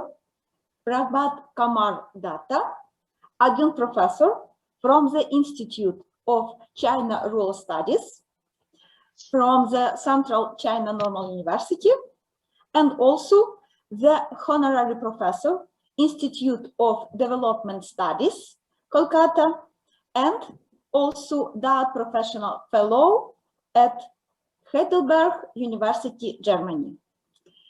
Yeah, and I want to add something, Oksana. Yes, yes, of course. So, dear participants, it is our honor that Professor Datta is here. He is one of the strongest pillars of public administration and local government, and one of our directors in IPARN Foundation. And he is our inspiration, and we learn a lot from him. So it is our honor that he is here before us for his speech. The floor is all yours, sir. Thank you, sir. Thank you, Saurabh, for nice words about me. Respected Chair, distinguished participants, I would like to thank the scientific committee for having given me the opportunity of making this presentation. Special thanks are due to my colleague in the IPARN, Dr. Saurabh Chandra and Dr. Oksana. So long, most of the presentations focused on migration with some reference to gender. My presentation is specifically on gender. I would like to talk about engendering rural governance in India through electoral quota. In my presentation, the focus would be on identifying the barriers, the impediments to participation of women in local government in India. Conceptually, engendering the processes of governance is an exercise in reconstituting institutions and relationships of civil and political society to achieve gender justice and to make governance more inclusive, and thus to pave the road for good governance. This concept has assumed special importance in recent times, particularly in the context of widely prevailing view that inability to engender governance might lead to endangering development. And there is a recent UN declaration that women's participation and leadership in political and public life constitute the key to achieving sustainable development goals by 2030. One of the tested modes of engendering governance is reservation of seats for women in all elected bodies. In Asia, the recent increase in female participation in political system has been possible due to this electoral quota system. Currently, there is about 24.09% representation of women in global parliaments, and 80 countries have introduced gender quotas in elections to national parliaments. In more than 50 countries, major political parties have voluntarily set quota provisions in their own party constitution and documents. With these brief introductory remarks, I would like to concentrate on India. Let me start by saying that the Constitution of India guarantees equal rights for everybody, irrespective of sex, and leaves room for positive discrimination for women. But the fact remains that in the first chamber of the Indian Parliament, the current representation of women is about 11.23%, while in the second chamber it is around 10.06%. After 70 years of our independence, and despite equality provisions in the Constitution and the background of active female participation during the days of our struggle for freedom, in fact, the major landmark in this respect was the amendment of the Constitution in 1992. There were two amendments which sought to engender governance in rural and urban India through electoral quota system. The amendment made it mandatory for all rural and urban local bodies to make reservation of seats for women. 1/3 of the total seats have to be kept reserved for women. This is definitely a paradigmatic shift in the perspective of the Indian state. Because if you look at the plan documents, you would find that in the plan documents, women were regarded as objects of development. For the first time in the history, women were treated not only as objects of development, but also as subjects of development because of these landmark constitutional amendments. And against this global and national backdrop, my presentation seeks to analyze, in the light of secondary source material, the barriers to engendering governance through electoral quota system, and to identify if there is any silver lining, and finally to raise question about the genuine will of the Indian state to promote gender justice. The constitutional amendment has resulted in a remarkably significant presence of women in rural local bodies, which are known as panchayats in India. According to the latest available data, the village bodies have 37.8% women members. The total representation of women in all 3 tiers of village local bodies in India is around 36.87%. It is little more than the quota and even higher than the global average in local government, which is 36%. But the question is, has the journey of women who have been elected to local bodies been very happy? Is the road absolutely clear? If we look at what had happened after the amendment of the Constitution, then we would find that the road is jumpy. There are many crossroads where they have to slow down the speed. They have been experiencing a lot of difficulties in playing their roles, mainly at 3 different levels. 1, individual and family level, 2, social and political level, and 3, legal institutional level. The most important difficulty that women elected leaders are facing at the individual and family level emerges out of the fact that many of them are first-timers and thus without experience, lack of desired education and confidence. Some of them are solely dependent on their husbands, not only for running the family, but also even for attending the meetings, because while attending meetings, they need some confidence support for which they have to fall back on their husbands. In my study, I have seen that many women leaders could not attend meetings simply because their husbands did not carry them on their bicycle to the meeting place, or they didn't provide them little confidence support.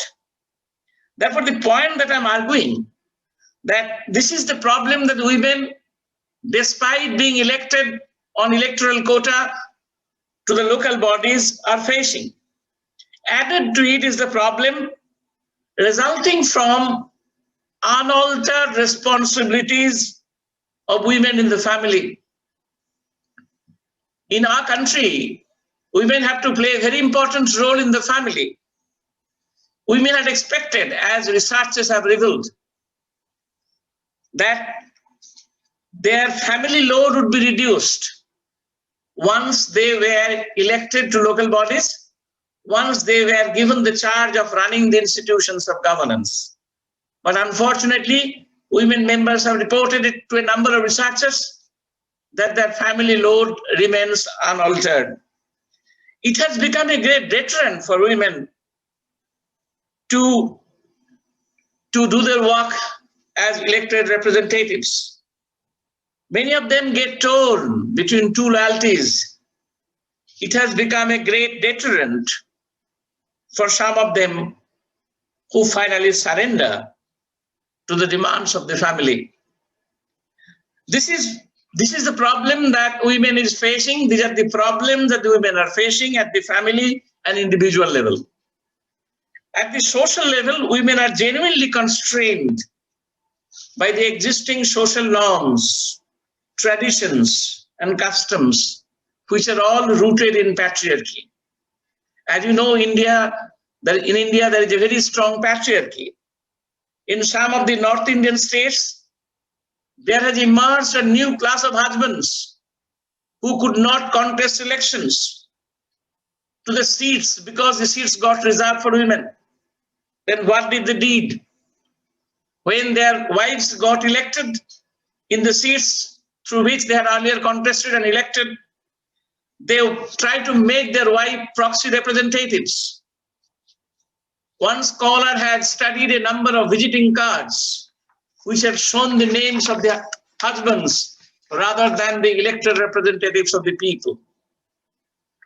Again, the general social perception about women in India, particularly in the villages, carefully nurtured by patriarchy, is that they are not competent to run the institutions of governance.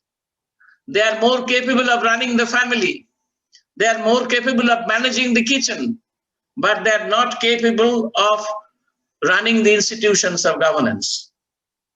At the political level, the grand old tradition continues unabated. What is that tradition? The male politicians who encourage them to contest elections because of the compulsion of quota disappear and re-emerge as ones who would like to control them from behind the scenes. At the legal institutional level, women have to fight against the male non-cooperation expressed in various forms. For example, they are often not allowed to speak in the meetings. Sometimes they are ridiculed in the meetings when they speak, as many of them cannot deliver speeches properly because they are the first-timers. Meetings are sometimes held at a time which is not convenient for women to attend. Care is taken to ensure that the important information do not reach out to them in time. Scholars have reported cases when the males arrive at consensus and women have to consent. Allocation of portfolios, important portfolios, is not made in favor of women. This is how the women are discriminated against, despite they are there because of the electoral quota system. One of the strong challenges at the institutional level comes from the male-dominated bureaucracy. Working with a government institution means working with a bureaucracy. The studies have revealed that in some states, bureaucracy refused to interact with them, or if possible, try to harass them. As a result, some of the women who get elected get discouraged to carry out their functions. They sometimes the studies reveal that the bureaucrats used to furnish wrong information to them, render illegal advice, so that they find difficulties later. This has happened in those cases where the women leaders do not have adequate education. There is a view that as India is a union of territories, we have a central government and there are many state governments in our country. Each one of the states has a government. Therefore, there is a view that the state governments which are supposed to implement the constitutional provisions relating to engendering governance have not been adequately supportive. For example, there are parallel bodies. Like in India, caste is a very powerful social arrangement.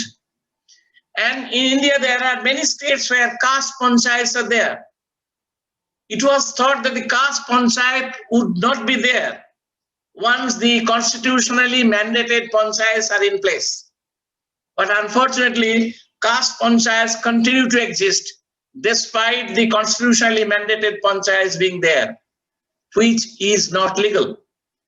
Therefore, what has happened in caste panchayats, which are popularly known as khap panchayats in India, women are not allowed entry. Therefore, the caste panchayats wherever they are very strong,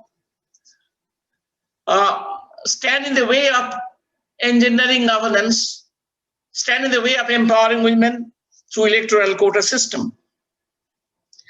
And this caste panchayat continue to exist because of historical legacy and because of their political clouds.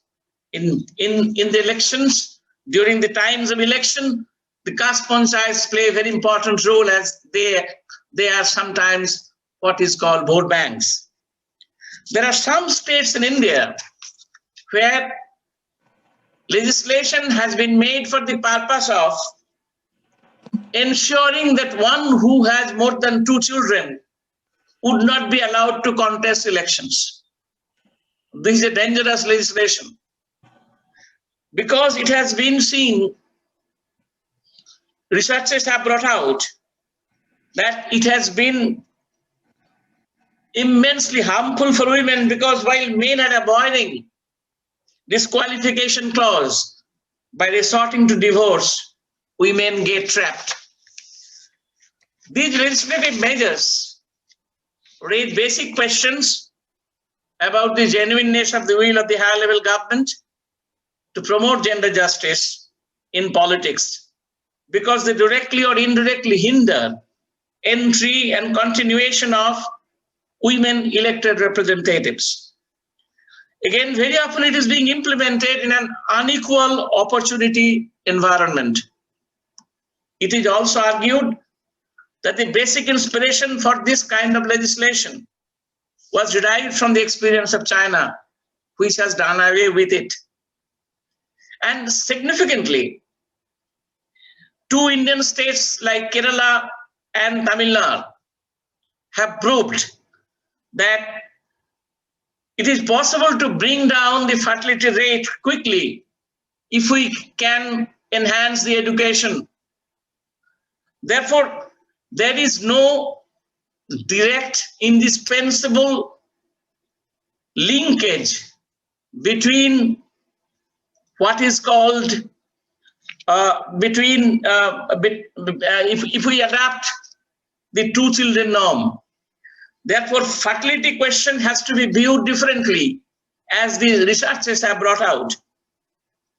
Despite what we have said so far, despite the fact that there are many challenges before the women to play their roles effectively, the fact remains that there are some silver linings. The findings of a good number of studies have indicated that despite inherent social constraints like male domination in the society and polity, elected women representatives have started observing and experiencing positive changes in their family and social status. And significantly, case studies have shown that the simple fact of the increase of their numerical strength had changed their motivation, changed their moral and stamina. The studies have brought out keen interest of women representatives to learn how to play their roles effectively. This is definitely a very important silver lining. More importantly, some studies have indicated that a good chunk of the villagers under study feel that the women are more sensitive to the needs of the marginalized sections of the society. Women are more sensitive to the needs of the women. They want to work for the development of women and the marginalized sections of the society. The studies have indicated that women have been able to enhance their acceptance in the society as effective elected officials through their remarkable performance wherever they have got opportunities. Therefore, the point that I'm trying to argue, that women have been able, through their performance, to bring about a positive change in the popular social perception about them, that they're incapable of running the institutions of governance. Some studies indicate that their effective participation is bringing about a change in the development agenda. And many of them do not sit quietly in the meetings. They raise their voice as and when required. It is a sort of what can be called a silent revolution through positive discrimination. Many of the elected women leaders have formed networks for elected women representatives. In this process of working together, women learn from each other and are exposed to the other world. They're exposed to the problems the others face, exposed to the difficulties, exposed to the private life of other people around them.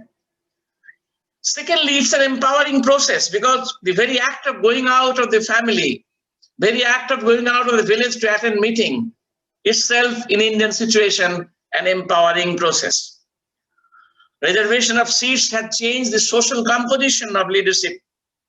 The studies reveal that a good number of the elected women members belong to the families below the poverty line, and majority is from non-political families.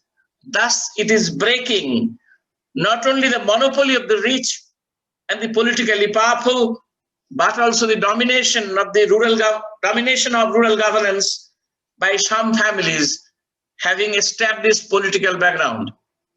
The success of women elected leaders has been virtually acknowledged by the Indian state, which had agreed to provide 50% reservation in all rural local bodies in India.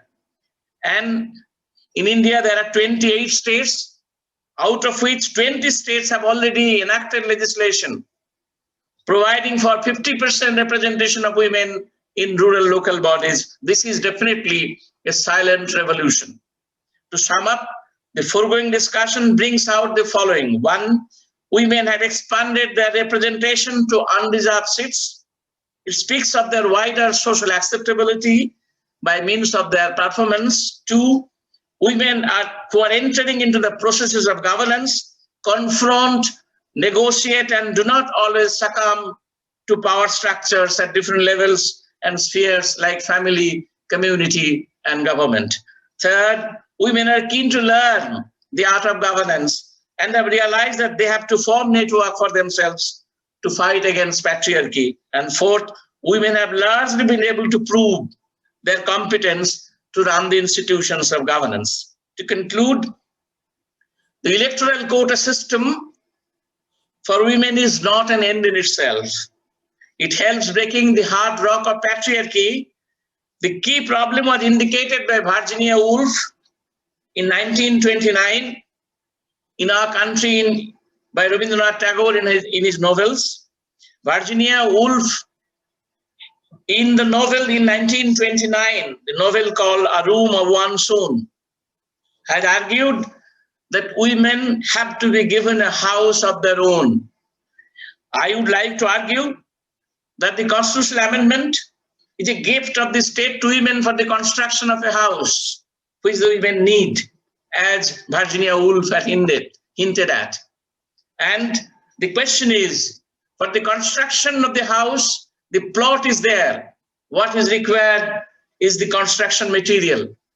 The bigger question that comes before us is, will the Indian state come forward to provide the construction material for the construction of a house on the plot that has been given by the Indian state to women in our country? If the Indian state fails to provide them necessary construction material, then the house will not be constructed. And in that case, the very dream of women empowerment through electoral quota system might face a challenge. There are scholars who would like to argue that the entire thing would turn into a sort of tokenism if the state fails to extend its strong hands to the women in their struggle against patriarchy and in their attempt to strengthen the system of governance. Thank you very much for giving me patient hearing. Thank you very much, Professor. Thank you for your warm words about women in general. Thank you very much. And I would like to ask our dear participants. I have a question, Oksana. I would like to ask something. Yes, of course. Thank you, Professor Datta, for the wonderful speech and the enlightenment on the women empowerment in context of the local government. Now, I have a simple, it is a query that came in my mind while listening to your speech was that what is restricting the Indian state from providing the construction material? What is restriction? And second thing is that, do you think that in the patriarchal settings in the northern part of India, where it seems that the women are less empowered than the southern part, so what is the solution? How women can be empowered at the grassroots level, and how the ideal of gender justice can be attained when the Indian state is not willing to provide the construction material for the women empowerment at the grassroots level? So this is my question. Thank you so much. Thank you, Saurabh, for asking two very important questions. In response to your question, I would like to argue that women have to make the state work for them.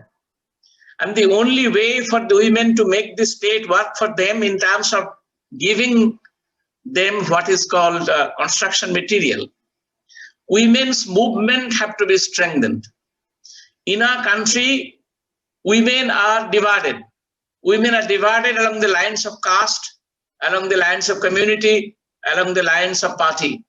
Time has come when women have to network themselves so that the dividing lines which are there get obliterated and women get united to fight for their rights and to impress upon the state that they have been able to prove their competence.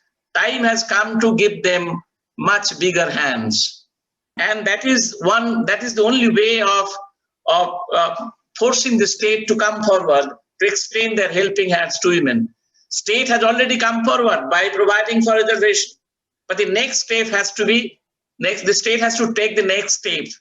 For that purpose, the women leaders, I mean the women's organizations, women's movements have to be reorganized in terms of bringing women of different castes, different religions, different political parties together. This is one. Secondly, therefore, the empowerment process of women, given the patriarchal situation in our country, is not one-shot affair. It will not be happening overnight. Ball has started rolling. Women have been able to break the hard rock of patriarchy by proving that they are as competent as men to run the institutions of governance. The more and more, the increasing social acceptance of women as elected officials will be helping them to move forward. Therefore, women, the way women have started playing their roles, the way women have started moving forward, the way women have started networking themselves, this is a process which has to be carried on further to strengthen the process of empowerment of women and to make sure that the state extends its helping hands to the process of empowerment of women. Thank you so much, sir. Thank you. Thank you, Saurabh. Thank you. And I would like to invite Wilfred, my favorite student. He would like to ask Professor Datta about. Please. Yes. Please. Yes, Please. Prof, please. Please. Prof, please. Yes, my question, I want to use an example from Ghana. So in Ghana, since 1998, we've been trying to pass the affirmative action law. And just 3 days ago, our president says that he's going to do everything possible to make sure that it's passed this year. But in the absence of that, women are given some sort of advantage, as in they relax the entry requirements to tertiary institutions. So assuming a man needs, let's say, straight A's to get into a certain program, if you're a lady or a woman, you can be given some sort of advantage, right? Now, there's this school of thought that that is a robbing Peter to pay Paul approach, because the affirmative action is sort of looking at people who have been short-changed, and it is not only women. What about men from less privileged homes? So my question is, do you think that this is a justifiable cost enough, and why? Thank you. Thank you very much. Affirmative action has a positive benefit that is proved in India. But affirmative action by itself will not take us to achieve the goal. Affirmative action has to be coupled with other actions. For example, women have, in our country, women have been able to prove that they're competent. That is one positive thing, leading to increasing acceptance of women as elected officials. But secondly, the question basically is rooted in patriarchy. And if you look at the representation of women in Indian Parliament, you would find that we have not been able to increase the representation of women in Parliament beyond 12%, indicating that the patriarchy is very strong. Therefore, women have to work together. Affirmative action is an important sort of helping hand for the women to move forward. But women should try to make use of the affirmative action which the state has done for women. But what is happening in most of the, in many places in our country, training of women is not taking place the way it should have taken place. Secondly, the point that you have argued very correctly, that in many training classes where I was present, I have seen women asking that the training should be training should be done in such a manner where the male members also participate. We conduct training separately for female members because it is believed that the female members need separate training. But the female members have argued that there should be an arrangement for training both males and females in the same place. As a result of which, they would be able to tell them, look, this is what we have been told in the training classes. Therefore, the affirmative action is definitely a beneficial, but by itself, it will not help us achieving the final goal. Thank you very much, Professor. Thank you. More questions? Dear participants? Okay, thank you very much again. Thank you. Oksana, Yes. Oksana, I have an update. Can we please invite Dr. Michelle now for the speech? We have one question from. Okay. Okay. After that question, please. It is my request that please invite Dr. Michelle.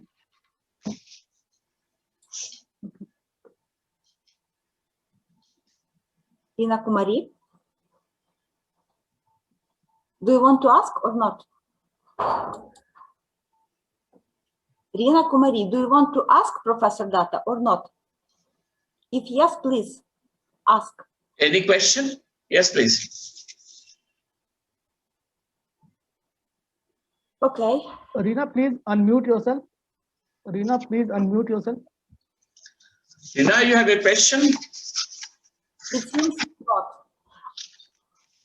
Okay. In this case, I would like to invite. Okay, she has unmuted. Sorry for interruption. Okay, of course. Okay, Rina, please ask your question. Professor Datta is here. Please. Please, Rina. Yes, sir. So my question is, you are saying women should be given helping hand through affirmative action. Women should be given helping hand through affirmative action.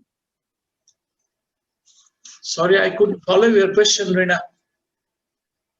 Yes, sir. My question is, isn't it better to break the patriarchal values first of all? There is need to break how to break patriarchal values instead of giving affirmative action just only. Okay, sir. I understood her question. Sir, her question is that in such a patriarchal setting, we are talking about the women empowerment. So should we not focus first on releasing the barriers of the patriarchal society? Then we should proceed with the women empowerment. Talks on the women empowerment. Yes, she's very right that values of the society will not change overnight, because values are transferred from one generation to another through the process of socialization. But the starting process, I mean, as a result of the successful performance of women, society has started realizing that they are competent to handle the institutions of governance. They are competent to run the institutions of governance successfully. And that is how the changing process of values will take place in course of time. You cannot bring about a change in values overnight. That would take a much longer time. Beginning has been made, and women have been able to make the beginning by ensuring that they can perform. Okay, Saurabh. Yes, sir. Thank you, sir. I think she has got a good answer. Okay, Oksana, please can we invite the next participant, next keynote speaker? Yes. You can invite Saurabh. Okay, thank you so much, Dr. Oksana. So our next keynote speaker is Dr. Michelle Blackley. She is assistant professor at the University of Wyoming. So she will be speaking on the equality for the patients. So Dr. Michelle, the floor is all yours now. Thank you very much. Thank you, everyone, and good morning. I'm going to pull up some slides here. I hope you'll be able to see them. Can you see them okay? Yes, we are. Okay, great, thank you. Thank you so much for the invitation and for everyone being here this afternoon. I know it's afternoon there. It's still morning here in the Western United States. So I would like to talk with you all just a few minutes about healthcare and accessibility to healthcare, especially seeing how it's changed with the recent pandemic. So due to the ongoing pandemic, the healthcare sector has been given a great opportunity to evaluate the provision of healthcare. Contemporary healthcare has its gaps and deficits. And equality and access to care for all patients has been primarily non-existent. So as we will discuss, there are a variety of ways that we can help to improve patient access to care. One of the things that we've seen throughout the pandemic is an issue with accessibility to care, not being able to go in to see our healthcare providers in person due to a higher risk of contracting COVID-19. So one of the solutions to that was the expansion of telehealth and telemedicine. So what we've seen across the globe is an increase in the number of healthcare providers and healthcare access through the use of telehealth and telemedicine. In fact, the World Health Organization has out some numbers, and they say that as a result of COVID, more than half of countries, so around 58% across the globe, have reported an increase in conversions to healthcare access through telehealth and telemedicine services to help replace those in-person appointments.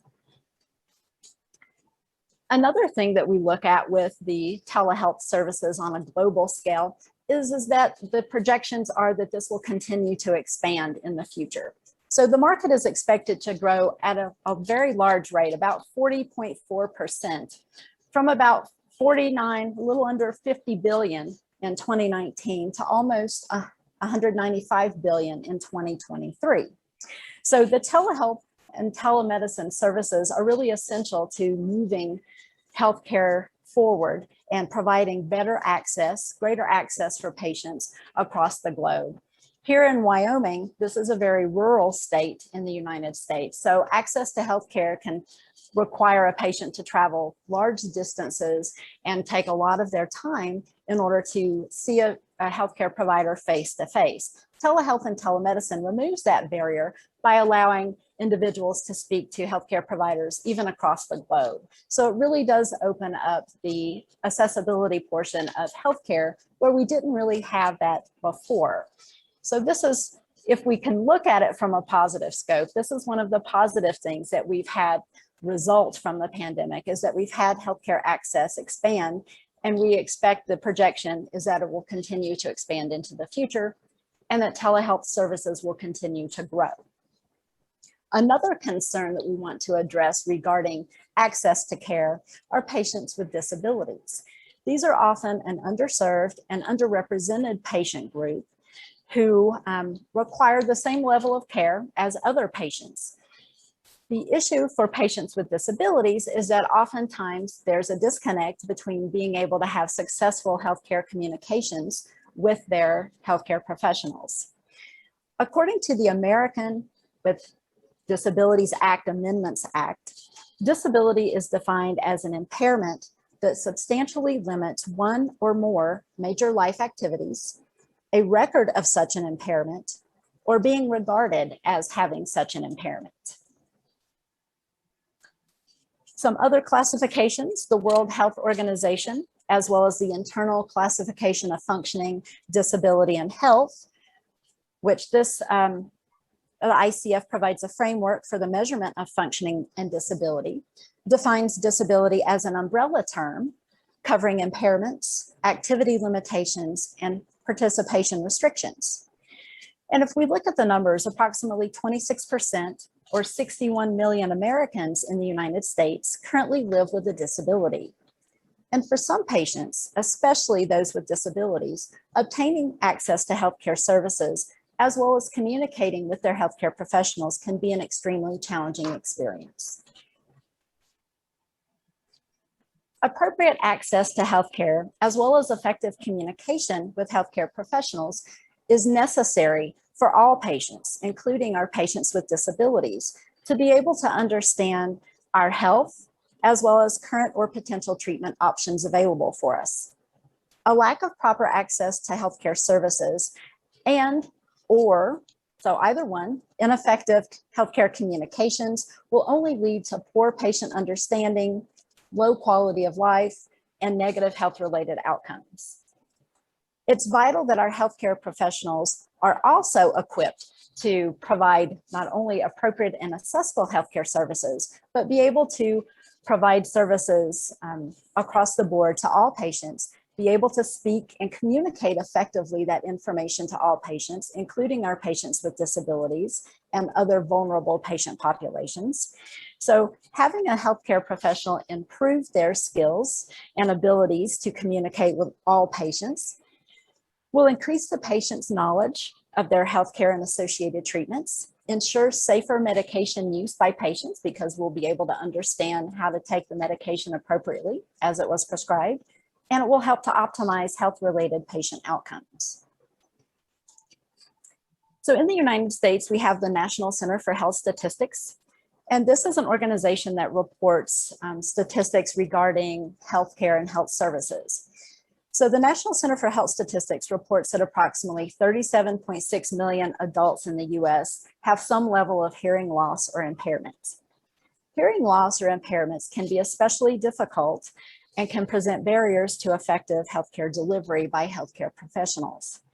Research has shown that healthcare providers are generally not equipped and are not prepared to understand or meet the needs of patients with disabilities. Deaf and hard of hearing patients have reported feeling uncomfortable during their healthcare interactions with healthcare providers. They've also felt fear, anxiety, as well as mistrust towards the overall healthcare system due to a lack of effective communication with their healthcare providers. Insufficient communication between healthcare professionals and deaf and hard of hearing patients will definitely serve to hinder the establishment of rapport. Rapport is required to be able to have an effective healthcare relationship with a healthcare provider where you feel trust and where you feel comfortable confiding personal information about yourself regarding your health and your personal situation in order to obtain optimal benefits for your health. A strained healthcare patient relationship can lead to the widening of healthcare disparities and an exacerbation of negative treatment outcomes, or it can result in a lack of knowledge of important health issues, or a patient may decide to avoid care altogether. So because of all of these reasons, reducing or eliminating the barriers to healthcare access for deaf and hard of hearing patients, as well as for all patients, is crucial for successful and effective healthcare interactions. In order to effectively communicate with patients with a disability, one recommendation is that the healthcare provider first ascertain the patient's preferred mode of communicating. Then, to the extent possible, the healthcare professional should seek to honor the patient's request to communicate with that mode for the duration of the healthcare interaction. Oftentimes, this may be difficult because there are a variety of modes that patients may prefer as their communication method. Patients may prefer to use pen and paper.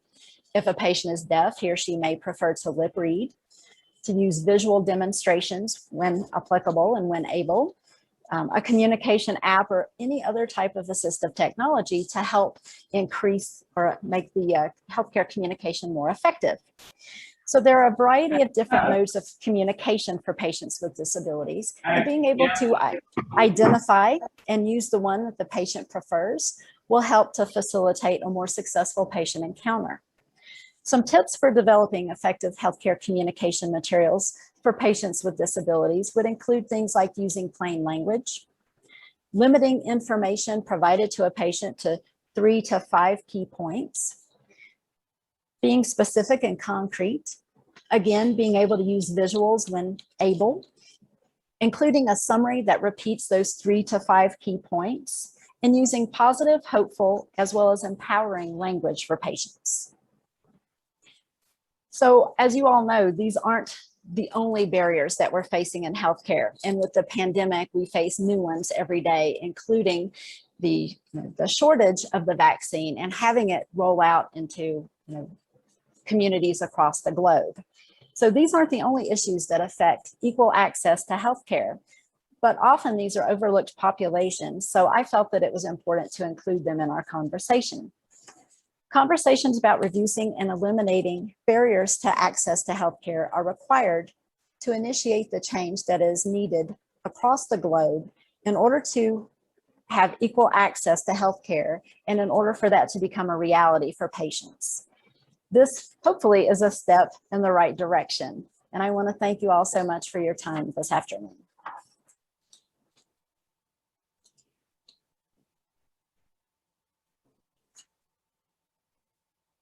Okay, thank you very much. And dear students, dear students, sorry, dear participants, I would like to ask you, do you have questions to our keynote speaker?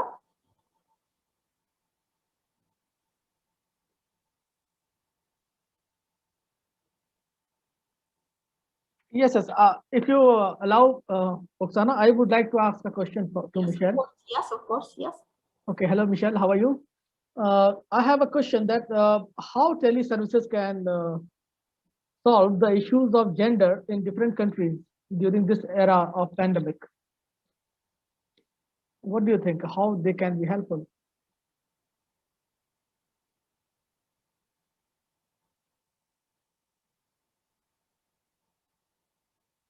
I think we should unmute her.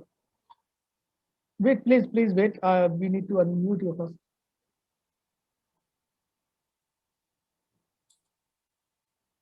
Michelle? Yes, thank you. Sorry about that.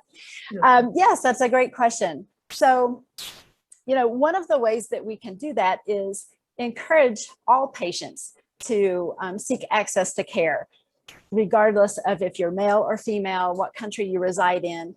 We're hopeful that the expansion of telehealth and telemedicine will allow that expansion and allow more patients access to healthcare. So patients with disabilities, patients who normally don't seek healthcare services, women patients who might not go and seek healthcare otherwise. So that's one of the things that we're looking at, is being able to expand access to healthcare through technology, through certain things such as telehealth, telemedicine. This is one of those things. Another thing is trying to make sure that patients across the world are educated on the importance of healthcare, not just seeking healthcare whenever we're sick or we need it, but also the importance of preventative healthcare. So going in for those prevention checks. And what I like to tell my students is that I think of prevention kind of like how we view our vehicle or any other thing that we want to take care of and have it last for a long time, is that even though we're not experiencing any problems with our vehicle, we still may take them in to be maintenance every once in a while, to have certain things happen so we can ensure that they last for a long time. It's the same thing with our bodies, with our cells, is that even though we may not be sick, we still may want to go in and have that checkup just to make sure that there aren't issues that will come up along the way later. Okay, thank you so much. Yes, thank you. Thank you. And now I would like to invite Dr. Corina Gribincha. Corina, the floor is yours.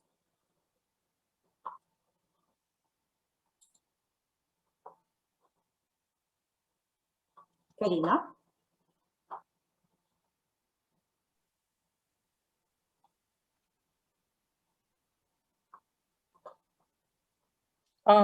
I'm trying to upload. Yes, we can hear you, Corina.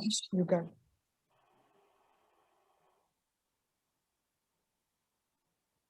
Oh, I don't know why it's not working. Okay, so I will just present my study. It's related to the gender-specific consumption patterns and also about the behavior insight and circular economy in the Republic of Moldova. So mainly, my research is related to the research that we are running in a project related to the circular economy in the Republic of Moldova. So as we already discussed with my colleagues, the studies on the circular economy have largely focused on the environmental and also business aspects regarding the circularity, with a little aspect on the social implications and especially the role of women in driving the necessary transformations in the circular economy, also skills and impact. Also, as to target the gender roles and also behavioral preferences in the consumption, changes in the marking of consumer goods about the expiration date, for example, of consumption and also waste generation, and prevention could be a key pillar in the transition to a circular economy, and not also by, for example, reducing the waste or supporting responsible consumption, but also addressing gender inequalities by reorganizing the value of jobs that support the circular economy. And also, as we have the linkages between the sustainable development, between the environment and social economy, of course, we need to focus on the fact that the increased use of materials along with the environmental impact on the extraction, for example, processing and disposal, have put tremendous pressure on our limited natural resources, but also affects the Earth's ecosystems. So in the present study that I have running, we made a survey. And if we talk about the methodology, of course, we used the household budgets from the Republic of Moldova that represent a study that aims to multi-aspectually determine the standard of living of the population in terms of income and expenditure, also about the non-monetary indicators that are related to education, health, and economic activity. So all these informations obtained from the research is mainly used to determine the standard of living of the population, also including the final consumption of households in order to analyze the consumption behavior and also the circular economy in the Republic of Moldova, and of course the gender inequalities. So as the methodology coverage, so it covered all the persons from the individual households that were randomly selected from the territory of a country, also as survey tools. We had used the questionnaire and also household diary form for the collection of the information, and of course about the method of registration of the data. So we used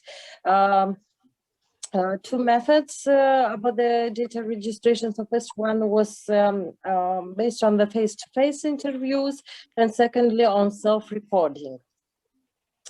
About the reference period, so we took 1 year and as one calendar month in the period during the data. And also as a sampling, we used all the, to include it, all the regions from the country. So we included as statistical regions, North, Center, South, and the Chisinau city. And as main features of the research, we also focused on the primary sampling unit, level of data representativeness, total country, urban and also rural environmental, total country. Also as reference period for the income and expenditure, we also used, for example, money income of household members, income from individual agricultural, for example, activities, or any other activities that implied more females, or the expenditures. Also, an important fact was to study the expenses for food procurement and who is doing the procurement in the households. And as results of survey, I would also like to focus that it showed that we have a traditional division of household responsibilities in the Republic of Moldova that influence the consumption patterns, and also as most women surveyed mentioned that they have often the responsibility, for example, to buy the short-term products, for example, households products or food or any others. And of course, in cooperation with the men, for example, men tend to decide to purchase more durable items. For example, they are buying more cars or real estates and so on. And as the second, we'll say, a result of the survey, it showed that Moldovan women tend to be more likely to have a consumer-oriented behavior, for example, pattern, and to be more sensitive, for example, to environment and also health. issues, and they are preferring sustainable recycling patterns, and they are focusing also on reducing excessive consumption, advocating for products certified ecologically. The further result revealed that women are more likely to use their income and also the debts to spend on food, for example, on health and education for their families. In comparison, men are more likely to use the money for things that benefit them personally, for example, for restaurants, leisure, or any other luxury items. And of course, the housewives that we surveyed in Republic of Moldova, they mentioned also that they are carrying the double burden of paid and also unpaid work, and they are led to time-saving options, for example, and advocacy for disposable or, for example, semi-finished products, which ultimately generate a lot of waste. And also in my presentation, unfortunately, I could not open it. I had some slides with the figures in comparison, for example, distribution of households by size and area of residence, urban and rural ones. So we have, we'll say, biggest share of 5 persons and more in the urban area. And if we are talking, for example, in comparison with the rural area, we are having share of 36.6% of households, and that have more than 5 persons in the family. And of course, I had another figures related to the distribution of the households by social economic status of household. So we have a bigger share of pensioners. It's around 42.4%. Followed by the employees in the non-agricultural sector, and of course we have a lower percent of the farmers. It's around 5%, and of course self-employers 0.1%. So as we can see, we have a bigger share of pensioners. So we are also talking about the demographics in the Republic of Moldova. Also, if we talk about the structure of disposable income, so mainly if we talk about the wages and salaries, so it represents around 43%, and followed by, for example, social payments that covers 23%. Self-employed in non-agricultural sector, so it's less than 5%, and property income less than 1%. And of course, about the structure, for example, of consumption expenditure, so a lot of money, mainly that a woman have the expenditure, so they are going to the food. So it's around 43%, and also on households maintaining, it's around 18%, and also clothing and footwear, it's around 10%. So we are talking about the more on the behavior of focused on the consumption. And of course, if we are talking, for example, of the dynamics of activity on non-banking lending organizations, so we also saw that many women in the Republic of Moldova, so if they are focusing, for example, on food, on clothing, or in other very small expenditures that they are doing daily, so we have an increased activity of non-banking lending organizations, or all the also many of the women that we are having in Republic of Moldova, so they are going to these organizations for some small credits, and they're taking. So that's why we have in the pandemic area, so in this period, a lot of demands for these products, non-financial products. So if we're talking about the alternative to commercial lending, so it's currently products that are offered by the microfinance sector, which are intended to lend to, for example, small businesses or mainly to rural areas, facilitating access to financial resources such as for example, to stimulate the private initiative, but also are supported by the women, because we have a lot of organizations that are supporting the women activities in the Republic of Moldova. And of course, as results of a survey, if we are talking, for example, about the cost of linear economy in the Republic of Moldova, so here they have led to environmental degradation that are particularly heavy for disadvantaged groups in the Republic of Moldova. And of course, the poor people here, they tend to live closer to the polluted waters, for example, factories or transport centers, suffering more directly from the negative consequences of pollution and climate change. Also, the women tend to be more affected because their income level and social norms are here, and also the other factors that also were highlighted and derived from respondents' responses that influence, for example, the transition to the circular economy model included as, for example, environmental degradation, waste management, inadequate working conditions, and behavioral patterns.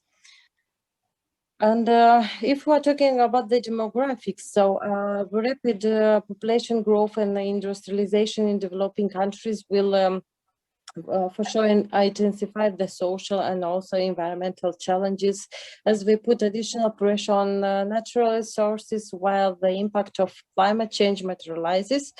Women also can for sure be a key players in involving and also in moving consumption to a more sustainable models.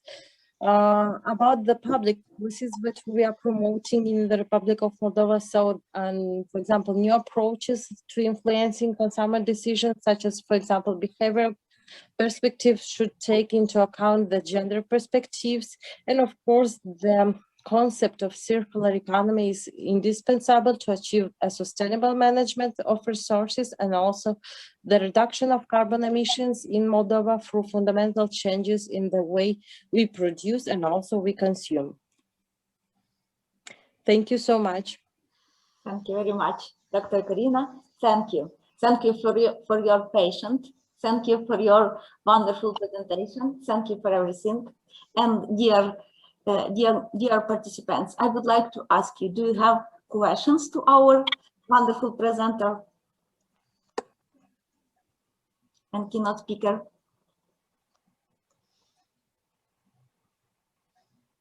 Yes, of course. Adjunct Professor Dr. Elli Heikkilä, she would like to ask something.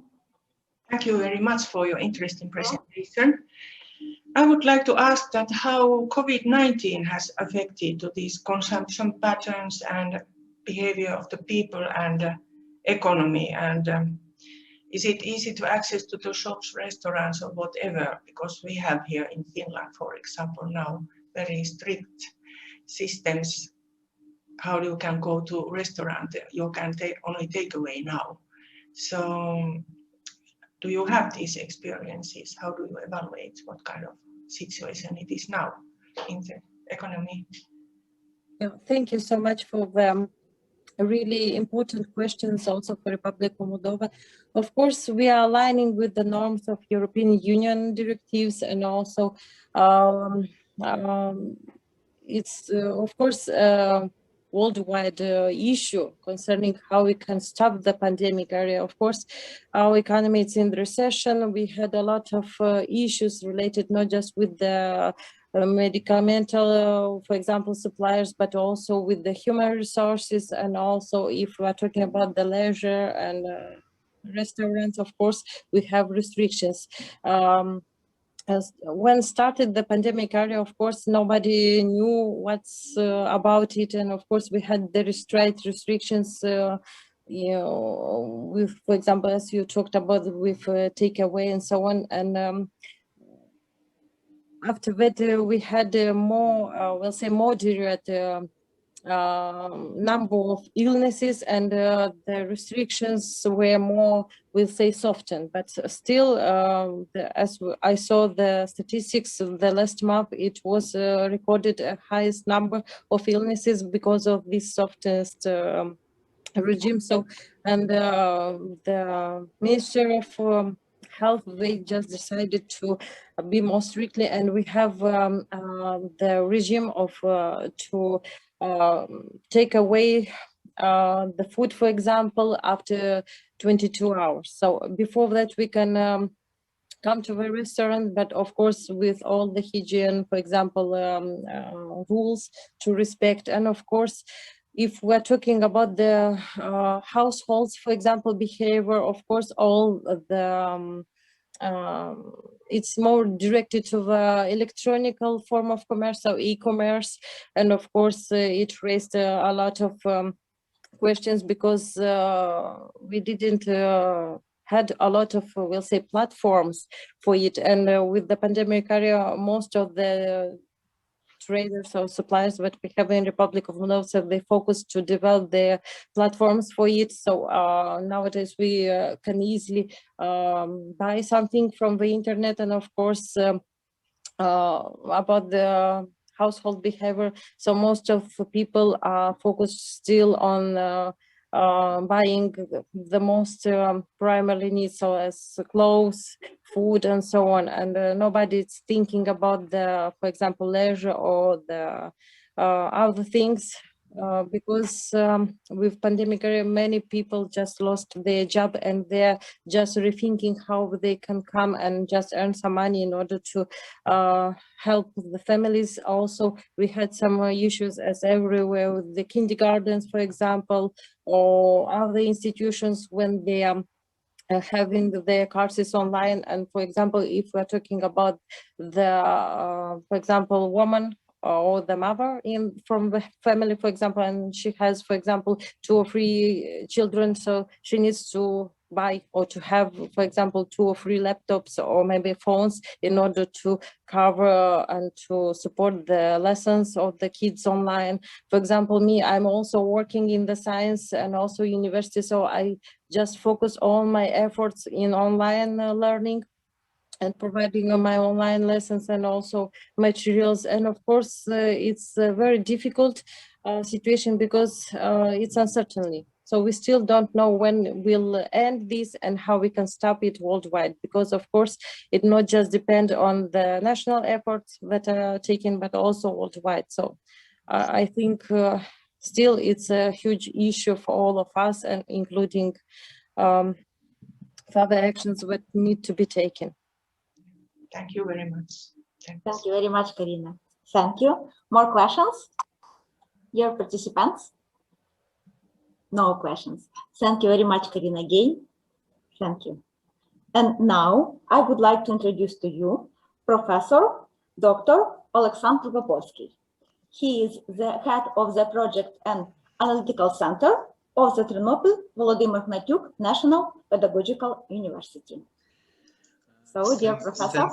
Thank you very much, Oksana. Do you see the presentation? Yes. Yes. Okay.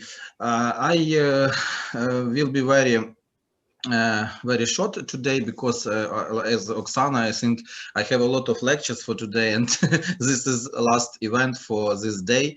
But I want to explain you the statistics of Ukrainian migration officially and our experiment, which we published in our previous article. And you can see here some statistics about Ukrainian migration. You can see that, wait a moment. You can see that the population just now in Ukraine is around 42 million people. 71% is urban population, a very high level of literacy rate in Ukraine. Human Development Index 1.7, it's 88 among 189 countries. And also very high level of just now GDP growth according to last statistics, but you also see the differences in population, how our population GDP growth changes. And just now, according to official statistics of our statistic office, Ukrainian population decreased from 1990s from 52 million people to 42 million people.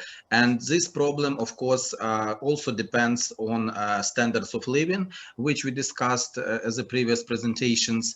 And also you can see here a number of Ukrainian migrants during the years, a number of EU first residence permits and valid residence permits at the end of the year. Of course, the most population from Ukraine, migration goes to our neighbors. You can see here the changes of migrations to Russia, to Poland, to Italy, to Czech Republic, to Hungary, and to Portugal during the period of time. And Poland just now is most reliable country for migration. Even after COVID restrictions, a lot of Ukrainians go to Poland. They receive work permits and they prefer to work abroad than in Ukraine, because we have different level of salaries and standards of living. And you can see the dangerous statistics that a lot of respondents for the question as regards intentions to go work abroad, statistics shows that the number of such respondents increased from 13% labor migration experience people have to 25% in 2018, and also intention to leave to work also increased during this period of time. In our experience, and here you see a number of Ukrainian students abroad, because also we have a lot of students from Ukraine which study not only in Poland but also in other countries of Europe, and around just now 80,000 students studied abroad, and we lose this amount of students from Ukraine. In our experiment, we try to understand is this official statistic, how this corresponds to our experiment. We try to calculate number of phone calls during night of New Year. And to different countries, from Ukraine, from different Ukrainian regions to abroad, and to see how many people call to their relatives, in what countries their relatives live. We used Vodafone Ukraine statistics, and it was we received such amount of percentage. You can see that around 68% called to Russia, only around 10% calls in New Year night was to Poland, also Italy and other. But also we built such maps. For example, we tried to show the statistics of number calls from Ukraine to Poland, and you can see that west part of region have the huge amount of phone calls to Poland. Of course, it's Lviv region, it's Ivano-Frankivsk region, also it's Zakarpattia, Ternopil, and we, of course, we should understand that this west part of our country have strong connections with Poland and other European countries, because we have a lot of relatives, friends, and workplaces in these countries. But if we compare statistics of phone calls to Russia, we can see that Lugansk region and Donetsk region have the huge amount of phone calls into Russia, and also like other west regions of Ukraine. And we can, from this experiment, we can demonstrate that this experiment explains why we have so different visions of Ukrainian development, why a lot of people from west part of Ukraine don't understand west part of people from Ukraine, why we have such different visions of Ukrainian development, because this experiment show the also very different directions of visions of Ukraine, and very different visions of population who live in different territories, because Ukraine is really big countries and big country, and a lot of different visions of this country also doesn't support European integration in this way which we expected to have.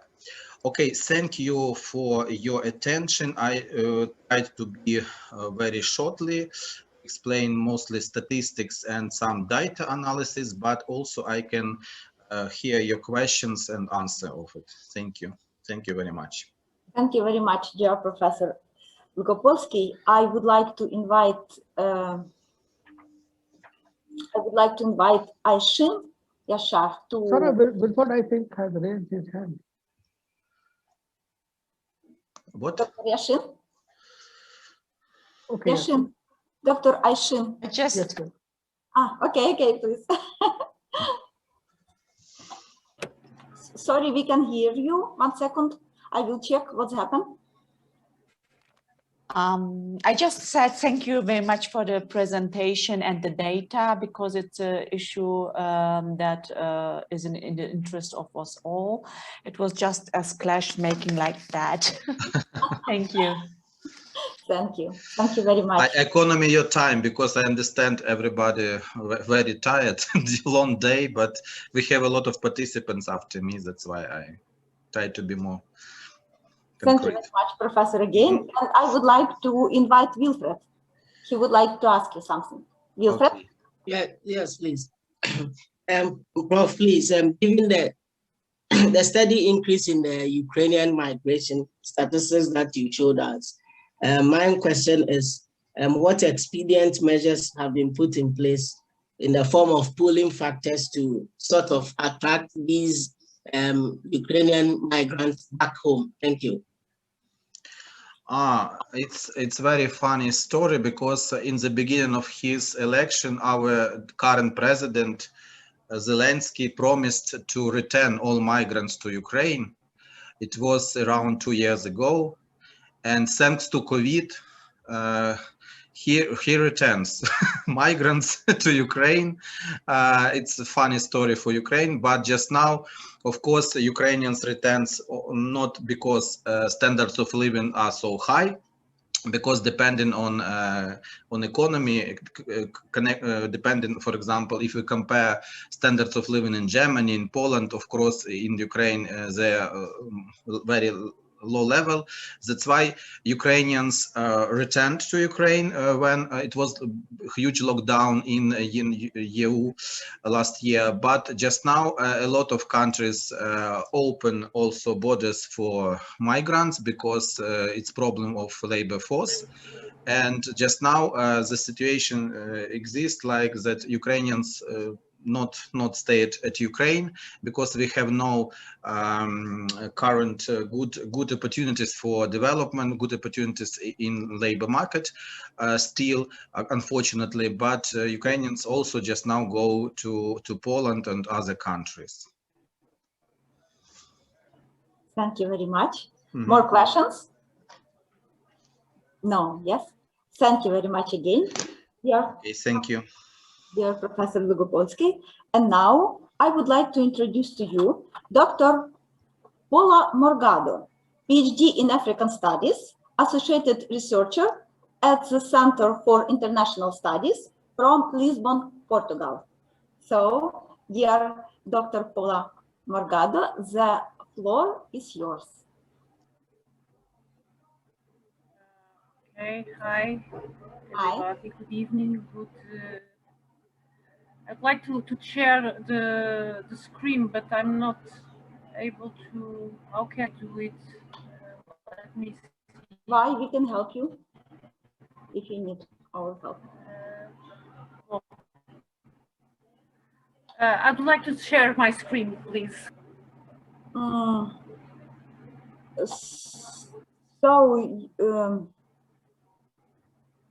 You can do, because I already allowed you to do it.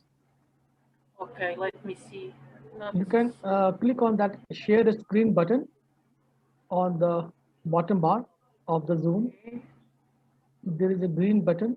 Yes. Share a screen. Green button. The green button. Okay. Yes, absolutely. Yes, but nothing is. It's here. Okay.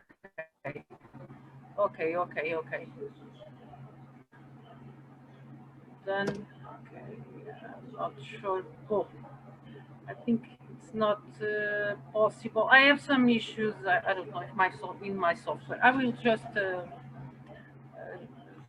speak. So it was not so important, the PowerPoint. It was only with the title of my presentation. So good morning and good evening to everyone. Thank you so much for having me. It's a great pleasure and honor to participate on the first international conference on migration and gender issues. issues. As a keynote speaker. The subject of my presentation today is about autonomous migration among married Muslim women. This migration trend is clearly under-discussed topic in academic circles, engaged in the general analysis of migratory trends. This salient gap is, among other things, related with the rise of radical religious and reformist movements in almost all Islamist societies, and with the way how media at international level have been treating this subject, leaving little room for any discussion about women, agency and mobility. This generalized belief is not unfounded. In Islamic societies, women, especially those who are younger and married, are not supposed to travel alone. For the sake of their security and the preservation of their honor, Muslim women should always be accompanied by a male elder parent or their own husband. Despite these social norms, Muslim women are also involved in migratory process. According to literature, unmarried women. However, in contrast to this trend, female migration in Niger involved mainly married women, rural married women. This presentation in this presentation of Nigerian married women from an gender perspective in order to bring some insights concerning the rising of that phenomenon among married women that thoroughly Islamized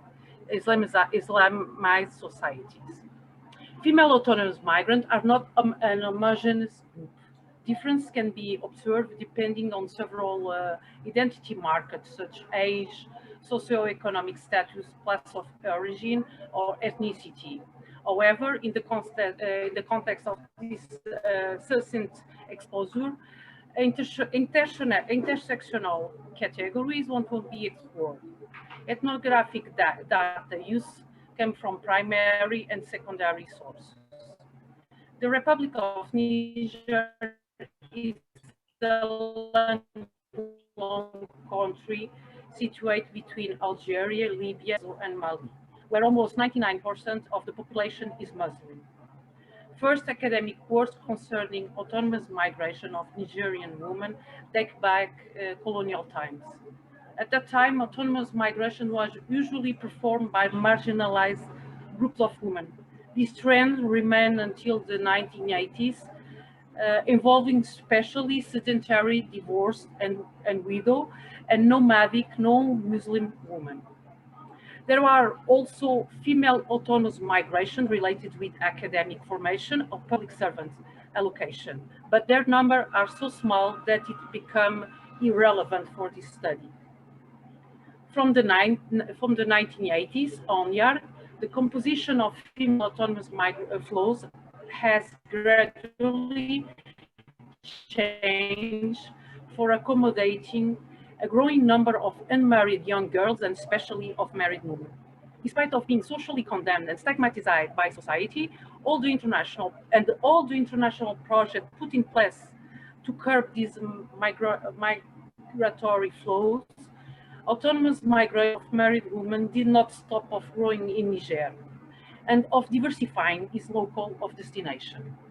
As happened in other African countries, autonomous female migration of unmarried young girls and married women in Niger is deeply related with the economic crisis that has ravaged the continent in the 80s and 90s, with the devaluation of local currencies and structural adjustment imposed by IMF,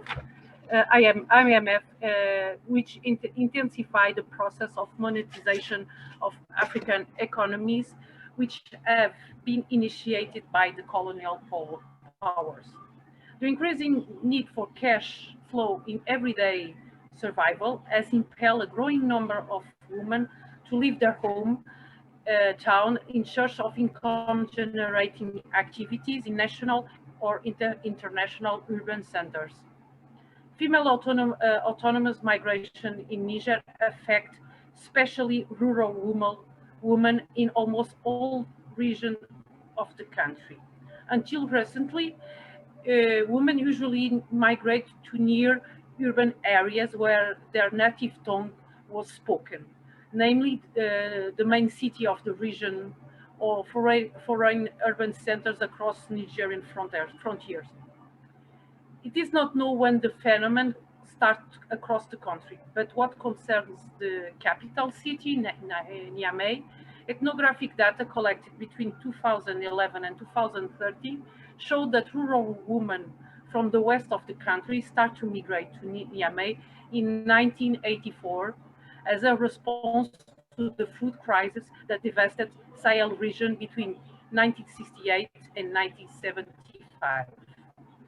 And they usually travel during the dry season with their children and husband. But over the years, the composition of migratory flows have gradually changed to accommodate a growing number of female autonomous migrants, especially of married women and their offspring. Many unmarried young girls are also compose these flows. They used to travel with their mothers to help them with the young sibling care. Many of them also migrate under work as domestic workers. This kind of mobility to a tradition of sending girls, boys to urban relatives for studying or working as helper in their house. Several ethnographic studies on autonomous migration of married women in Niger have been linking the phenomenon with the conjugal relationship in which migrant women are embedded. Many of them are married to men who are international migrants to coastal neighboring countries. Usually they live for several years, and few of them send regularly remittance for the survival of their wife and children. According to Islamic holy text, husbands are the main provider for their wife and children. In spite of that, gradual dismissing from their conjugal duties has been observed over the last decades. In many villages of rural families have been faced with chronic agricultural underproduction, which coupled with a high demographic pressure have been preventing them from feed themselves with their annual crops. A couple of months after the harvest, cereals need to be purchased on local markets. Nigerians are used to deal with food insecurity since pre-colonial times.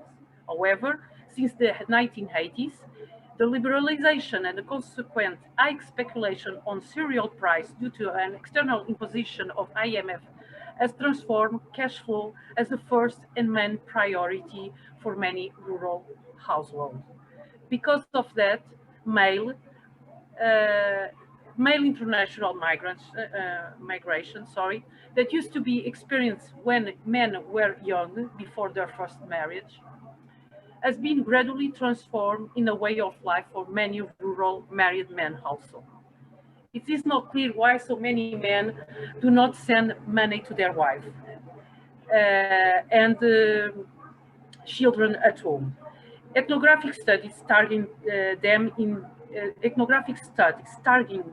their local of destination need to be conducted to better understand their contracts and strategies. Nevertheless, through the wife's narrative, it was possible to identify some of the reasons for the absence of remittance. Weak economic inflation in informal sector, difficulties of finding trustable money transfer, or even the marriage to a new man not sending money at home. Some of them disappeared for several years without giving news. Supposedly, it is the husband family who has to take care take in charge his wife and children during his absence. However, nowadays they rarely do so. Sometimes they just don't have the, or other times because they simply don't want to do it. This logical has been so internalized that many women married to international migrants live for Niamey at the same time their husband live for any coastal neighboring country. It is unlikely that in this kind of situation, autonomous migration of married women could be a way of transforming gender relation inside couple.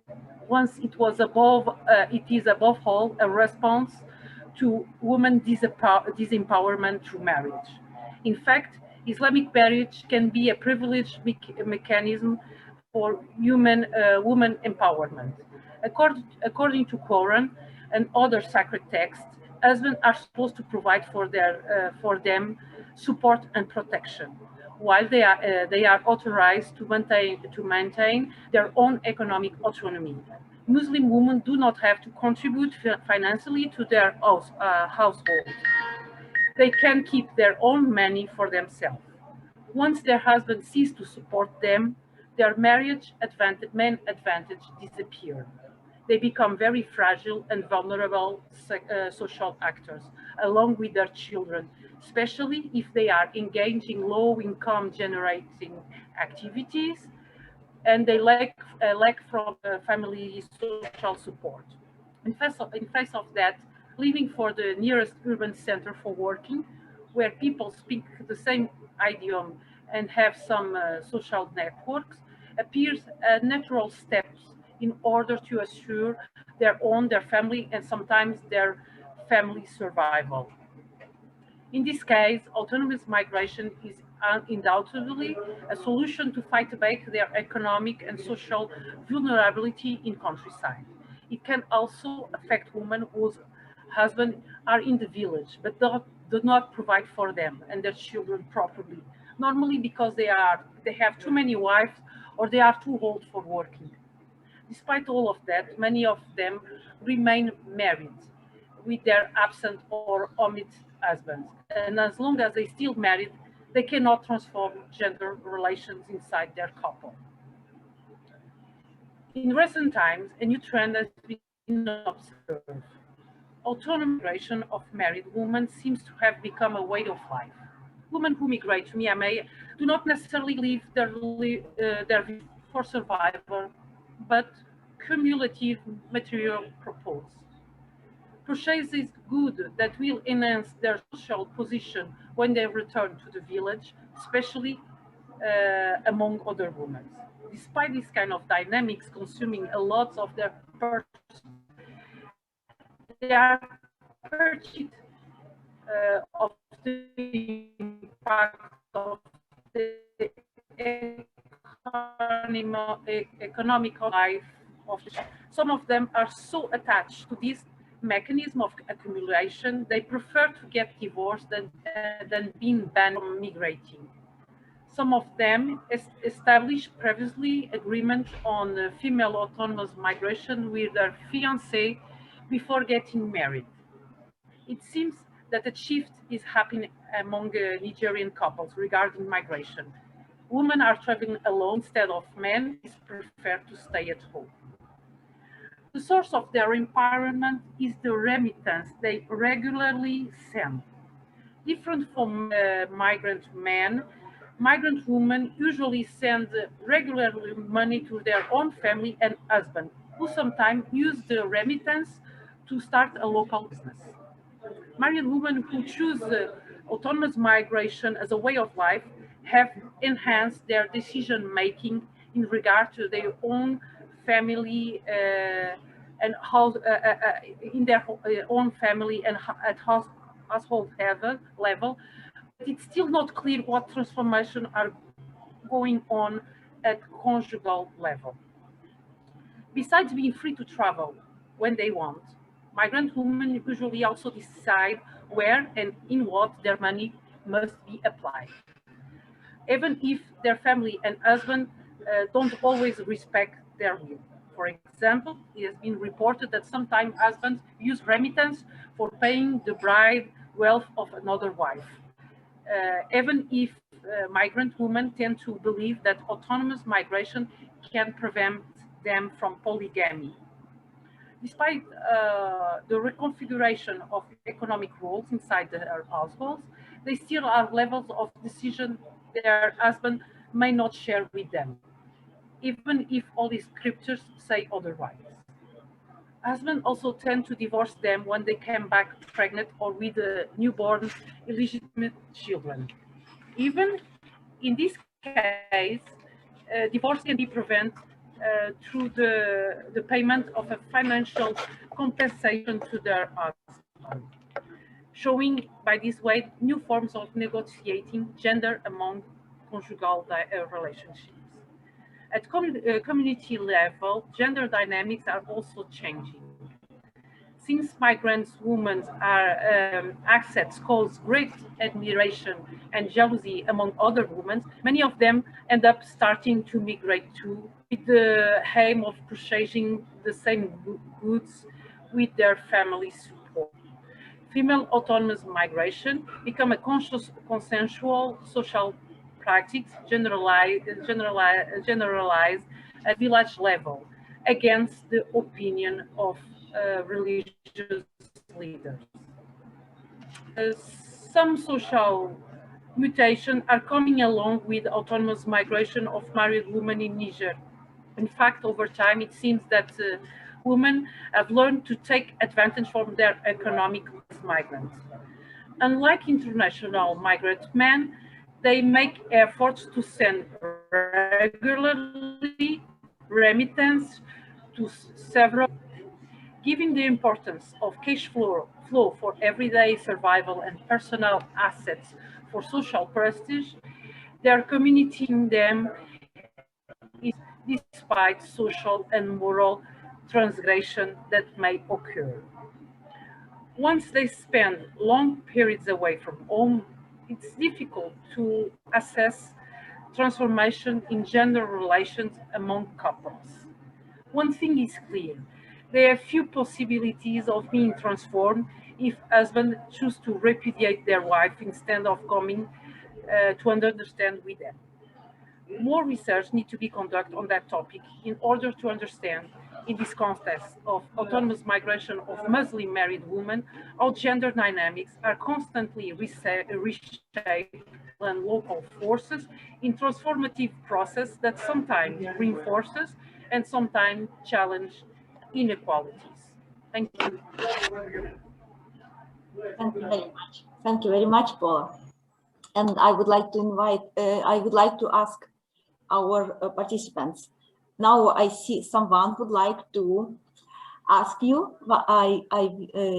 Sabina, I will invite you to. Please, Sabina. Hello, I was just actually applauding. I think it was a fascinating presentation. What I find incredibly interesting is how vulnerable really those women are, especially as you portrayed them, how they are really left without no means to live, and how they choose this path of migration to find a way out of a situation which seems incredibly limiting. I'm just wondering, you mentioned ethnography as a data collection. Did you actually, was it mainly ethnography as a methodology that you have, or as a method for data gathering that you have applied? Okay, all right. So yeah, I'd be just really interested to hear a bit more about that, but I guess maybe that takes it out of this conversation. But yeah, wonderful presentation. Thank you. Thank you very much, Sabina. Yes, thank you, Sabina. It was a very encouraging words. Thank you so much. This is everything that I told. It's collected from ethnographic data, but not only from myself. There are lots of Nigerian researchers here in Niger working on the female migration, because it's a very delicate issue here. It's not people are not very comfortable with the phenomenon because it challenges patriarchal structures that are in place. But I don't know, maybe 20, there are presently maybe 20 researchers working on that. In my presentation, it's based on my own ethnographic data and the ethnographic data of several other persons that are quoted in the formal paper that I sent to COMAGI. Okay. Thank you very much, Paul, again. It was wonderful, very interesting presentation. Thank you that you find time to present your results. Thank you very much. And now I would like to invite Dr. Laura Dian, PhD, Associated Professor from the Department of History and Political Science of the Millikan University, Illinois, the United States of America. So, dear Laura, the floor is yours. Thank you. Hopefully you can hear me. Yeah, okay. Hopefully you can also see my presentation. So, so I'm American, but I'm actually a scholar of Ukraine. So I wish this conference was in person because then I could be back in Ukraine. So today I'll talk about a book that I wrote that is largely based on a year of research that I did living in Kharkiv, Ukraine, but then traveling to 11 of the 22 oblasts of Ukraine. So when I lived there, there were 22. Now there's a fewer because of the war with Russia. So I'll try to be brief too, because I know we're going over time.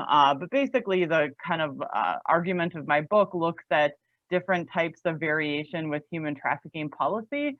So as migration scholars, many of you probably know about, forced migration, human trafficking. You've probably heard of the Palermo Protocol, which is the international convention, for human trafficking. And that convention said that countries around the world have to adopt legislation to be able to, implement and adopt different types of legislation to make trafficking illegal and then to help victims.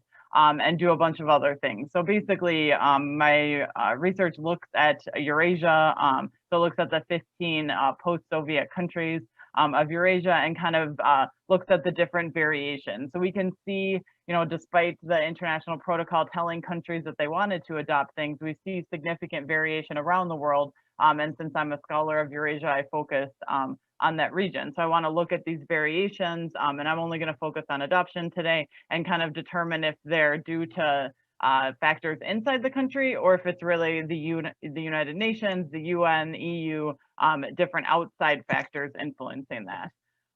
So this is a little bit, I'm not going to talk about the theory a ton, but basically the theory in the book kind of looks at like different factors from above influencing policy adoption and then different factors from below influencing policy adoption. I mean, you can ask me about this if you want. You can also send me an email and I'll send you a PDF of my book if you're interested in learning more. But yeah, so basically the human trafficking literature talks about the reason that countries adopt policy is because of pressure to assimilate with the international regimes. Some authors argue that it's due to gender representation and attitudes towards women. So the more women you have in parliament, the more likely you are to have, better trafficking policy. And then others argue that it's because of the United States or because of the Palermo Protocol. So really, I want to know why countries adopt trafficking policy and why we see significant variation. So I'm not going to get a ton into this. So basically, the book is a mixed methods approach. Today, I'm only going to talk about these rankings that I did and then a little bit of the quantitative. I did a pooled cross-sectional time series analysis. And then I did my case studies are in Ukraine mostly, and then Latvia and Russia. So basically I looked at 138 different policies in every single country of the former Soviet Union. So we're talking about the Baltic states, Ukraine, Moldova, and we heard from a speaker from Moldova earlier today, and then the Caucasus and Central Asia. And so what I did is I took those policies and I measured them on a 15-point scale to determine if they were encompassing and basically had these points. So every single point you see on this index, it's called the Human Trafficking Policy Index, measures if those countries have that aspect in their policy. So, for example, Ukraine, we heard a speaker from Ternopil. That's actually where the hotline, the human trafficking hotline in Ukraine is located, in Ternopil. So yeah, so we want to know, is that actually in policy? Do they have shelters in the country? Do we see safe return, which is when you know, a Ukrainian trafficking victim would be trafficked to a different country? Does the country have safe return policies to be able to return them back to Ukraine or whatever the source country is? So that kind of looks at, you know, do they have witness protection, things like that, awareness campaigns? Do they do referrals? Is there an implementation mechanism? Do they actually give money? So yeah, so you can ask me about that in the Q&A if you want to more, but basically it's 15 points. And so every single country, so I measured it from 2003 to 2015, and every country gets a point for every year that they have this in their policy. So yeah, so this is the region that I'm examining. So this kind of looks at the scope of human trafficking policies in Eurasia. So the countries that are red are the countries with the worst policies. So Russia in the region has the worst policy. Ukraine is a high country. So Ukraine actually has really great policies on human trafficking.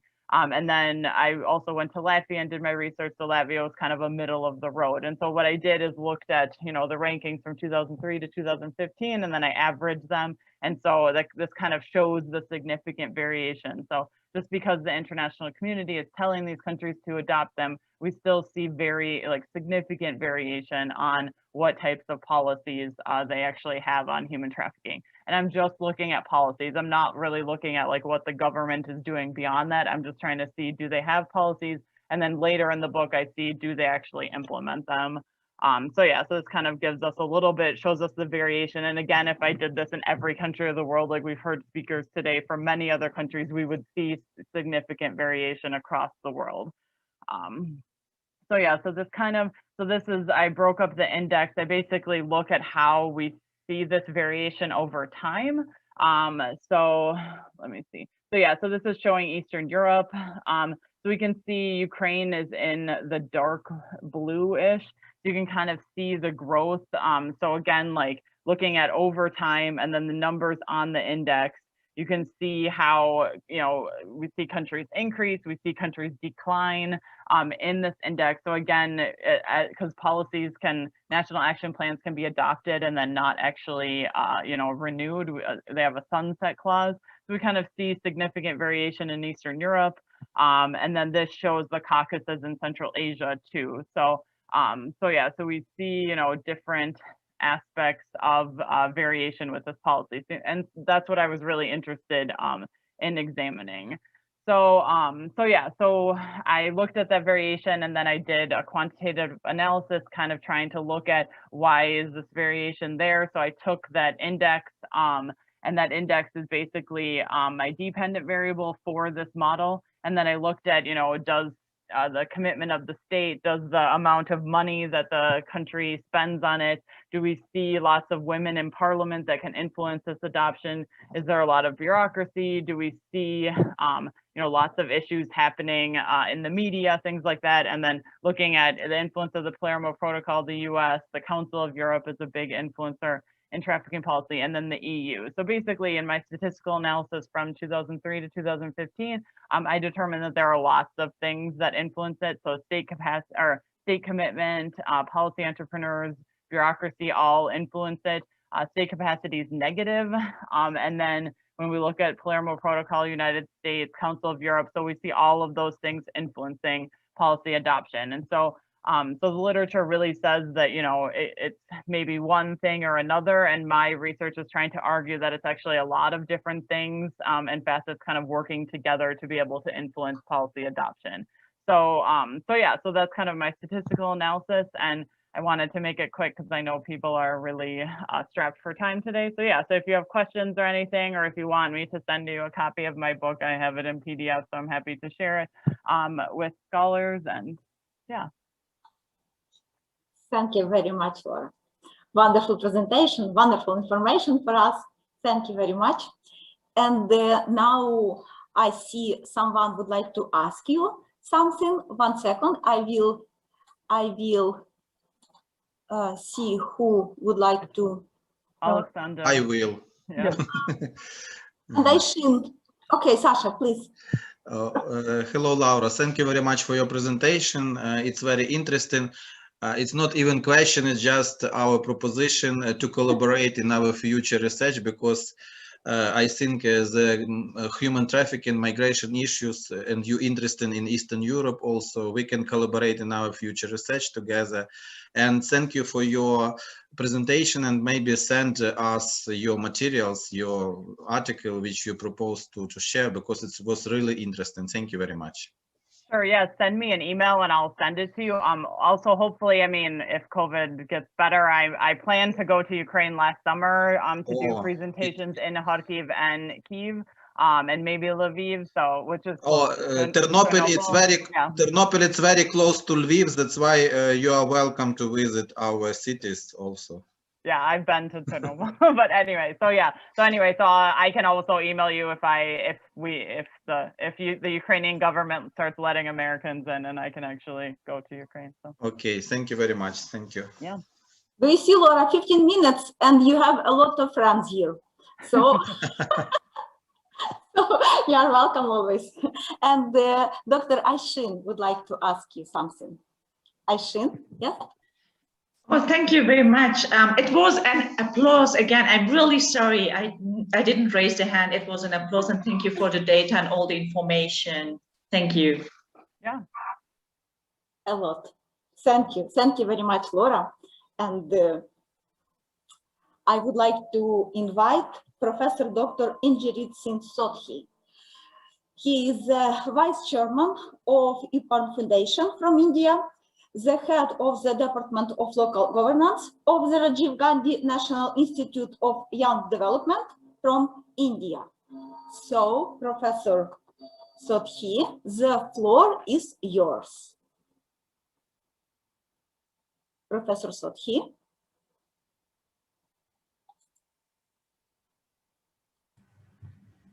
Thank you, Dr. Oksana, for giving me time. Thank you. I'm the last person, or there are some more paper presenters? Yep, absolutely. Okay, so I'm going to share the screen. Okay.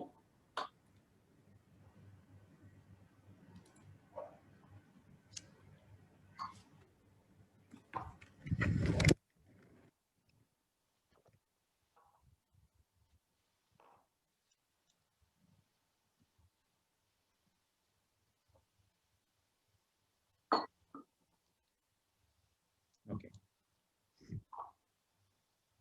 Thanks. I am thankful to the organizer for giving me time for presenting the paper. The title of the paper is Reverse Migration in Pandemic India, Emerging Issues and Challenges for Development.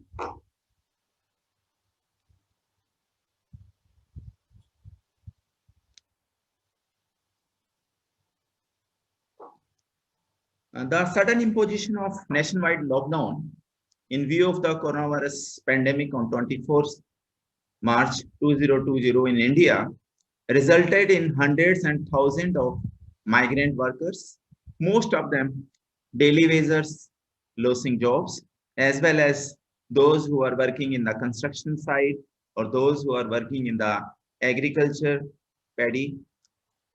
They all were returning to their native villages. That means reverse migration. Earlier, long back, they have migrated from rural area to small cities or big city, but due to Corona, there was a reverse migration. And it has triggered a massive migration, and it could be called as second largest mass migration in the history of India after the partition. In 1947, India got independence and it was divided into two, India and Pakistan. There was also at that time lot of, you could say, exodus of migration of people from those part of Pakistan to India, particularly Punjab and other area like Pakhtun and Peshawar. My maternal grandfather parents also shifted in that time period from Pakistan to India.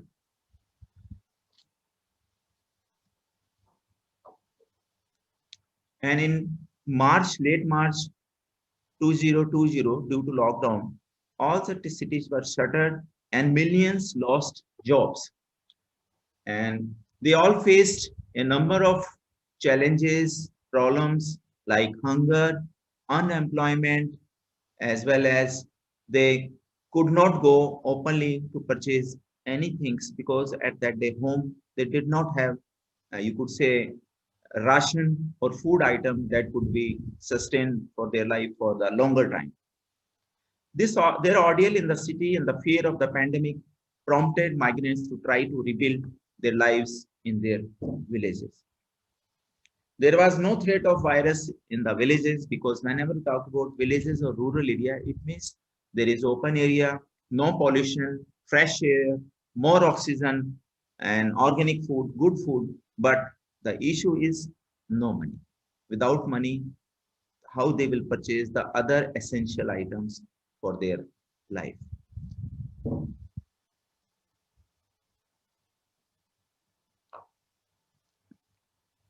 There are some rough figure that approximately there are total 450 million migrant workers in India. They are moving from one place to another place since independence. That means 0.45 billion people. And several state governments were counting their return migrants and mapping their skill, how they can utilize their skill in the right way. But that was not possible because there was a sudden reverse migration. So that is the biggest threat that was, you could say, experienced as well as felt by all the state government and central government as well as the local governments. Reserve Bank of India, the Central Bank or Federal Bank of India, it also through data shows why the home faces its challenges in providing relief to migrant workers. And according to budget of Reserve Bank of India 2021 latest, 40 million interstate migrants were forced to return to home from working state, particularly these states like Gujarat, Karnataka, Maharashtra, Tamil Nadu, etc. They are known as prospering states. Most of the workers or laborers from Bihar, Uttar Pradesh, Jharkhand, Odisha, West Bengal, they regularly moving to these prospering states to get better ways, better employment facilities so that they can run their life, their family in a balanced and sustainable way. If you talk about census of India, every 10 years census of India is conducted. The first census was conducted in 1891. And the latest census report 2011 census, India has 449.9 million interstate, intrastate, and interdistrict as well as intra-district migrants. So we can think of during this corona pandemic, how many actually has migrated, reverse migration. There is no actual figure, no authentic figure. There is different reports, different data, but as per census, the total number of migrants 449.9 million. That means 0.44 or approximately 0.45 billion migrants. Similarly, if we talk about informal sector, India, the informal sector comprises of close to 81% of the employed workforce, with 77% coming under the category of vulnerably employed. A significant proportion of this category is comprised of seasonal agriculture migrants. The Economic Survey of India 2017 estimated an annual 9 million interstate migration in India between 2011 and between 2016, while the 2011 census put an estimation about 13 million, accounting for both interstate and intrastate movements of the people. There have been massive exodation of millions of people accompanied by acute distress, hardship, and hunger. And this was marked by starvation, death, and pursuit by police and sequestration in quarantine center, often without the basic facilities and amenity. Incidents of death mainly also happened due to starvation exhaustion, and people spiraling into a death trap. You can see by one photo, you can understand how many people are running to catch the train or buses or any other transportation. Even the government of India, no doubt, made some efforts, like special labor trains were started by the railway board, but they were not sufficient because no government agency or body expected that there will be mass exodus of people, of movement of people. So according to railway official, around 80 people died on the labor trains, which were specially run. And further, trains provided services which took longer time compared to the earlier regular time to reach their destination. Even some train could not reach to their destination. Some people moved 700 kilometers from by foot after while training the moving through the train. One study mentioned that more than 79% of the total laborers who have outstanding debts believe that they would not be able to pay off their debts in the near future, while 50% believe this would put them in risk of violence in the future.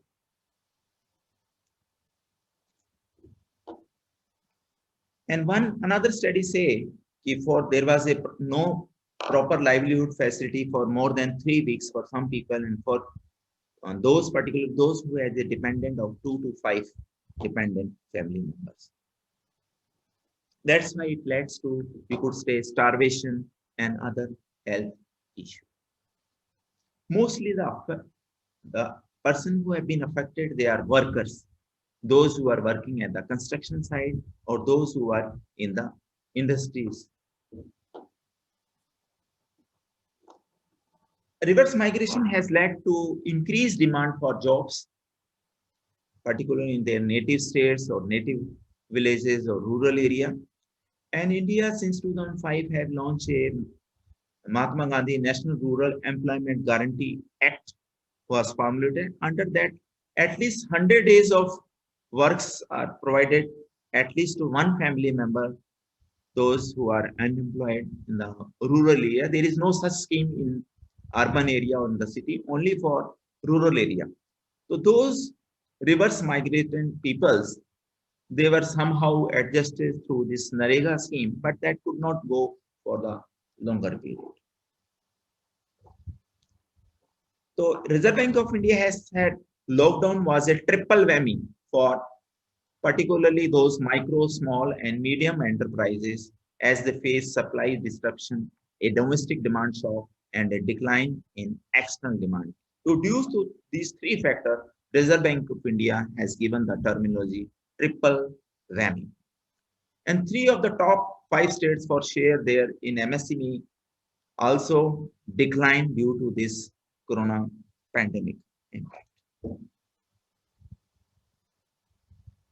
And rural area also the problem emerged, like you could say earlier the rural people, they have shifted long back to cities. Sometimes they used to come, but now all family members came back to rural areas, their native area.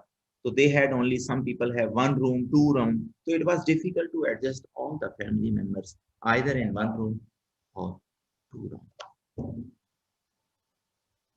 There was another problem like food related crisis, particularly those who are lower income and more mouth to food. That means those who have more family member dependent, like some have 6 members, some have 7, some have still 10 members in this 21st century, particularly in the state of Bihar, Uttar Pradesh, Jharkhand, Madhya Pradesh, Chhattisgarh, etc.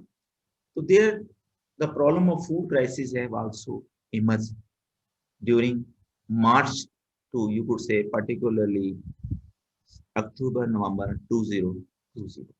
But still no such authentic study has been conducted. Only some small study has been conducted. So I believe there is need to conduct study also.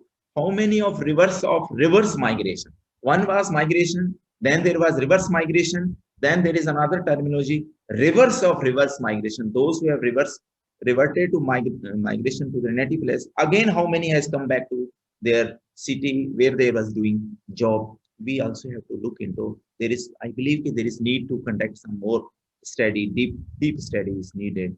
that could be conducted through some international organization, national organization, or in collaboration with some government or private sector agencies and bodies. There are some issues and challenges. How the woman has been affected, we have to look. Earlier, the male members, they were working in city, and if they had some agriculture or other area, or even they were not having agriculture, their women or female members, either their wife or sister or mother or cousin sister or sister-in-law, they all are working, suppose agriculture. But now, after due to reverse migration, male members were engaged in agriculture, due to which many women in rural area, they lost their some job.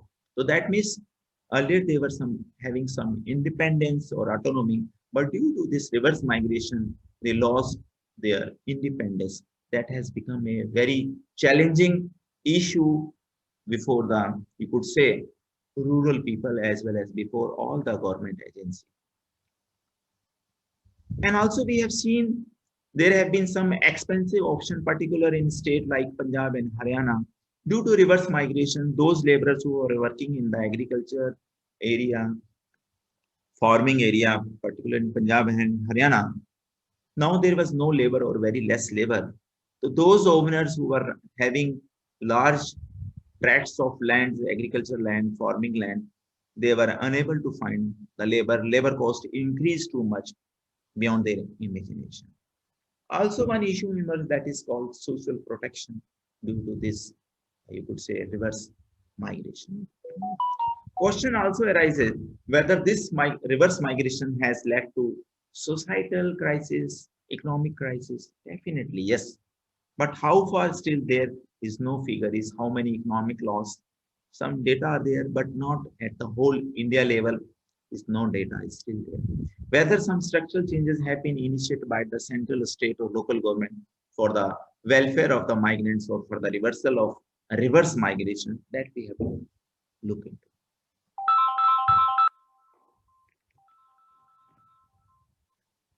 How the return home of millions of migrants workers during COVID-19 lockdown had impacted rural agriculture and how the Indian government can mitigate its negative consequences, we have to look into.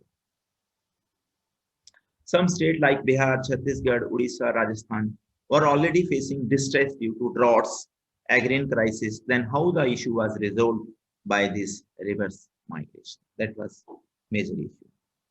Whether these respective state government have launched some welfare schemes or programs, yes, of course, but that was not sufficient to look into all those cases. Question also arises whether there is boost of rural economy due to reverse migration. Yes, in some villages or many villages, we have seen there was some boost of rural economy, but up to some extent, not for continuously. Also, another issue arises whether all reverse migrant people bring back what they learn in cities. For example, better hygienic standards.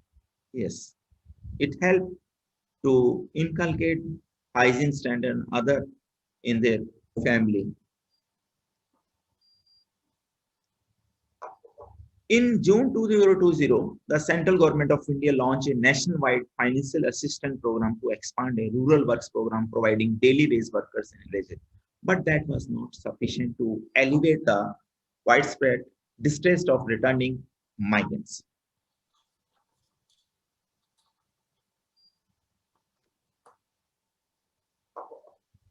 Similarly, a significant number of migrants who returned home were expected to enter local labor markets, but that could not go for the longer time. In states like Punjab, Haryana, a fall in the agriculture labor workforce could make farming definitely a costly avenue. Issue arises whether the landowners in these regions are likely to shift their proposition or avenue or toward further mechanization. Already there is so much mechanization. There are automatic tractors, particularly the farmers of Punjab, Haryana. They are the richest farmers in India. They have, but still they were dependent upon the laborers. The government of India has identified during this time 116 districts in 6 states, particularly Bihar, Uttar Pradesh, Madhya Pradesh, Rajasthan, Jharkhand, and Odisha, with more than 25,000 returning migrants per district for a new program called Garib Kalyan Rozgar Abhiyan in English, which means Poor Welfare Employment Scheme. Through this scheme, the government provided campaign mode to reach out to migrants to offer 25 different types of work for the forthcoming 125 days. That was not continuously for a longer time, only for 125 days. An allocation of rupees 50,000 crore has been made available for this, you could say, poor welfare employment scheme by bringing together 25 schemes managed by 12 ministries, including the Ministry of Rural Development, Ministry of Urban Development, Ministry of Finance, Ministry of, you could say, Welfare, Ministry of Social Justice, etc. On paper, definitely it seems similar to the earlier scheme that was launched in 2005, like Mahatma Gandhi National Rural Employment Guarantee Scheme, where additional allocation of rupees 40,000 crore was made to provide work for them. But these were not sufficient, particularly looking into the view of the number of the return migrants. But at least we could say the government have done something. The kind of, now I'm concluding, the kind of reverse migration that we have seen in the last few weeks is not just migration, it's displacement. It is no less than the displacement of a large segment of a very vulnerable population, people who may have just lost not only their livelihood, but also their dreams. The first place. The number of migrants who have returned home is too large to be accommodated in the rural sector unless additional investment are made in rural India by the government as well as the private sector.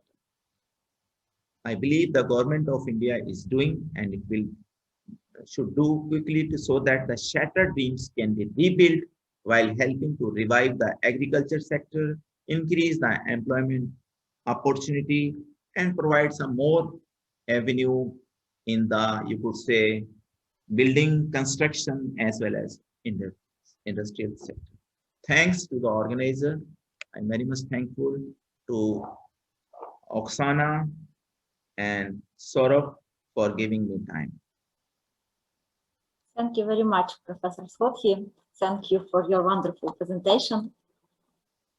And I would like to ask our dear participants, maybe some questions. Do you have some questions?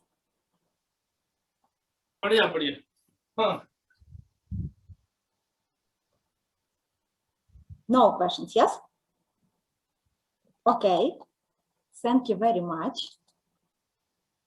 Thank you very much. And I would like to summarize, to tell a few words. And then I would like to invite our chair, Professor Manoj Dixit, to tell a few words too. So first of all, I would like to thank you to all the participants and all the keynote speakers for wonderful, really wonderful presentations for our first day. And I would like just to tell that today we heard presentations and speeches from academics, from scholars of India, Finland, Ukraine, United Kingdom, Poland, Romania, Turkey, Moldova, China, Germany, Portugal, and also we know Nigeria, and the United States of America. So wonderful, wonderful day. Our first day of the conference was really impressive. So I'm so happy, and thank you very much again for all of your ideas, presentations, speeches. And now I would like to invite our chair, Professor Dr. Manoj Dixit, Professor and Head of the Department of Public Administration from the University of Lucknow, India, to tell us, to summarize, to tell us a few words about this wonderful first day of the conference. So, dear Professor.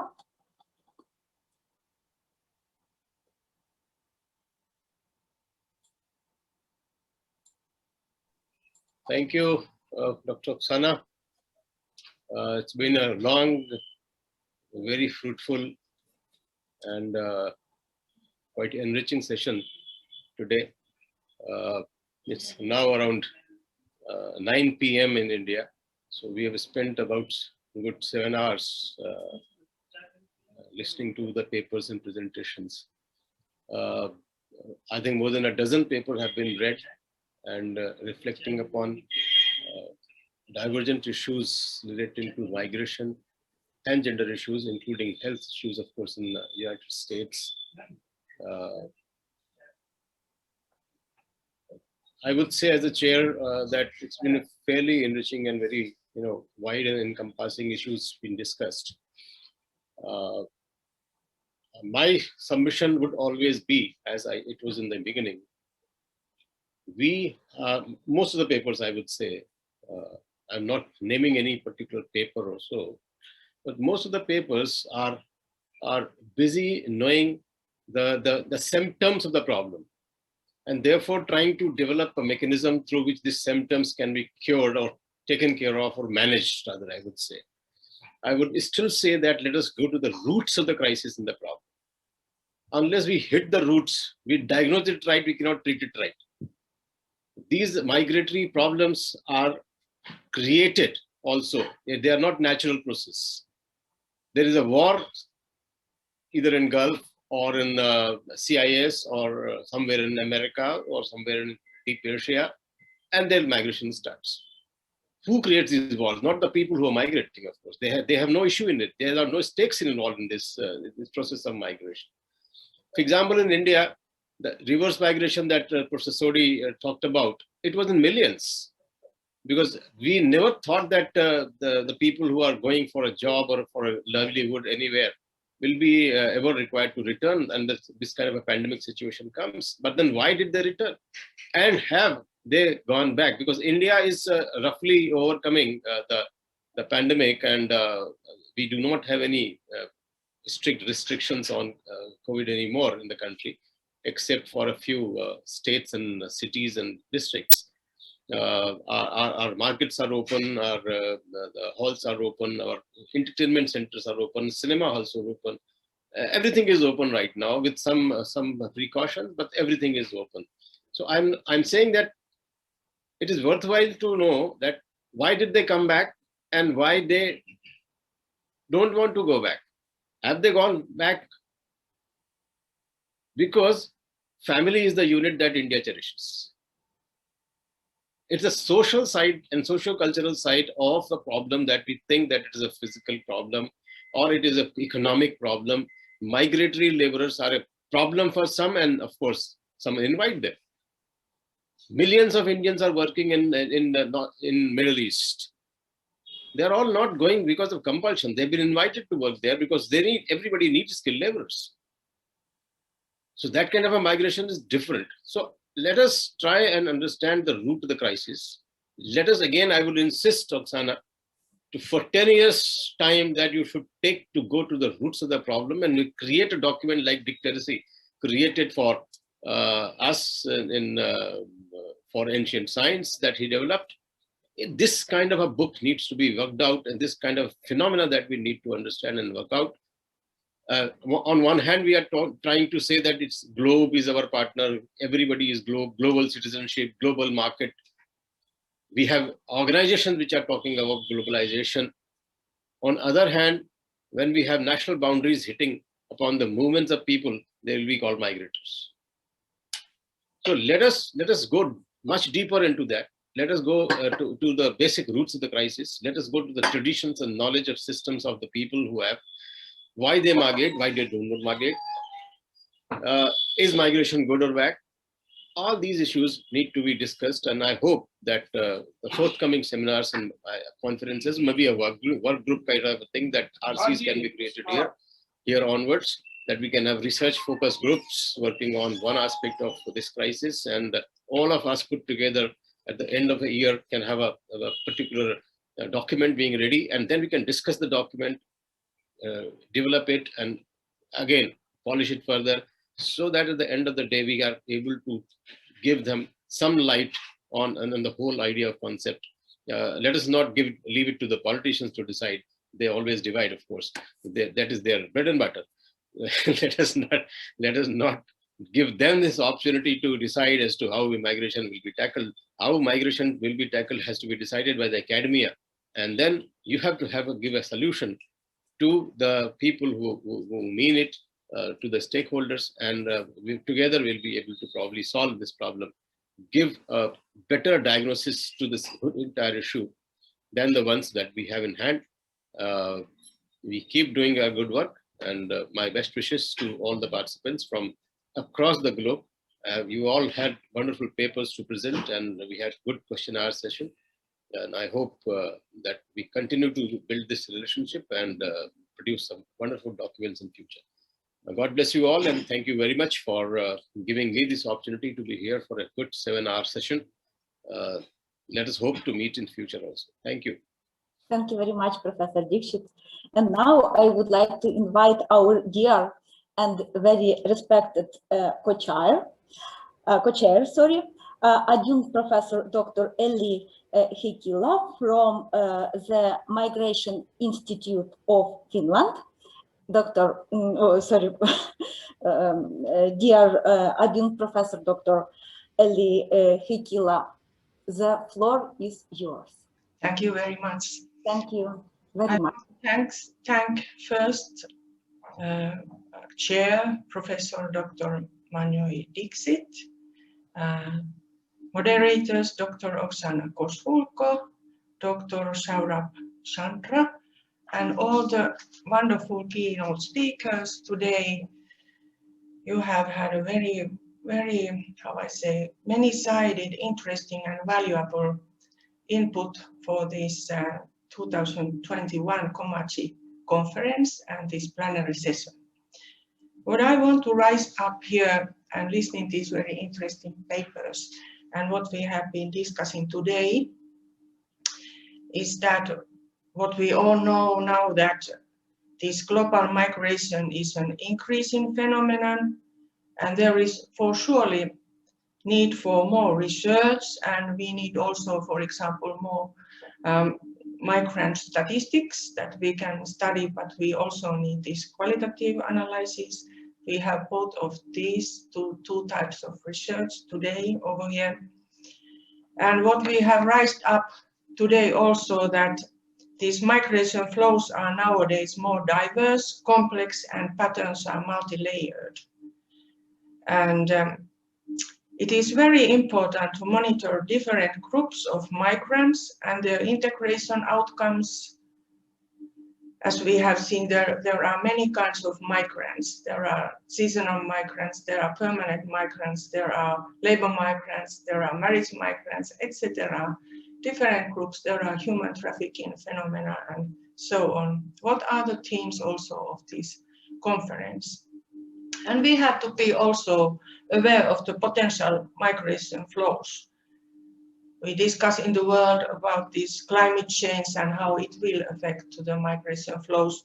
But now we have discussed today also about this COVID-19, and we heard not long time ago this Indian case, how it has been reversing the migration flows from the urban areas to the rural areas, and how it has been affecting to the whole society. So we have to be aware of those. And what is very important one, that we have to, what I raised early morning session, that we have to see behind the numbers. We have to see these individuals in all, when we show, for example, statistics, behind each number there is a human being. And there is also the decision when we see from the statistics that somebody has moved somewhere. It has been a process that somebody has been deciding that, okay, I really move to another place, and it is not a random place where the person goes. Of course, there are these forced migration streams and these squatter refugees and so on that people have to flee. And there are different groups of reasons. But when we look behind these numbers and these individuals, there is a need to local, regional, and global explanations also, whatever level we are looking, what is happening in the ground, from the individual to wider circumstances. And one very important question what has been raised today also is that, and one key question is that why people move and why others don't, because most of the people don't move during a year if we look at the statistics. Most of people stay in place. But very many of us, we have the experiences of moving somewhere. But in single years, there is a certain percentage of people who are usually moving. But of course, there are these changes year by year. And what was also interesting today, we saw this Ukrainian case, these phone calls.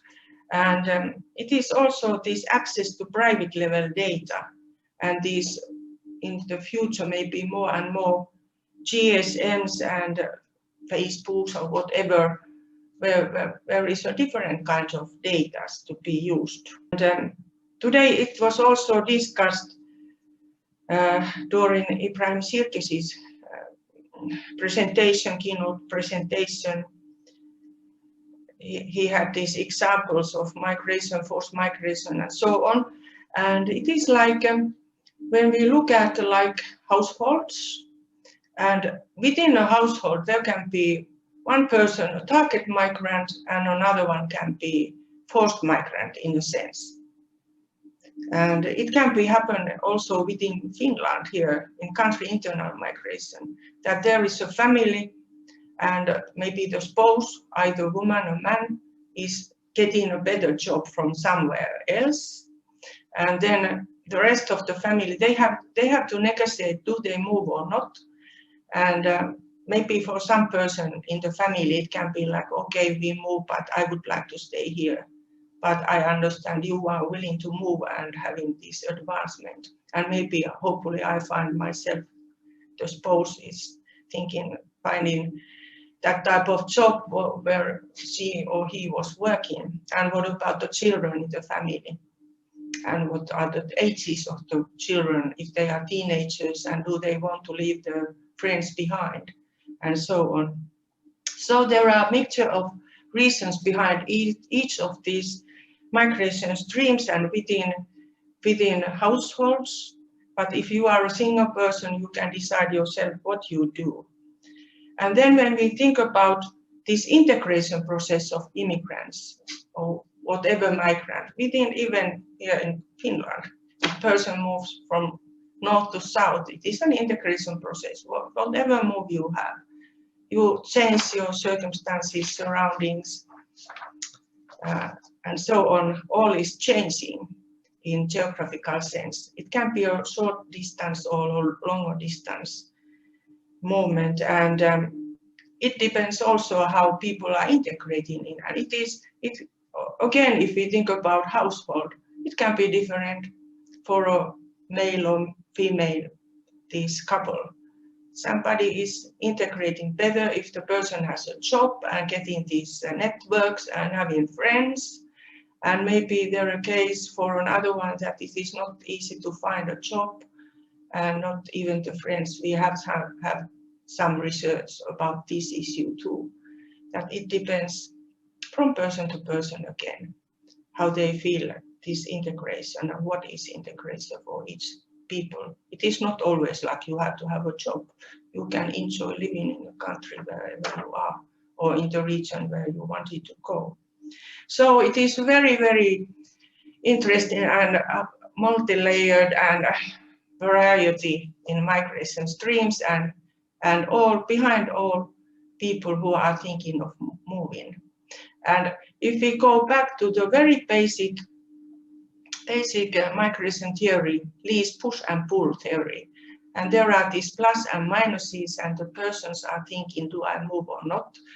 Or are there intervening obstacles that you would like to move, but you can't, maybe the moving is too expensive, or you are thinking you don't learn that country's language or whatever reason. But there is always this decision-making process, and it can take a long time. And many of people who are thinking they want to move, but they decide, okay, I stay here. Maybe it is better to stay in place, and then they are settlers. Thank you very much. Thank you very much. Thank you very much, dear Professor Dr. Elli Heikkilä. Thank you very much for your time. Thank you that you are today with us. I hope tomorrow you will join us too. And now I would like to invite my colleague, Dr. Saurabh Chandra, to summarize our first day. Thank you so much, Dr. Oksana, for inviting me. It was a wonderful session. Thank you so much, Adjunct Professor Elli. It was a great honor for us that you have created time for and accepted our invitation. You are very kind of, it is very kind of you. So Oksana, should we conclude this session? Yes. Okay, thank you so much, all the participants. It was a wonderful experience, and I hope that we have learned a lot from all the keynote speeches and from all the wonderful speeches of the chair and the co-chair. So please take care of yourself during the pandemic, and we will meet next in the tomorrow's session. So stay blessed. Please take care. Bye. Take care. And please, few additional words. I would like, dear participants, I would like to invite you to our second day tomorrow, and I will tell you tomorrow we will listen speech from scholars from India, Poland, Ukraine, United Kingdom, Germany, Australia, Romania, Nepal, Canada, United States of America, Iran, and Liberia. So please join us tomorrow. Thank you very much for your time, for your participation. Thank you, and see you soon. See you tomorrow. Thank you.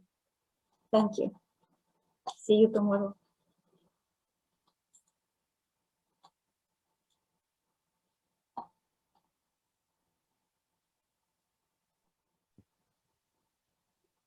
Please, can I ask a question?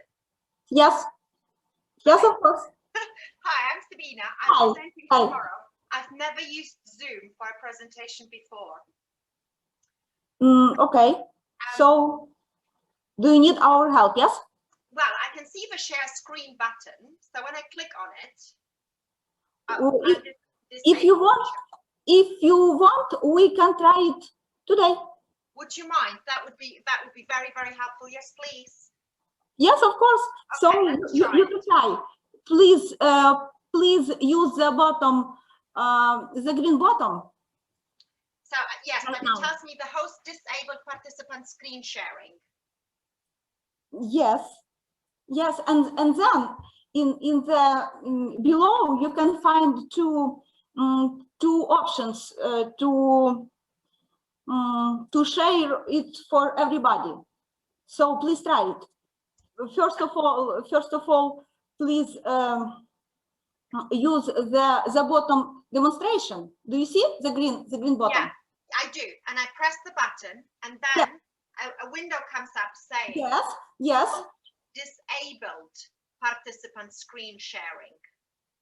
Yes, and do it for do it visible for everybody. You can choose this option below. I can't. I'm blocked. Why? I'm blocked because it tells me the host, which I'm guessing is either you or anybody on the COMAGI team, has disabled the participant sharing. Is that sorry? And now please try. Okay, I try again. Please try. Yes. Okay. Sorry. No, don't be. Take it. And then what do? I just share a desktop then with you. Is that what I do? You should share with everybody, and everybody will see tomorrow. So don't worry. We will manage everything. Okay, I see how it works now. That's okay. Okay, thank you. That's taken. Yeah. Okay. Thank you. See you tomorrow. See you tomorrow. I appreciate your time. Thank you. Yes, everything is fine. Now we see. Thank you very much. Thank you very much too.